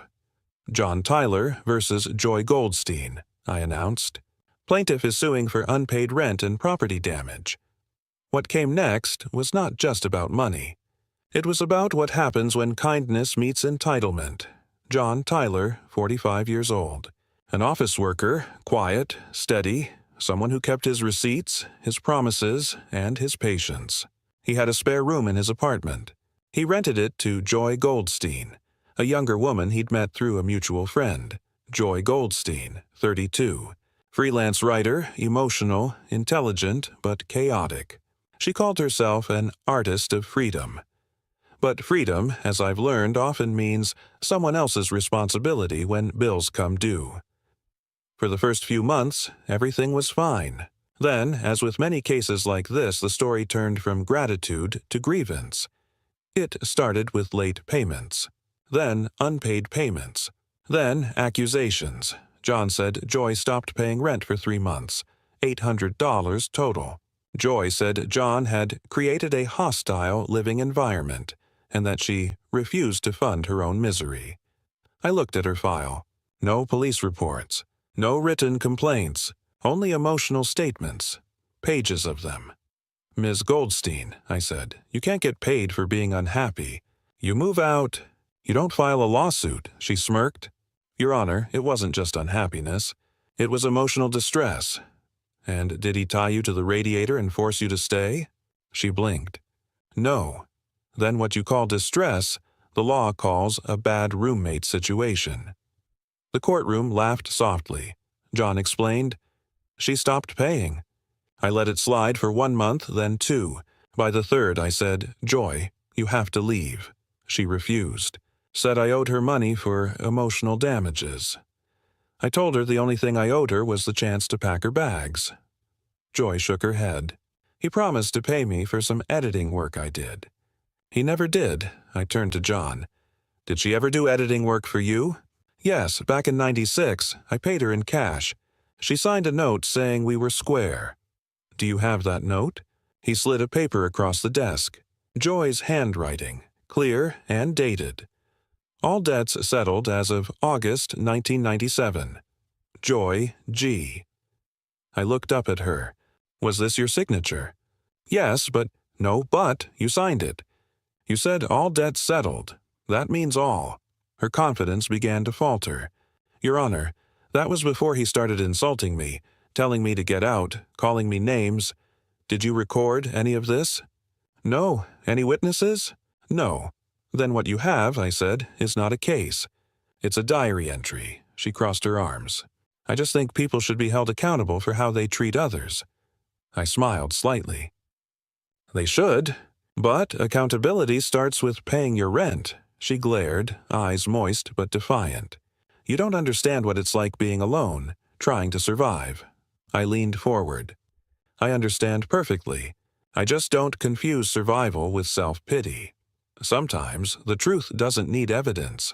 It reveals itself in tone, in timing, in the quiet arrogance of the guilty.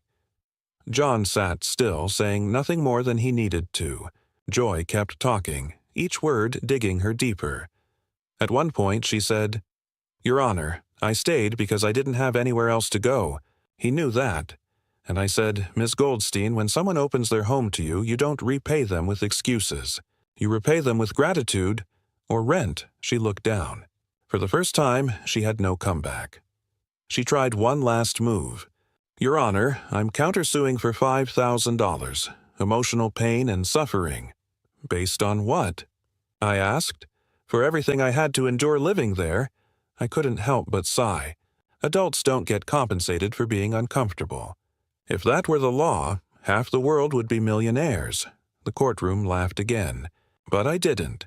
I'd seen too many people hide behind feelings to avoid facing the simple word that fixes everything. Responsibility. Here's what's going to happen, I said. Mr. Tyler, you win your claim for $800, unpaid rent. Ms. Goldstein, your counterclaim is dismissed. She looked stunned. That's it? That's it. But what about how he treated me? Ma'am, I said softly, you can't rewrite history to erase your obligations. If you wanted to leave, you could have. If you wanted peace, you had to earn it. Then I struck the gavel. Case closed. When the courtroom emptied, I sat for a while. The sound of her voice still lingered, a mix of anger, sadness, and fear. People like Joy aren't bad. They're just lost, caught between wanting freedom and avoiding the price that comes with it. And people like John, the quiet, patient ones, they remind me that kindness needs boundaries. Otherwise, it becomes an invitation for chaos. If you were John, would you have given her another chance? Would you have let the rent slide one more month? And if you were Joy, would you have stayed in a place that made you miserable? Or would you have chosen the harder road, responsibility? Life often gives us two choices, to face our problems or to explain them away. The law doesn't reward excuses. It rewards effort. That day, I didn't just order $800 to be repaid. I reminded two people, and maybe everyone watching, that peace isn't something you demand. It's something you create by doing what's right. Some cases are about money. Some are about broken promises. But every now and then, a case walks into my courtroom carrying something far heavier, revenge disguised as justice. That morning, I remember the tension before a single word was spoken. A young woman sat at the plaintiff's table, her face hard but trembling. Across from her sat a man, older, calm, his hands folded in front of him. Their eyes met once, and it was enough to tell me that this was not just about property or money. It was about a wound that neither one had managed to let heal. Rebecca Duran versus Jesus O'Quinn, I read aloud. Plaintiff is suing the defendant for property damages and emotional distress. She lifted her chin as if trying to look brave. He looked down as if already tired of fighting. Rebecca Duran, 27 years old. A teacher's aide, confident, outspoken, but fragile beneath the surface. She once shared her home and her life with a man named Jesus O'Quinn. Jesus O'Quinn, 39. Quiet, steady, a man of routine. He worked odd jobs, paid his bills, and tried, it seemed, to live without drama. For a while, they were close. Not lovers, not strangers, but two people who filled each other's empty spaces, until that space became a battlefield. When he moved out, she said he left more than an empty room. He left behind anger and the need to make him pay for it. Ms. Duran, I began, please tell me why you're suing Mr. O'Quinn. Her voice was sharp. He broke my window, stole things from my house, and he tried to attack me. The courtroom stiffened. Those were serious accusations. I turned to O'Quinn. He didn't flinch. That's not true, he said quietly. She's saying that because I sued her first. She lost. Now she's trying to destroy me. Her eyes flashed. He's lying. I raised my hand. Quiet. You'll both have your turn. But when people throw words like attack and assault, they'd better come with proof. I flipped through the file. Police reports, statements, and something that caught my attention, a prior case between them. Ms. Duran, I said, you sued him before? Yes, he still owes me money. That's not true, O'Quinn cut in. I won that case, Judge. She's making things up again. I checked the record. He was right. She had filed a claim before and lost. Now, less than 2 months later, she was suing again, with even stronger accusations. Ms. Duran, I asked, did you file a police report for this alleged assault? Yes, I did. Was he arrested? No. Was the case pursued by the district attorney? No, but that doesn't mean he's innocent. I looked at her for a long moment. No, it doesn't. But it also doesn't mean you're telling the truth. O'Quinn finally spoke again. Your Honor, that night she's talking about, I was at church. Rebecca laughed bitterly. At church? Convenient, he didn't raise his voice.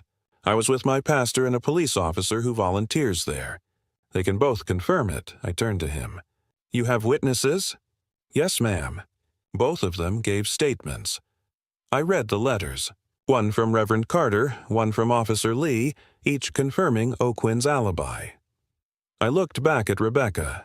Do you have anyone who saw him near your home that night? She hesitated. No, but I heard him outside. I know his voice. Ms. Duran, I said, memory is fragile. Anger can change what we think we hear. In rare cases, I make a phone call from the bench. This was one of them. I picked up the phone and asked the clerk to dial the number for Reverend Carter. When he answered, I put it on speaker. Reverend Carter, this is Judge Sheindlin. Do you recall Mr. O'Quinn being at your church the night of March 12th? Yes, ma'am, he said. He was introduced to the congregation that night by Officer Lee. He stayed for the full service. Thank you, Reverend. The courtroom was silent. Rebecca's face went pale. O'Quinn just closed his eyes and exhaled. I hung up the phone. Well, I said softly, it seems we found where the truth was hiding. Rebecca tried to recover. Your Honor, he's manipulating them. He's fooled everyone. No, Ms. Duran, I said firmly. He didn't fool anyone. You did, including yourself. You let anger tell you a story, and you believed it. She looked at me with tears of frustration. I just wanted to be heard. You were heard, I said gently. You just weren't believed, and there's a difference. I took a deep breath. Here's the ruling. Your claim is dismissed, Ms. Duran. Mr. O'Quinn has provided credible evidence, and you have not. She started to speak, but I raised my hand. No more. This case is over. Then I turned to O'Quinn. Mr. O'Quinn, you won your peace today. Don't waste it by turning this into another war. Pick up your belongings, walk away, and leave this pain behind. He nodded quietly. Yes, Your Honor. After they left, I sat for a while in the empty courtroom. The light coming through the window had softened. The tension had dissolved, but something still lingered. The echo of two people who once cared, now bound together only by bitterness. I've seen this story too many times. People think justice will erase pain, but justice doesn't heal. It only clarifies, and sometimes that clarity hurts more than the lie. If you were Rebecca, would you have filed the report, knowing it might destroy someone's life? If you were O'Quinn, would you have found forgiveness, or would you have carried the wound of being falsely accused? It's easy to call yourself a victim. It's harder to admit when pain turns you into something else. Truth doesn't need to shout. It just needs to survive the noise. That day, truth survived. But it left behind two people who learned that sometimes being right isn't enough to make you whole. Some cases are about strangers. Some are about neighbors. But the hardest ones are when family stands across the aisle from family. That morning, two people walked into my courtroom. A woman, graceful but weary, and a young man, proud, defensive, refusing to look her in the eye. Adria Villardo versus Frank Villardo, I read aloud. Plaintiff is suing for $2,200. Money paid to bail the defendant out of jail. He looked annoyed, almost bored. She looked heartbroken, and in that moment, I knew this wasn't just about money. It was about respect, gratitude, and the painful debt called freedom. Adria Villardo, 48 years old. A hairstylist, independent, caring, and by all accounts a woman who tried to hold her family together. She had married Frank's father 10 years earlier, and though she wasn't his biological mother, she'd spent years trying to earn his trust and his love. Frank Villardo, 27. A computer designer, creative, intelligent, but with a streak of arrogance that often made trouble. He saw Adria as an intruder in his family, a woman who took over his father's house. But family ties are strange things, because when Frank was arrested, it wasn't his father who answered the call. It was Adria. Frank had been arrested for shoplifting and driving with a suspended license. A stupid mistake, but one that could cost him his job and reputation. In that cold-holding cell, he called the one person he thought would help, not because he loved her, but because he knew she would. "I need your help," he said quietly. "I'm in jail." Adria didn't hesitate. She borrowed money from a friend, drove to the courthouse, and paid $2,200 to the bail bondsman. That night, he walked out free. He said thank you, and then he disappeared. When they entered my courtroom, you could almost see the distance between them, not measured in feet, but in years of unspoken resentment. "Mrs. Villardo," I began. "Tell me why you're suing Mr. Villardo." She kept her voice steady. "He's my husband's son. He was in jail. I paid $2,200 to get him out. He promised to pay me back when he got his paycheck. It's been a year." I turned to him. "Mr. Villardo, is that true?" He leaned back, arms crossed. "I didn't ask her to pay. She did it on her own. If she wanted to help, that's on her." I tilted my head slightly. "So you didn't want to get out of jail?" He paused. "I mean, I did, but I would have gotten out anyway. My stepmother rushed into it. Did you tell her not to?" "No. Did you tell her you'd pay her back?" I said maybe, but I didn't mean I owed her. And that was it. The sentence that told me everything I needed to know. "Mr. Villardo," I said calmly, "do you understand how bail works?" He shrugged. "I guess so. She pays, I get out." "Right, she pays. You get out. You enjoy freedom while she carries the debt. That doesn't sound right, does it?" He smirked. "She didn't have to. Neither did your mother when she fed you as a child, but I assume you still ate the food." He stopped smiling. "Sir, the law doesn't punish kindness. It enforces fairness. And fairness says you repay the person who paid for your freedom." I asked Adria a question. "Why did you help him?" She looked at him with sad eyes. "Because he's family. Because his father loves him. And because no one else answered the phone." Her voice broke slightly. "I didn't do it for gratitude. I did it so he wouldn't rot in a cell." He looked away. I caught a glimpse of something on his face. Not guilt exactly, but discomfort. A flicker of shame fighting with pride. "Did you ever thank her?" I asked. He muttered, "Yeah." "Did you mean it?" He didn't answer. "Mr. Villardo," I said, "you said if she hadn't paid, someone else would have." "Who exactly?" He hesitated. "My mom, or my girlfriend." "Did either of them show up that day?" "No." "So, in reality, she was the only person willing to help you." He nodded, reluctantly. "And you think that makes her foolish?" He tried to answer, but I didn't let him. "You're wrong. It makes her loyal. Something you clearly don't understand." I picked up the papers and looked directly at him. "Here's what's going to happen, Mr. Villardo. You will repay Mrs. Villardo the full $2,200. Not because she forced you. Not because you like her, but because you owe it, morally and legally. He shifted, visibly frustrated. I continued, "You can stand there and pretend pride, but the truth is simple. Freedom isn't free. Someone paid for yours, and today, that bill comes due." I struck the gavel. Judgment for the plaintiff. After they left, I sat for a moment watching the door close behind them. I've seen families fight over inheritance, over lies, over love, but nothing stings like fighting over gratitude. Because gratitude, once it's gone, takes love with it. Adria walked away from that courtroom with $2,200, but what she really won was peace. She no longer owed him anything. Not money, not patience, not another ounce of belief. If you were Adria, would you have answered that phone call?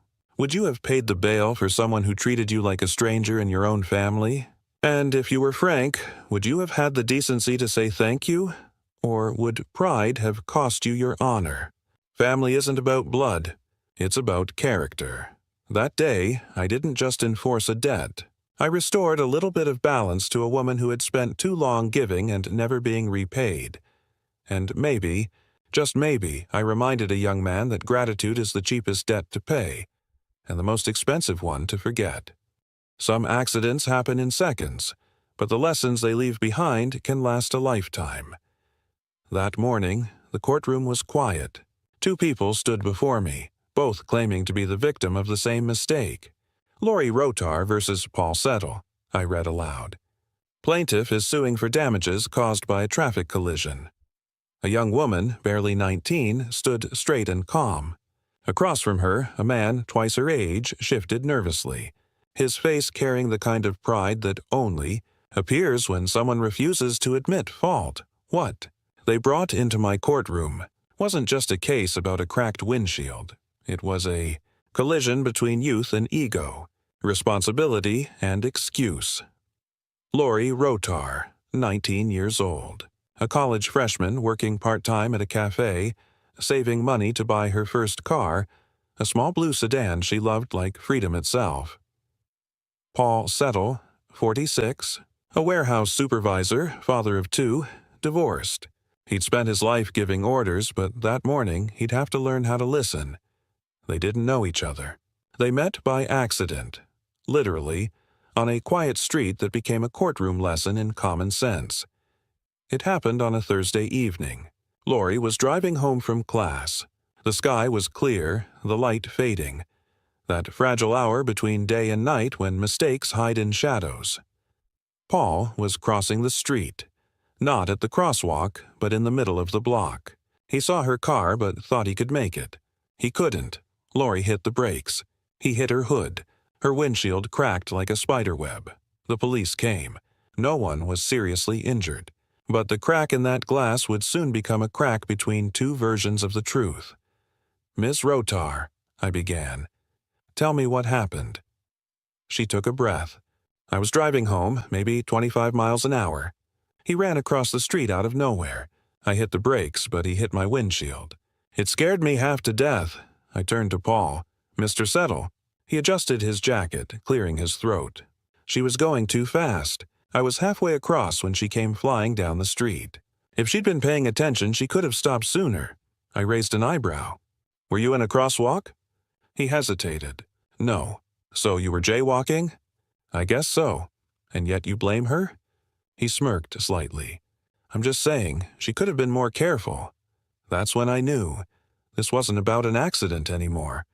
It was about accountability. "Mr. Settle," I said, "you're 46 years old. You've been walking for 45 of them. You know where crosswalks are, don't you?" "Yes, ma'am." "And you know you're supposed to use them?" "Yes. So why didn't you?" He shrugged. "I was in a hurry. I dropped my wallet across the street. So your wallet was worth risking your life. And hers." He didn't answer. The silence said enough. I turned to Lori. "Ms. Rotar, how fast were you going?" "About 25, maybe 30. "And the speed limit?" 25. So maybe you were a little over." She nodded. "Yes, I probably could have slowed down sooner." I appreciated her honesty. In that small confession, I saw more maturity than in all of Paul's excuses combined. I leaned back and looked at both of them. "Here's the truth," I said. "When you're behind the wheel, you're almost totally responsible for anything you hit, even stupidity." Lori blinked. Paul frowned. "But," I continued, "the law doesn't reward carelessness either. You, Mr. Settle, had no right to cross the street where you did. And you, Ms. Rotar, had a duty to drive as if someone might make a bad decision, because people often do." I saw both of them nod, each realizing that responsibility isn't something you share by choice. It's something reality assigns you. "Here's my judgment," I said. "The total damage to the windshield is $500.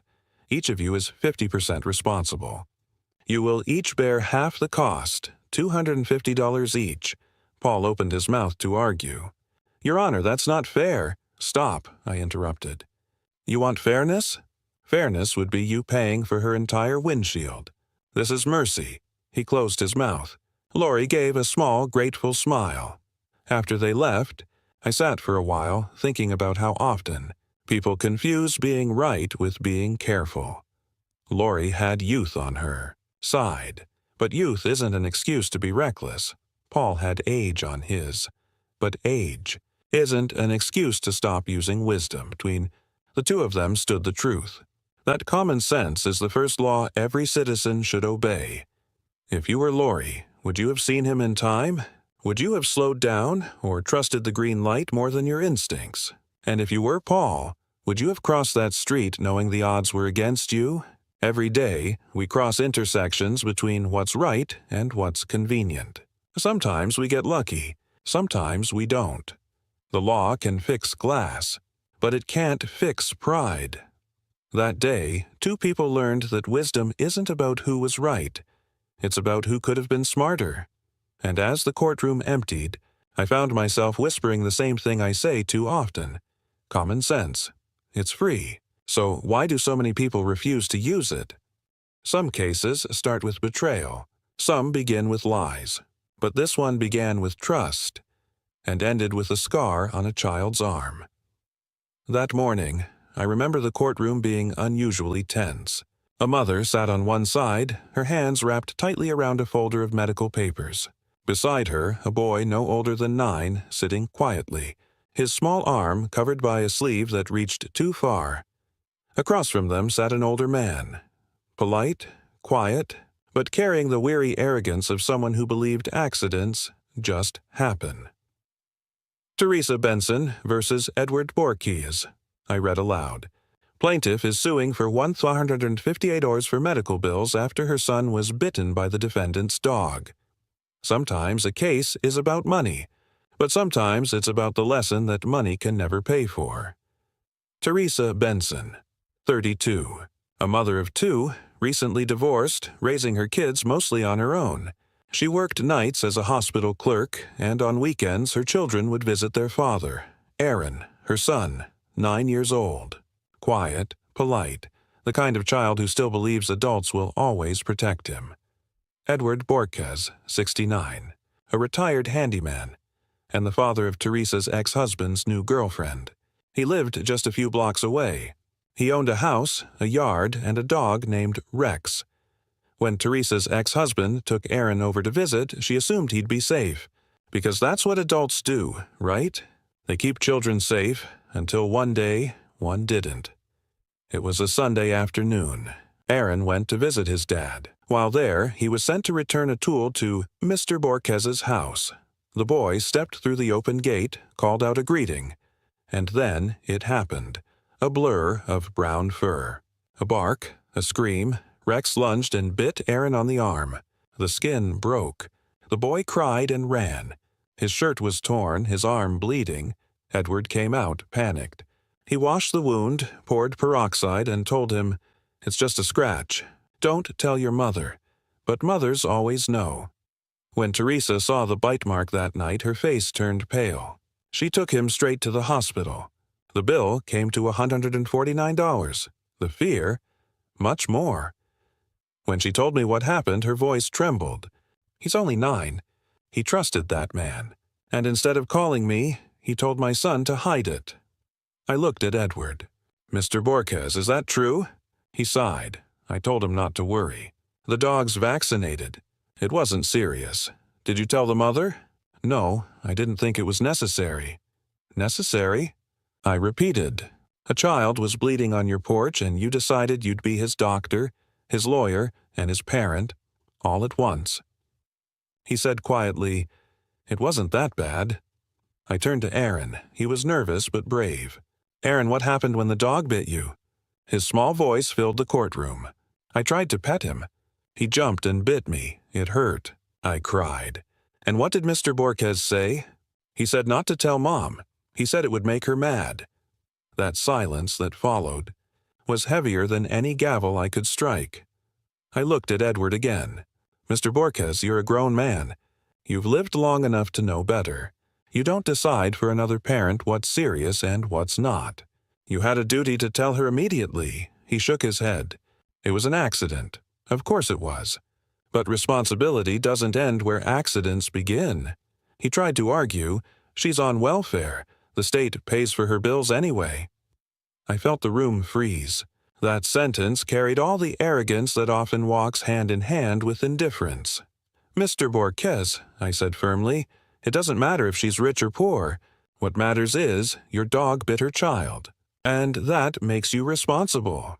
Sometimes children say things that adults should have said first.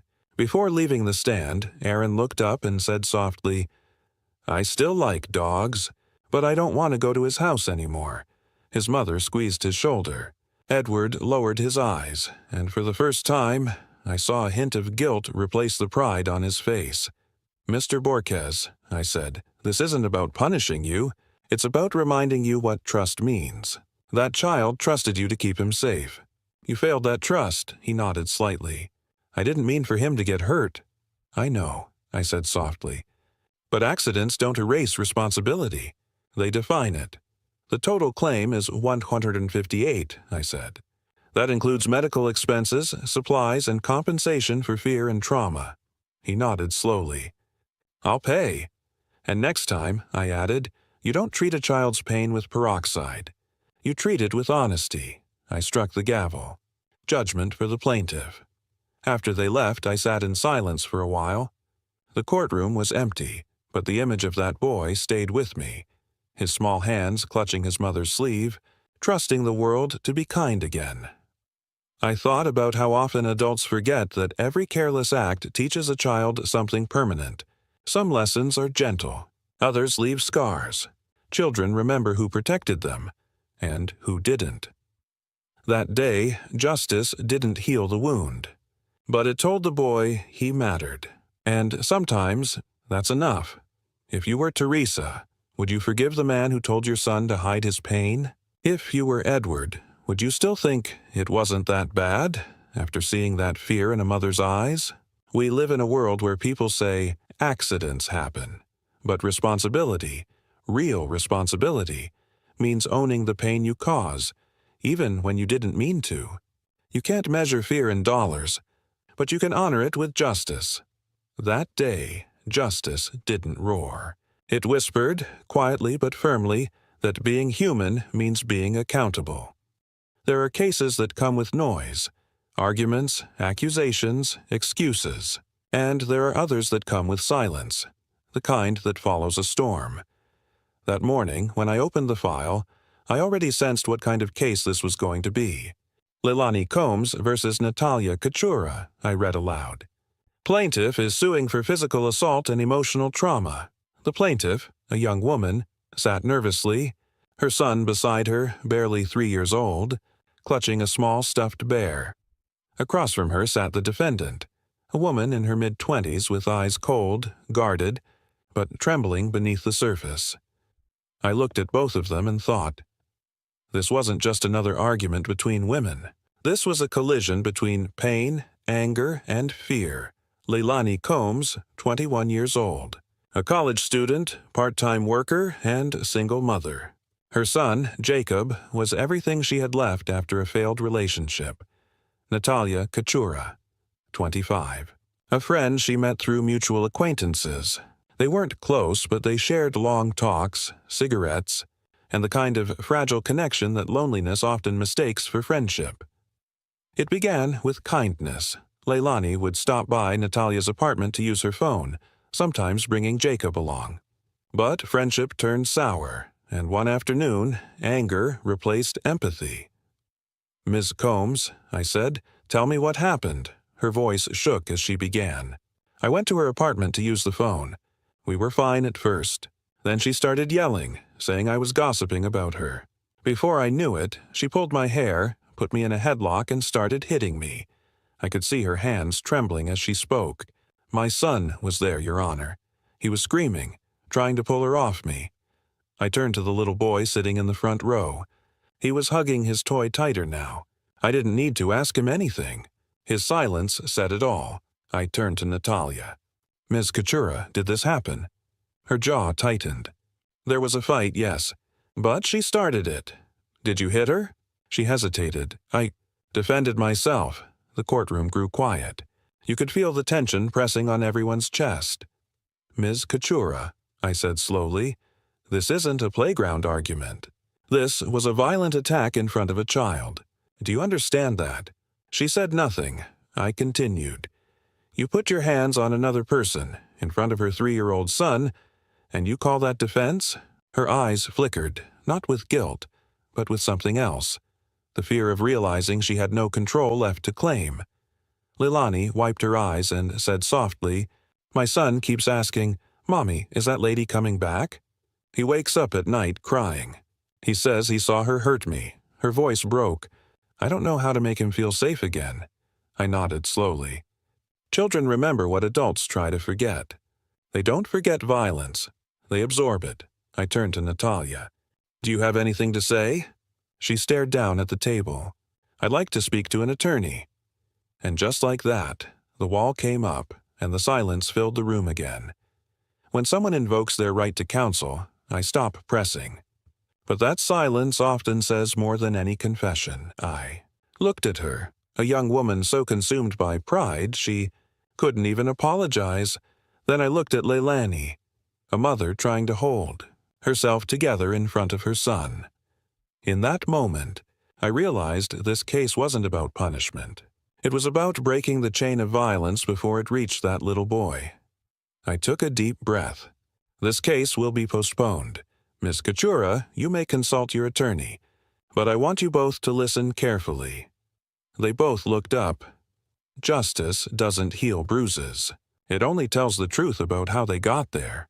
If you want peace, you'll have to find it outside this courtroom, in the choices you make after today. After they left, I stayed at my bench for a while. Sometimes silence lingers longer than arguments. I thought about Jacob, that small child who had seen too much. He didn't understand what assault meant. He just knew his mother was hurt, and the world wasn't as safe as he thought. I thought about Natalia, too, and how anger, once unleashed, rarely stops where it's meant to.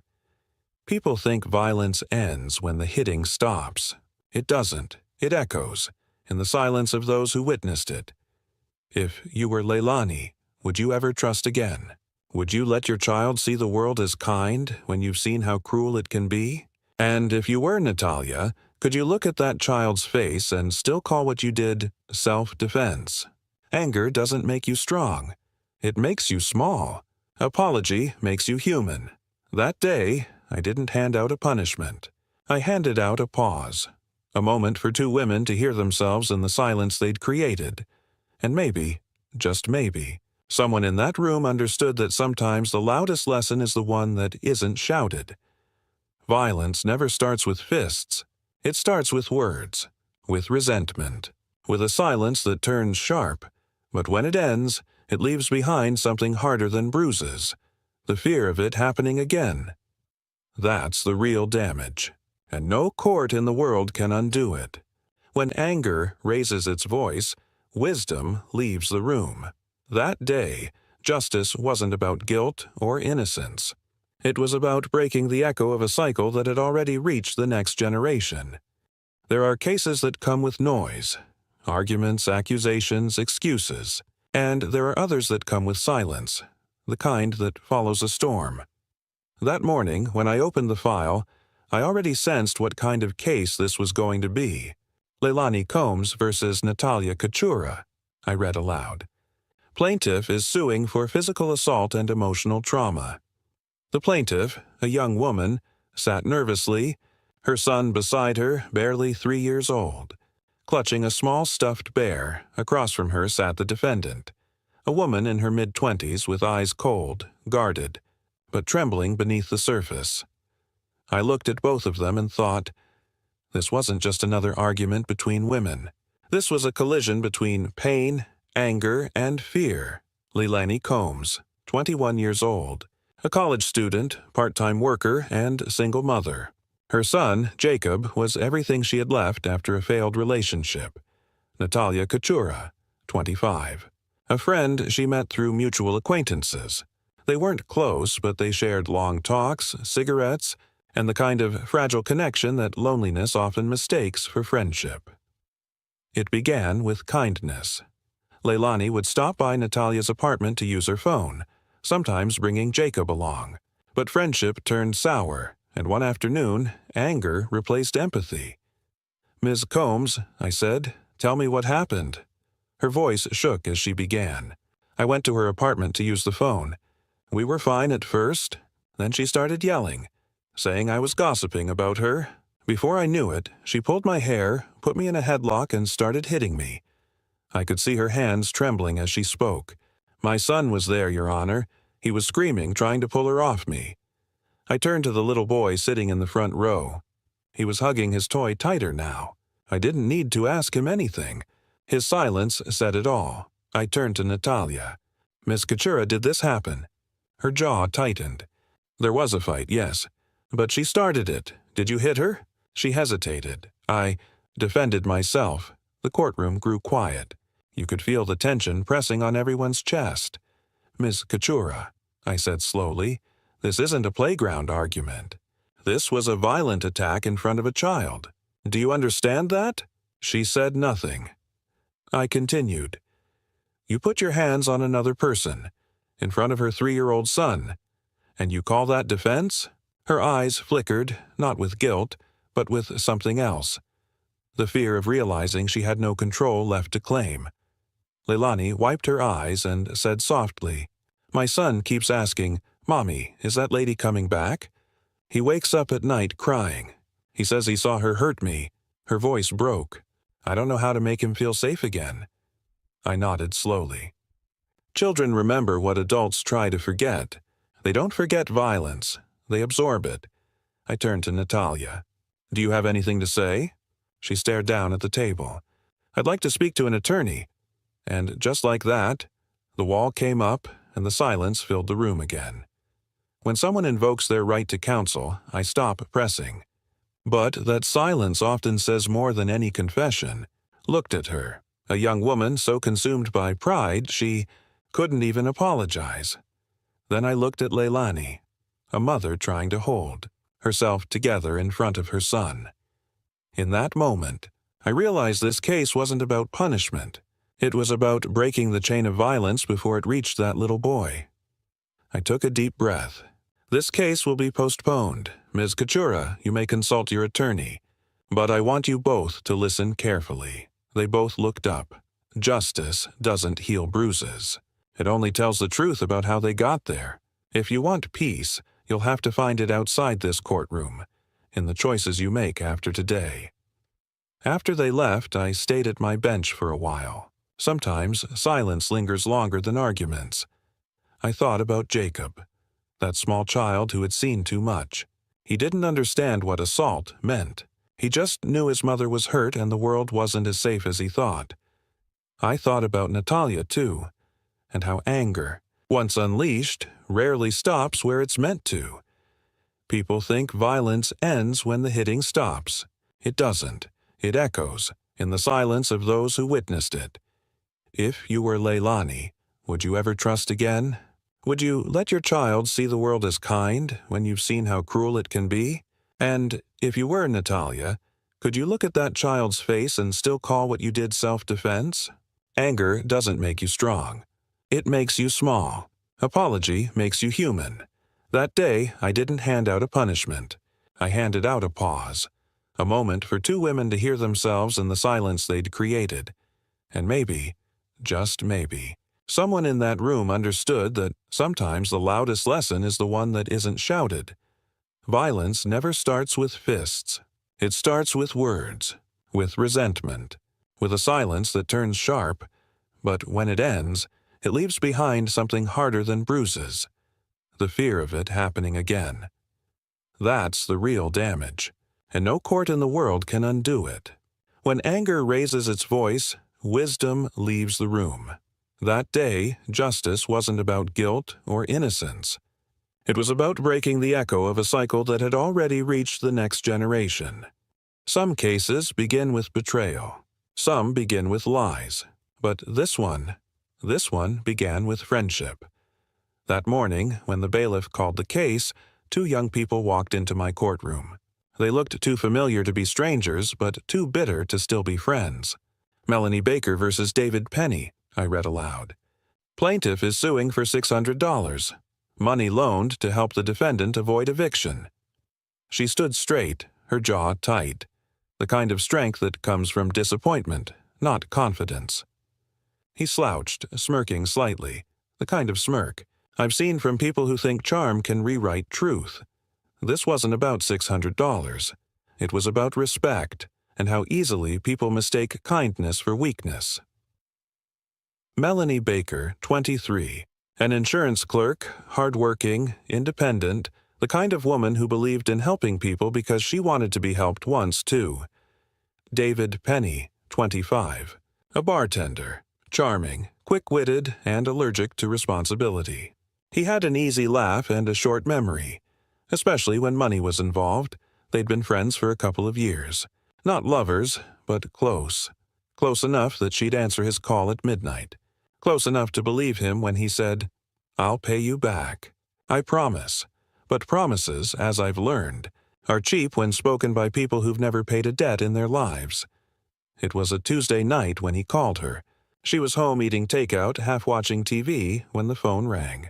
"Mel, it's me. Listen, I need a favor. Just for a few days. I'm behind on rent. My landlord's threatening to evict me. I swear I'll pay you back next paycheck." She hesitated. Not because she didn't trust him, but because she'd heard that same tone before. The voice of someone who knew exactly which strings to pull. But in the end, she said yes. Because that's what good people do. They help. She took $600 from her savings, handed it to him the next morning, and said, "Don't make me regret this." He smiled, hugged her, and said, "You won't. I'm good for it." He wasn't. Weeks passed. No repayment. No calls returned. Then one night Melanie saw David at the bar where he worked, laughing, buying drinks for others. She confronted him. He shrugged. "I'll get you your money." "Chill out." A week later, she learned he had started dating her best friend.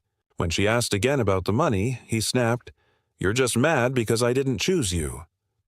That was the moment friendship ended, and the lawsuit began. "Ms. Baker," I began, "tell me why you're suing Mr. Penny." She held her ground. I lent him $600 so he wouldn't be evicted.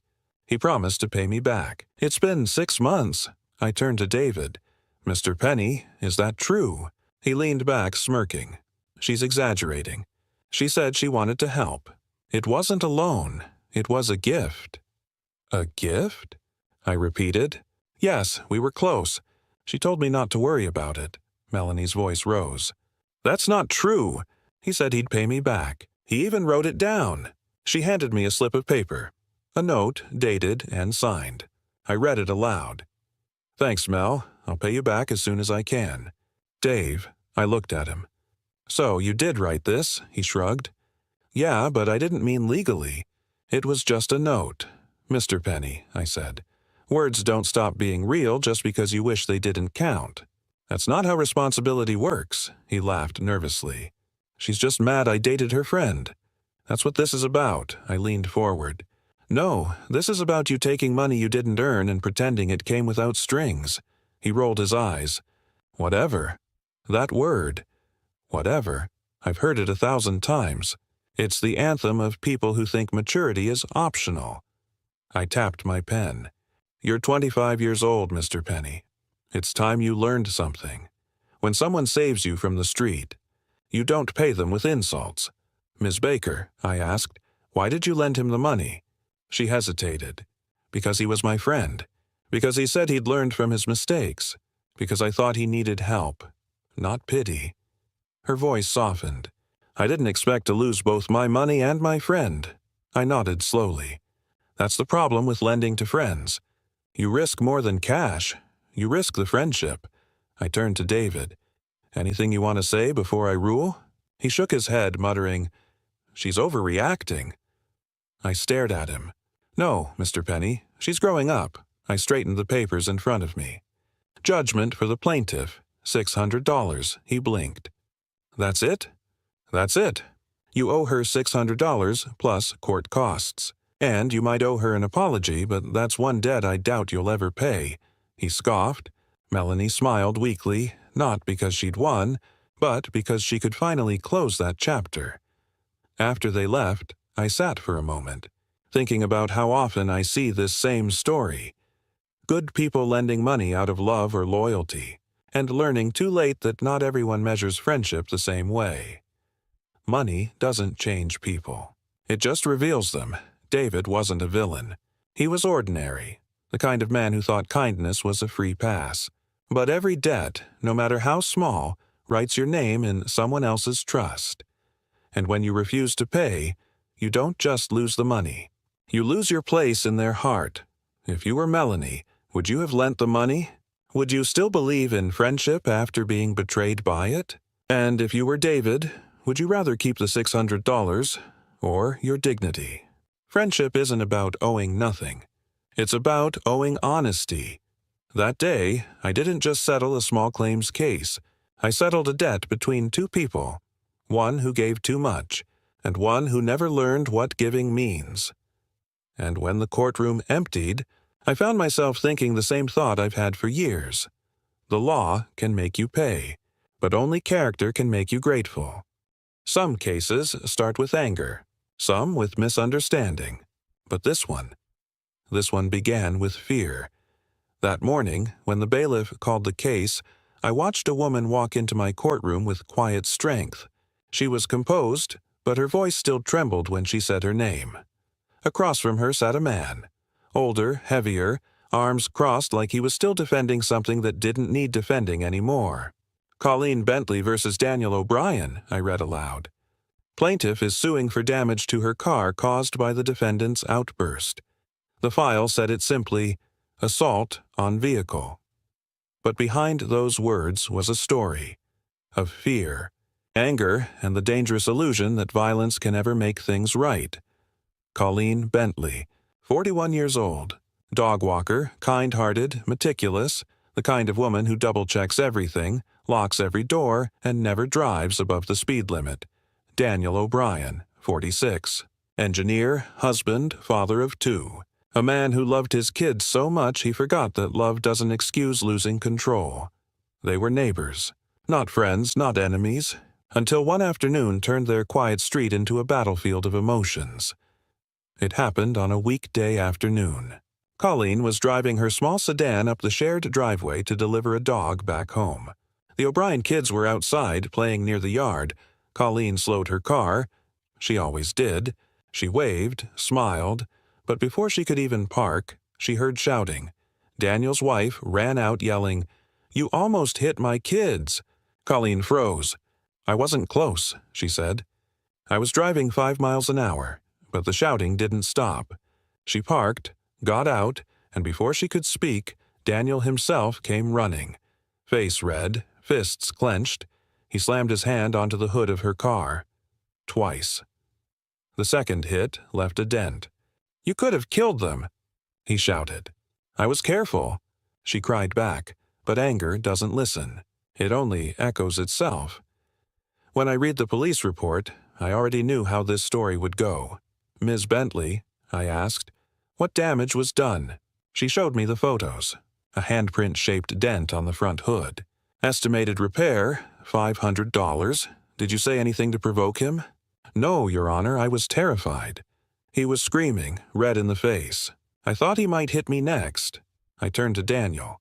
Mr. O'Brien, is that true? He hesitated. I hit the car, yes, but I was scared. My kids were playing right there. She came too fast. How fast?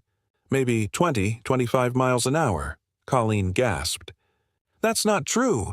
There's a stop sign at the corner. I slowed down. I looked at Daniel. 25 miles an hour isn't speeding in most places.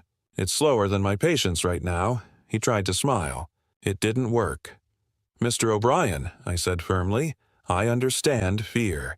Fear makes people do strange things. But fear is not a license to destroy property. He started to protest. I was protecting my kids. I cut him off. You protect your kids by teaching them safety, not by breaking things when you panic. He lowered his eyes. And for the first time, I saw not anger, but shame. I asked him, Did your wife ever tell you to calm down? He nodded. She tried. I didn't listen. Why not? He sighed. I thought I was right. There it was. The real truth. Not fear, not protection. Pride. Fear often comes with love. Pride comes with ego. And when they meet, they make people justify anything, even violence. I turned to Colleen. You didn't fight back? No, Your Honor. I got back in my car and called the police. That answer, quiet as it was, carried more strength than Daniel's fists ever could. She continued. I wasn't angry. I was disappointed. I walk his dog sometimes. I thought he knew me. Her voice cracked. He scared me, and he didn't even apologize. Daniel looked down again. You could feel his regret crawling up through the silence. I looked at both of them, and for a moment, I imagined what his children must have seen. Their father shouting, hitting, teaching them that anger is louder than patience. Then I said quietly, Mr. O'Brien, your fear might have been genuine, but your reaction was not justified. Your children were never in danger from Ms. Bentley, but they were in danger of learning from you. He swallowed hard. Judgment for the plaintiff. $500. Then I added, and Mr. O'Brien, pay her the money. But, more importantly, apologize. Not because I said so, but because your kids need to see what accountability looks like. He turned to Colleen and whispered, I'm sorry. She nodded once, and for the first time, the courtroom felt lighter. After they left, I sat for a while, thinking about how easily fear turns into fury. Fear is supposed to protect us, but when it goes unchecked, it becomes the very danger it meant to prevent. Daniel wasn't a bad man. He was just a man who'd let his emotions drive faster than his judgment. And Colleen, she reminded me that courage doesn't always shout. Sometimes it simply stands still and refuses to break. If you were Daniel, would you have done the same? Would you have let fear take the wheel? And if you were Colleen, would you have found forgiveness for the man who turned his panic into pain? Anger feels righteous until you see what it breaks. That day, I didn't just see a dent in a car. I saw a dent in a man's pride, and maybe, just maybe, the start of his redemption. Sometimes justice isn't about punishment. It's about reflection, and the quiet hope that people will do better once they've seen themselves clearly. Some cases are about betrayal. Some are about money. But this one started with grass. It sounds ridiculous, doesn't it? 2 grown men, neighbors, standing in front of me arguing about blades of grass. But it wasn't really about grass. It was about respect, pride, and how quickly small annoyances can grow into something poisonous. David Scully versus Timothy Metcalf, I read aloud. Plaintiff is suing for assault following a dispute between neighbors. Both men stood tall, arms crossed, jaws tight, as if we were about to start round 2 of whatever battle had begun on their lawns. I looked at them and thought, here we go again. Another case where ego mows faster than reason. David Scully, 45 years old. Truck driver, hard-working, direct. The kind of man who says what he means and expects others to do the same. He lived alone in a small suburban house, took pride in his yard, and spent weekends cutting grass and washing his truck. Timothy Metcalf, 43. City employee, married, father of 2. He prided himself on order, his driveway clean, his bushes trimmed, his world neat. Until one day, someone's grass clippings blew into that world and neatness turned into chaos. It started like this. David mowed his lawn on a windy afternoon. Some grass blew onto Timothy's driveway. That's it. That's all it took. Timothy came storming out. "Hey, you're blowing grass all over my property." David turned off the mower. "Relax, Tim. It's just a few clippings. I'll clean it up later." But pride doesn't wait for later. Timothy's wife came out, grabbed a broom and started sweeping angrily while muttering under her breath. David chuckled, and that right there was the spark. "What's funny?" Timothy snapped. "Nothing," David said. "She just looks like she's mad at the grass." And just like that, reason left and temper took over. Timothy marched across the yard. David told him to back off. Voices rose, words sharpened, and in an instant, fists replaced words. David said, "He hit me in the head with his phone. I stumbled back. My ear was bleeding." Timothy said, "He mocked my wife. He cursed at her. I lost my temper. I didn't hit him with the phone. I just pushed him. When I read the police report, it confirmed what usually follows pride. 2 statements, 1 truth somewhere in between, and a neighborhood too small for both. Mr. Scully," I said, "why did you laugh?" He shrugged. "It was just stupid. It's grass." She was sweeping like it was gold dust. I turned to Timothy. "And you thought that was worth hitting someone over?" He clenched his jaw. "He disrespected my wife. I was defending her. By hitting your neighbor with a phone." He hesitated. "I didn't mean to hit him that hard." I sighed. "Mr. Metcalf, you're not supposed to hit anyone at all." He looked down. For a second, his pride wilted like the grass he'd been mad about.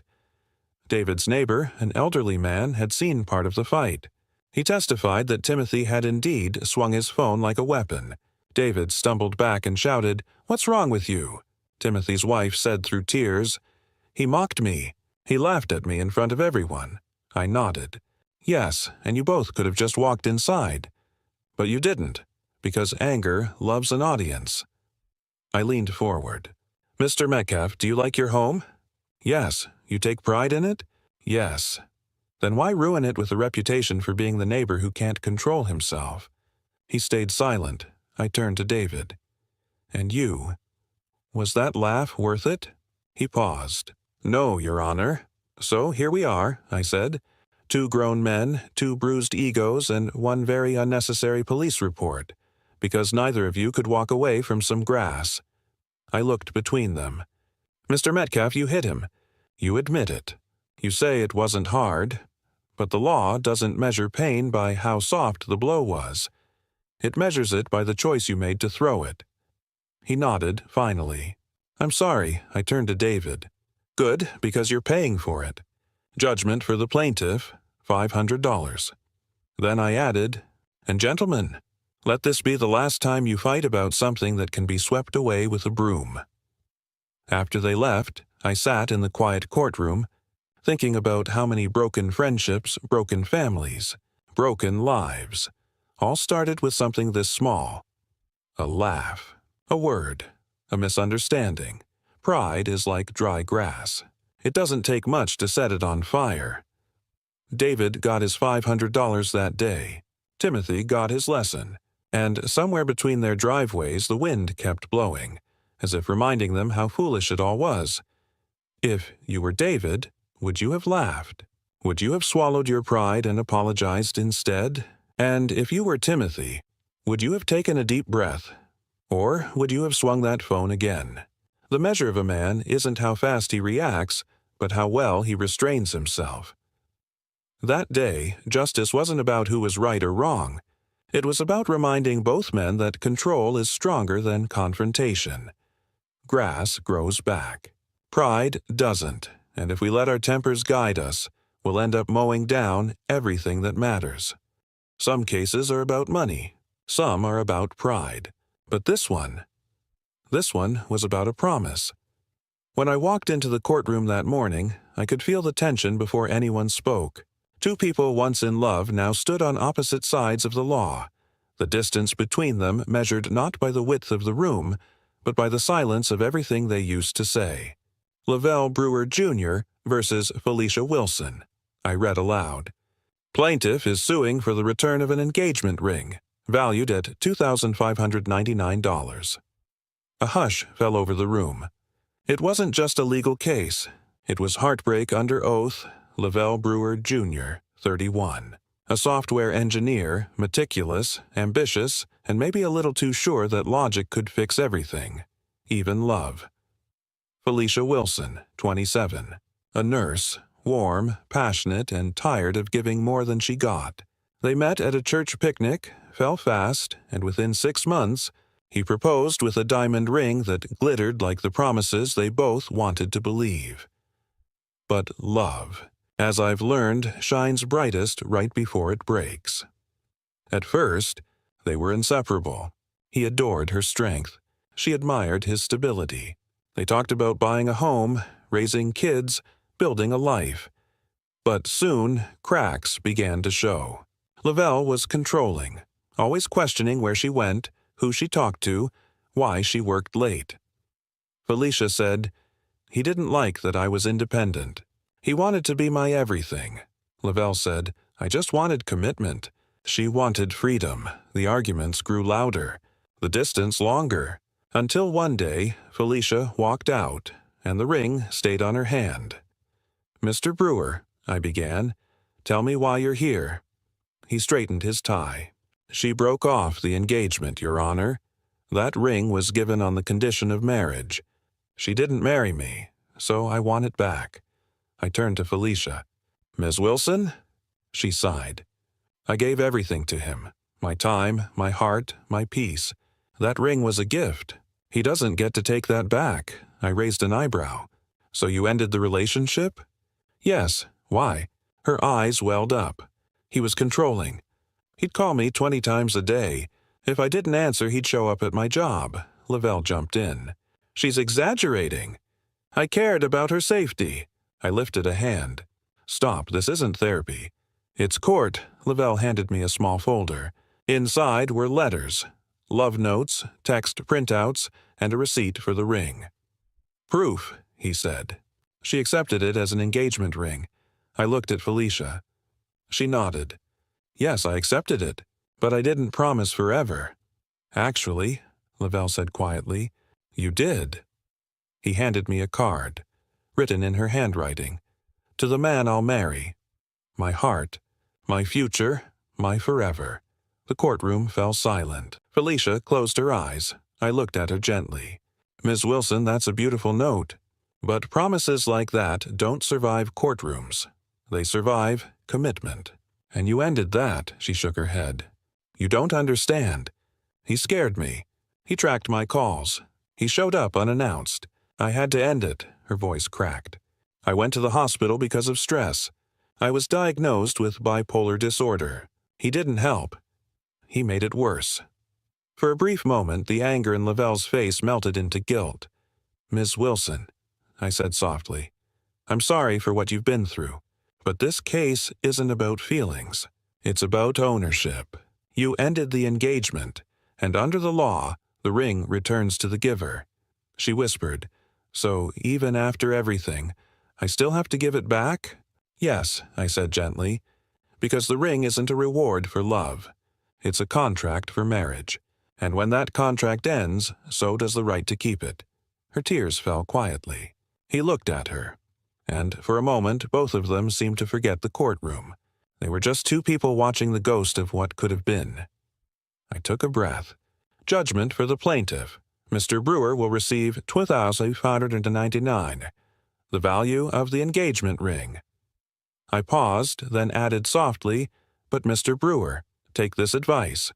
You can get your ring back, but if you don't learn from this, you'll lose something far more valuable next time. Yourself." He nodded. Felicia wiped her tears, and in that fragile silence, justice and heartbreak stood side by side, two things that never truly balance, but must coexist nonetheless. After they left, I sat alone. staring at the empty seats. It's never easy, watching two people who once said forever stand in front of me like strangers. The law is clear. An engagement ring is a conditional gift, given in contemplation of marriage. If that marriage doesn't happen, it must be returned. But clarity doesn't make it easier. Because behind every diamond is a story that once sparkled just as brightly, until someone forgot to take care of it. If you were Lavelle, would you fight for the ring or for closure? And if you were Felicia, would you return it easily or hold on to it as the last piece of what was once love? The law can return a ring, but it can't return what was lost between two people. That day, I didn't just settle a lawsuit. I closed a chapter for two people still standing in the ruins of what they once built together. And as I left the bench, I thought to myself, the heart may break in private, but in my courtroom, it still has to tell the truth. Some cases are about betrayal. Some are about greed. But this one was about a board game, a toy, a piece of cardboard and plastic worth $375. And yet, by the time this case reached my courtroom, that toy had destroyed a friendship that neither side could ever play back again. Marcy James versus Ben Morgan, I read aloud. Plaintiff is suing for the return of a collectible board game and damages for emotional distress. The plaintiff, young, focused, with the intense calm of someone trying hard not to explode. The defendant, casual, dismissive, smirking as if this was beneath him. But the thing about small cases is this. They often reveal truths far bigger than the claim. Marcy James, 24 years old, a vintage toy collector, not rich but passionate about preserving memories. Every game she owned told a story, and one of her favorites was a 1971 Brady Bunch board game, a rare piece from her late mother's collection. Ben Morgan, 24, a film student, creative, charming, and careless. He was the kind of man who could talk his way out of trouble but not think his way out of responsibility. They were friends, not close enough to fall in love, but close enough to trust each other with the things that mattered. Or so she thought. It started at a party. Ben hosted a film night at his apartment, and Marcy brought her prized Brady Bunch board game for fun. Just something light, nostalgic. The night was loud, messy, and like most things involving too much wine and too little caution, it ended in chaos. When Marcy left, she forgot the game. When she came back to get it, Ben said, "Relax, I've got it. It's safe here. Safe." That word would soon feel like a joke. A few days later, Marcy called to pick it up. Ben said he couldn't find it. A week later, he told her he still had it, but refused to return it. "You broke my camcorder," he said. "I'm keeping your game until you pay for the damage." She was stunned. "What are you talking about?" He said, "You got drunk at the party. You fell with my camera. It's ruined." She denied it immediately. "That's not true. I never touched your camera." But Ben was firm. "You broke it. You owe me $400. Your game covers it." When the case came to me, the tension between them was thicker than the air. "Ms. James," I said, "why are you suing?" She answered simply, "He took my board game and refuses to give it back. It's worth $375. He claims I owe him for a broken camera that I never touched." I turned to Ben. "Mr. Morgan?" He smiled. "She did break it. I saw it on tape." I leaned back. "On tape? You have video evidence?" He hesitated. "Well, not exactly. The footage is gone. The tape broke when the camera fell." "Then how do you know she did it?" "She was the only one near it." Marcy interjected, "There were 20 people in that room." He shrugged. "And you were the drunkest." I looked at him unimpressed. "So, Mr. Morgan, your claim is that she broke your camera, but you have no proof, no witnesses, and no tape?" He nodded. "Yes, ma'am." I turned to Marcy. "Did you damage his property?" "No, Your Honor," I nodded. "Good, then this is simple." Ben smirked. "You're just going to take her word over mine?" I smiled faintly. "Absolutely, because her story is consistent, and yours sounds like it was written by someone who thinks common sense is optional." He rolled his eyes. "Whatever. That word again. The anthem of irresponsibility. Mr. Morgan, I said, you don't get to keep someone's property just because you think they owe you something. This isn't the Wild West. We have laws. He tried to argue. But it's not fair. I leaned forward. Fair? Fair would have been you returning her game the moment she asked. What you did wasn't fairness, it was punishment. And you don't get to punish people just because you feel wronged. He sat back, sulking. I turned to Marcy. What's so special about this game? Her eyes softened. It belonged to my mom. She died when I was 16. We used to play it together every Friday night. The room went still. Ben's smirk faded. She continued. It's not about money. It's about the only thing I have left from her that still feels alive. For the first time, Ben looked ashamed. I took a deep breath. Here's my judgment. Mr. Morgan, you will return the Brady Bunch board game to Ms. James immediately. If it's damaged or missing, you will pay her the appraised value, $375. He opened his mouth. I stopped him. And before you say anything, remember this. Being right is not the same as being righteous. You owe her respect, not revenge. Marcy nodded quietly, and for the first time that day, her expression softened. Justice doesn't always heal, but it helps you breathe again. After they left, I sat for a moment, staring at the photo of the board game in the file. A silly little thing, colorful, old, almost childish, and yet, that game had done something extraordinary.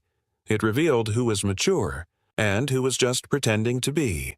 People often say, it's just stuff. But it's never just stuff. It's what those things represent. Trust, care, memory. If you were Marcy, would you forgive a friend who turned your loss into leverage? And if you were Ben, would you realize that sometimes the most expensive thing you can lose isn't money? It's the way people see you? Possession may be 9/10 of the law, but decency is the other 10th that keeps us human. That day, I didn't just return a game.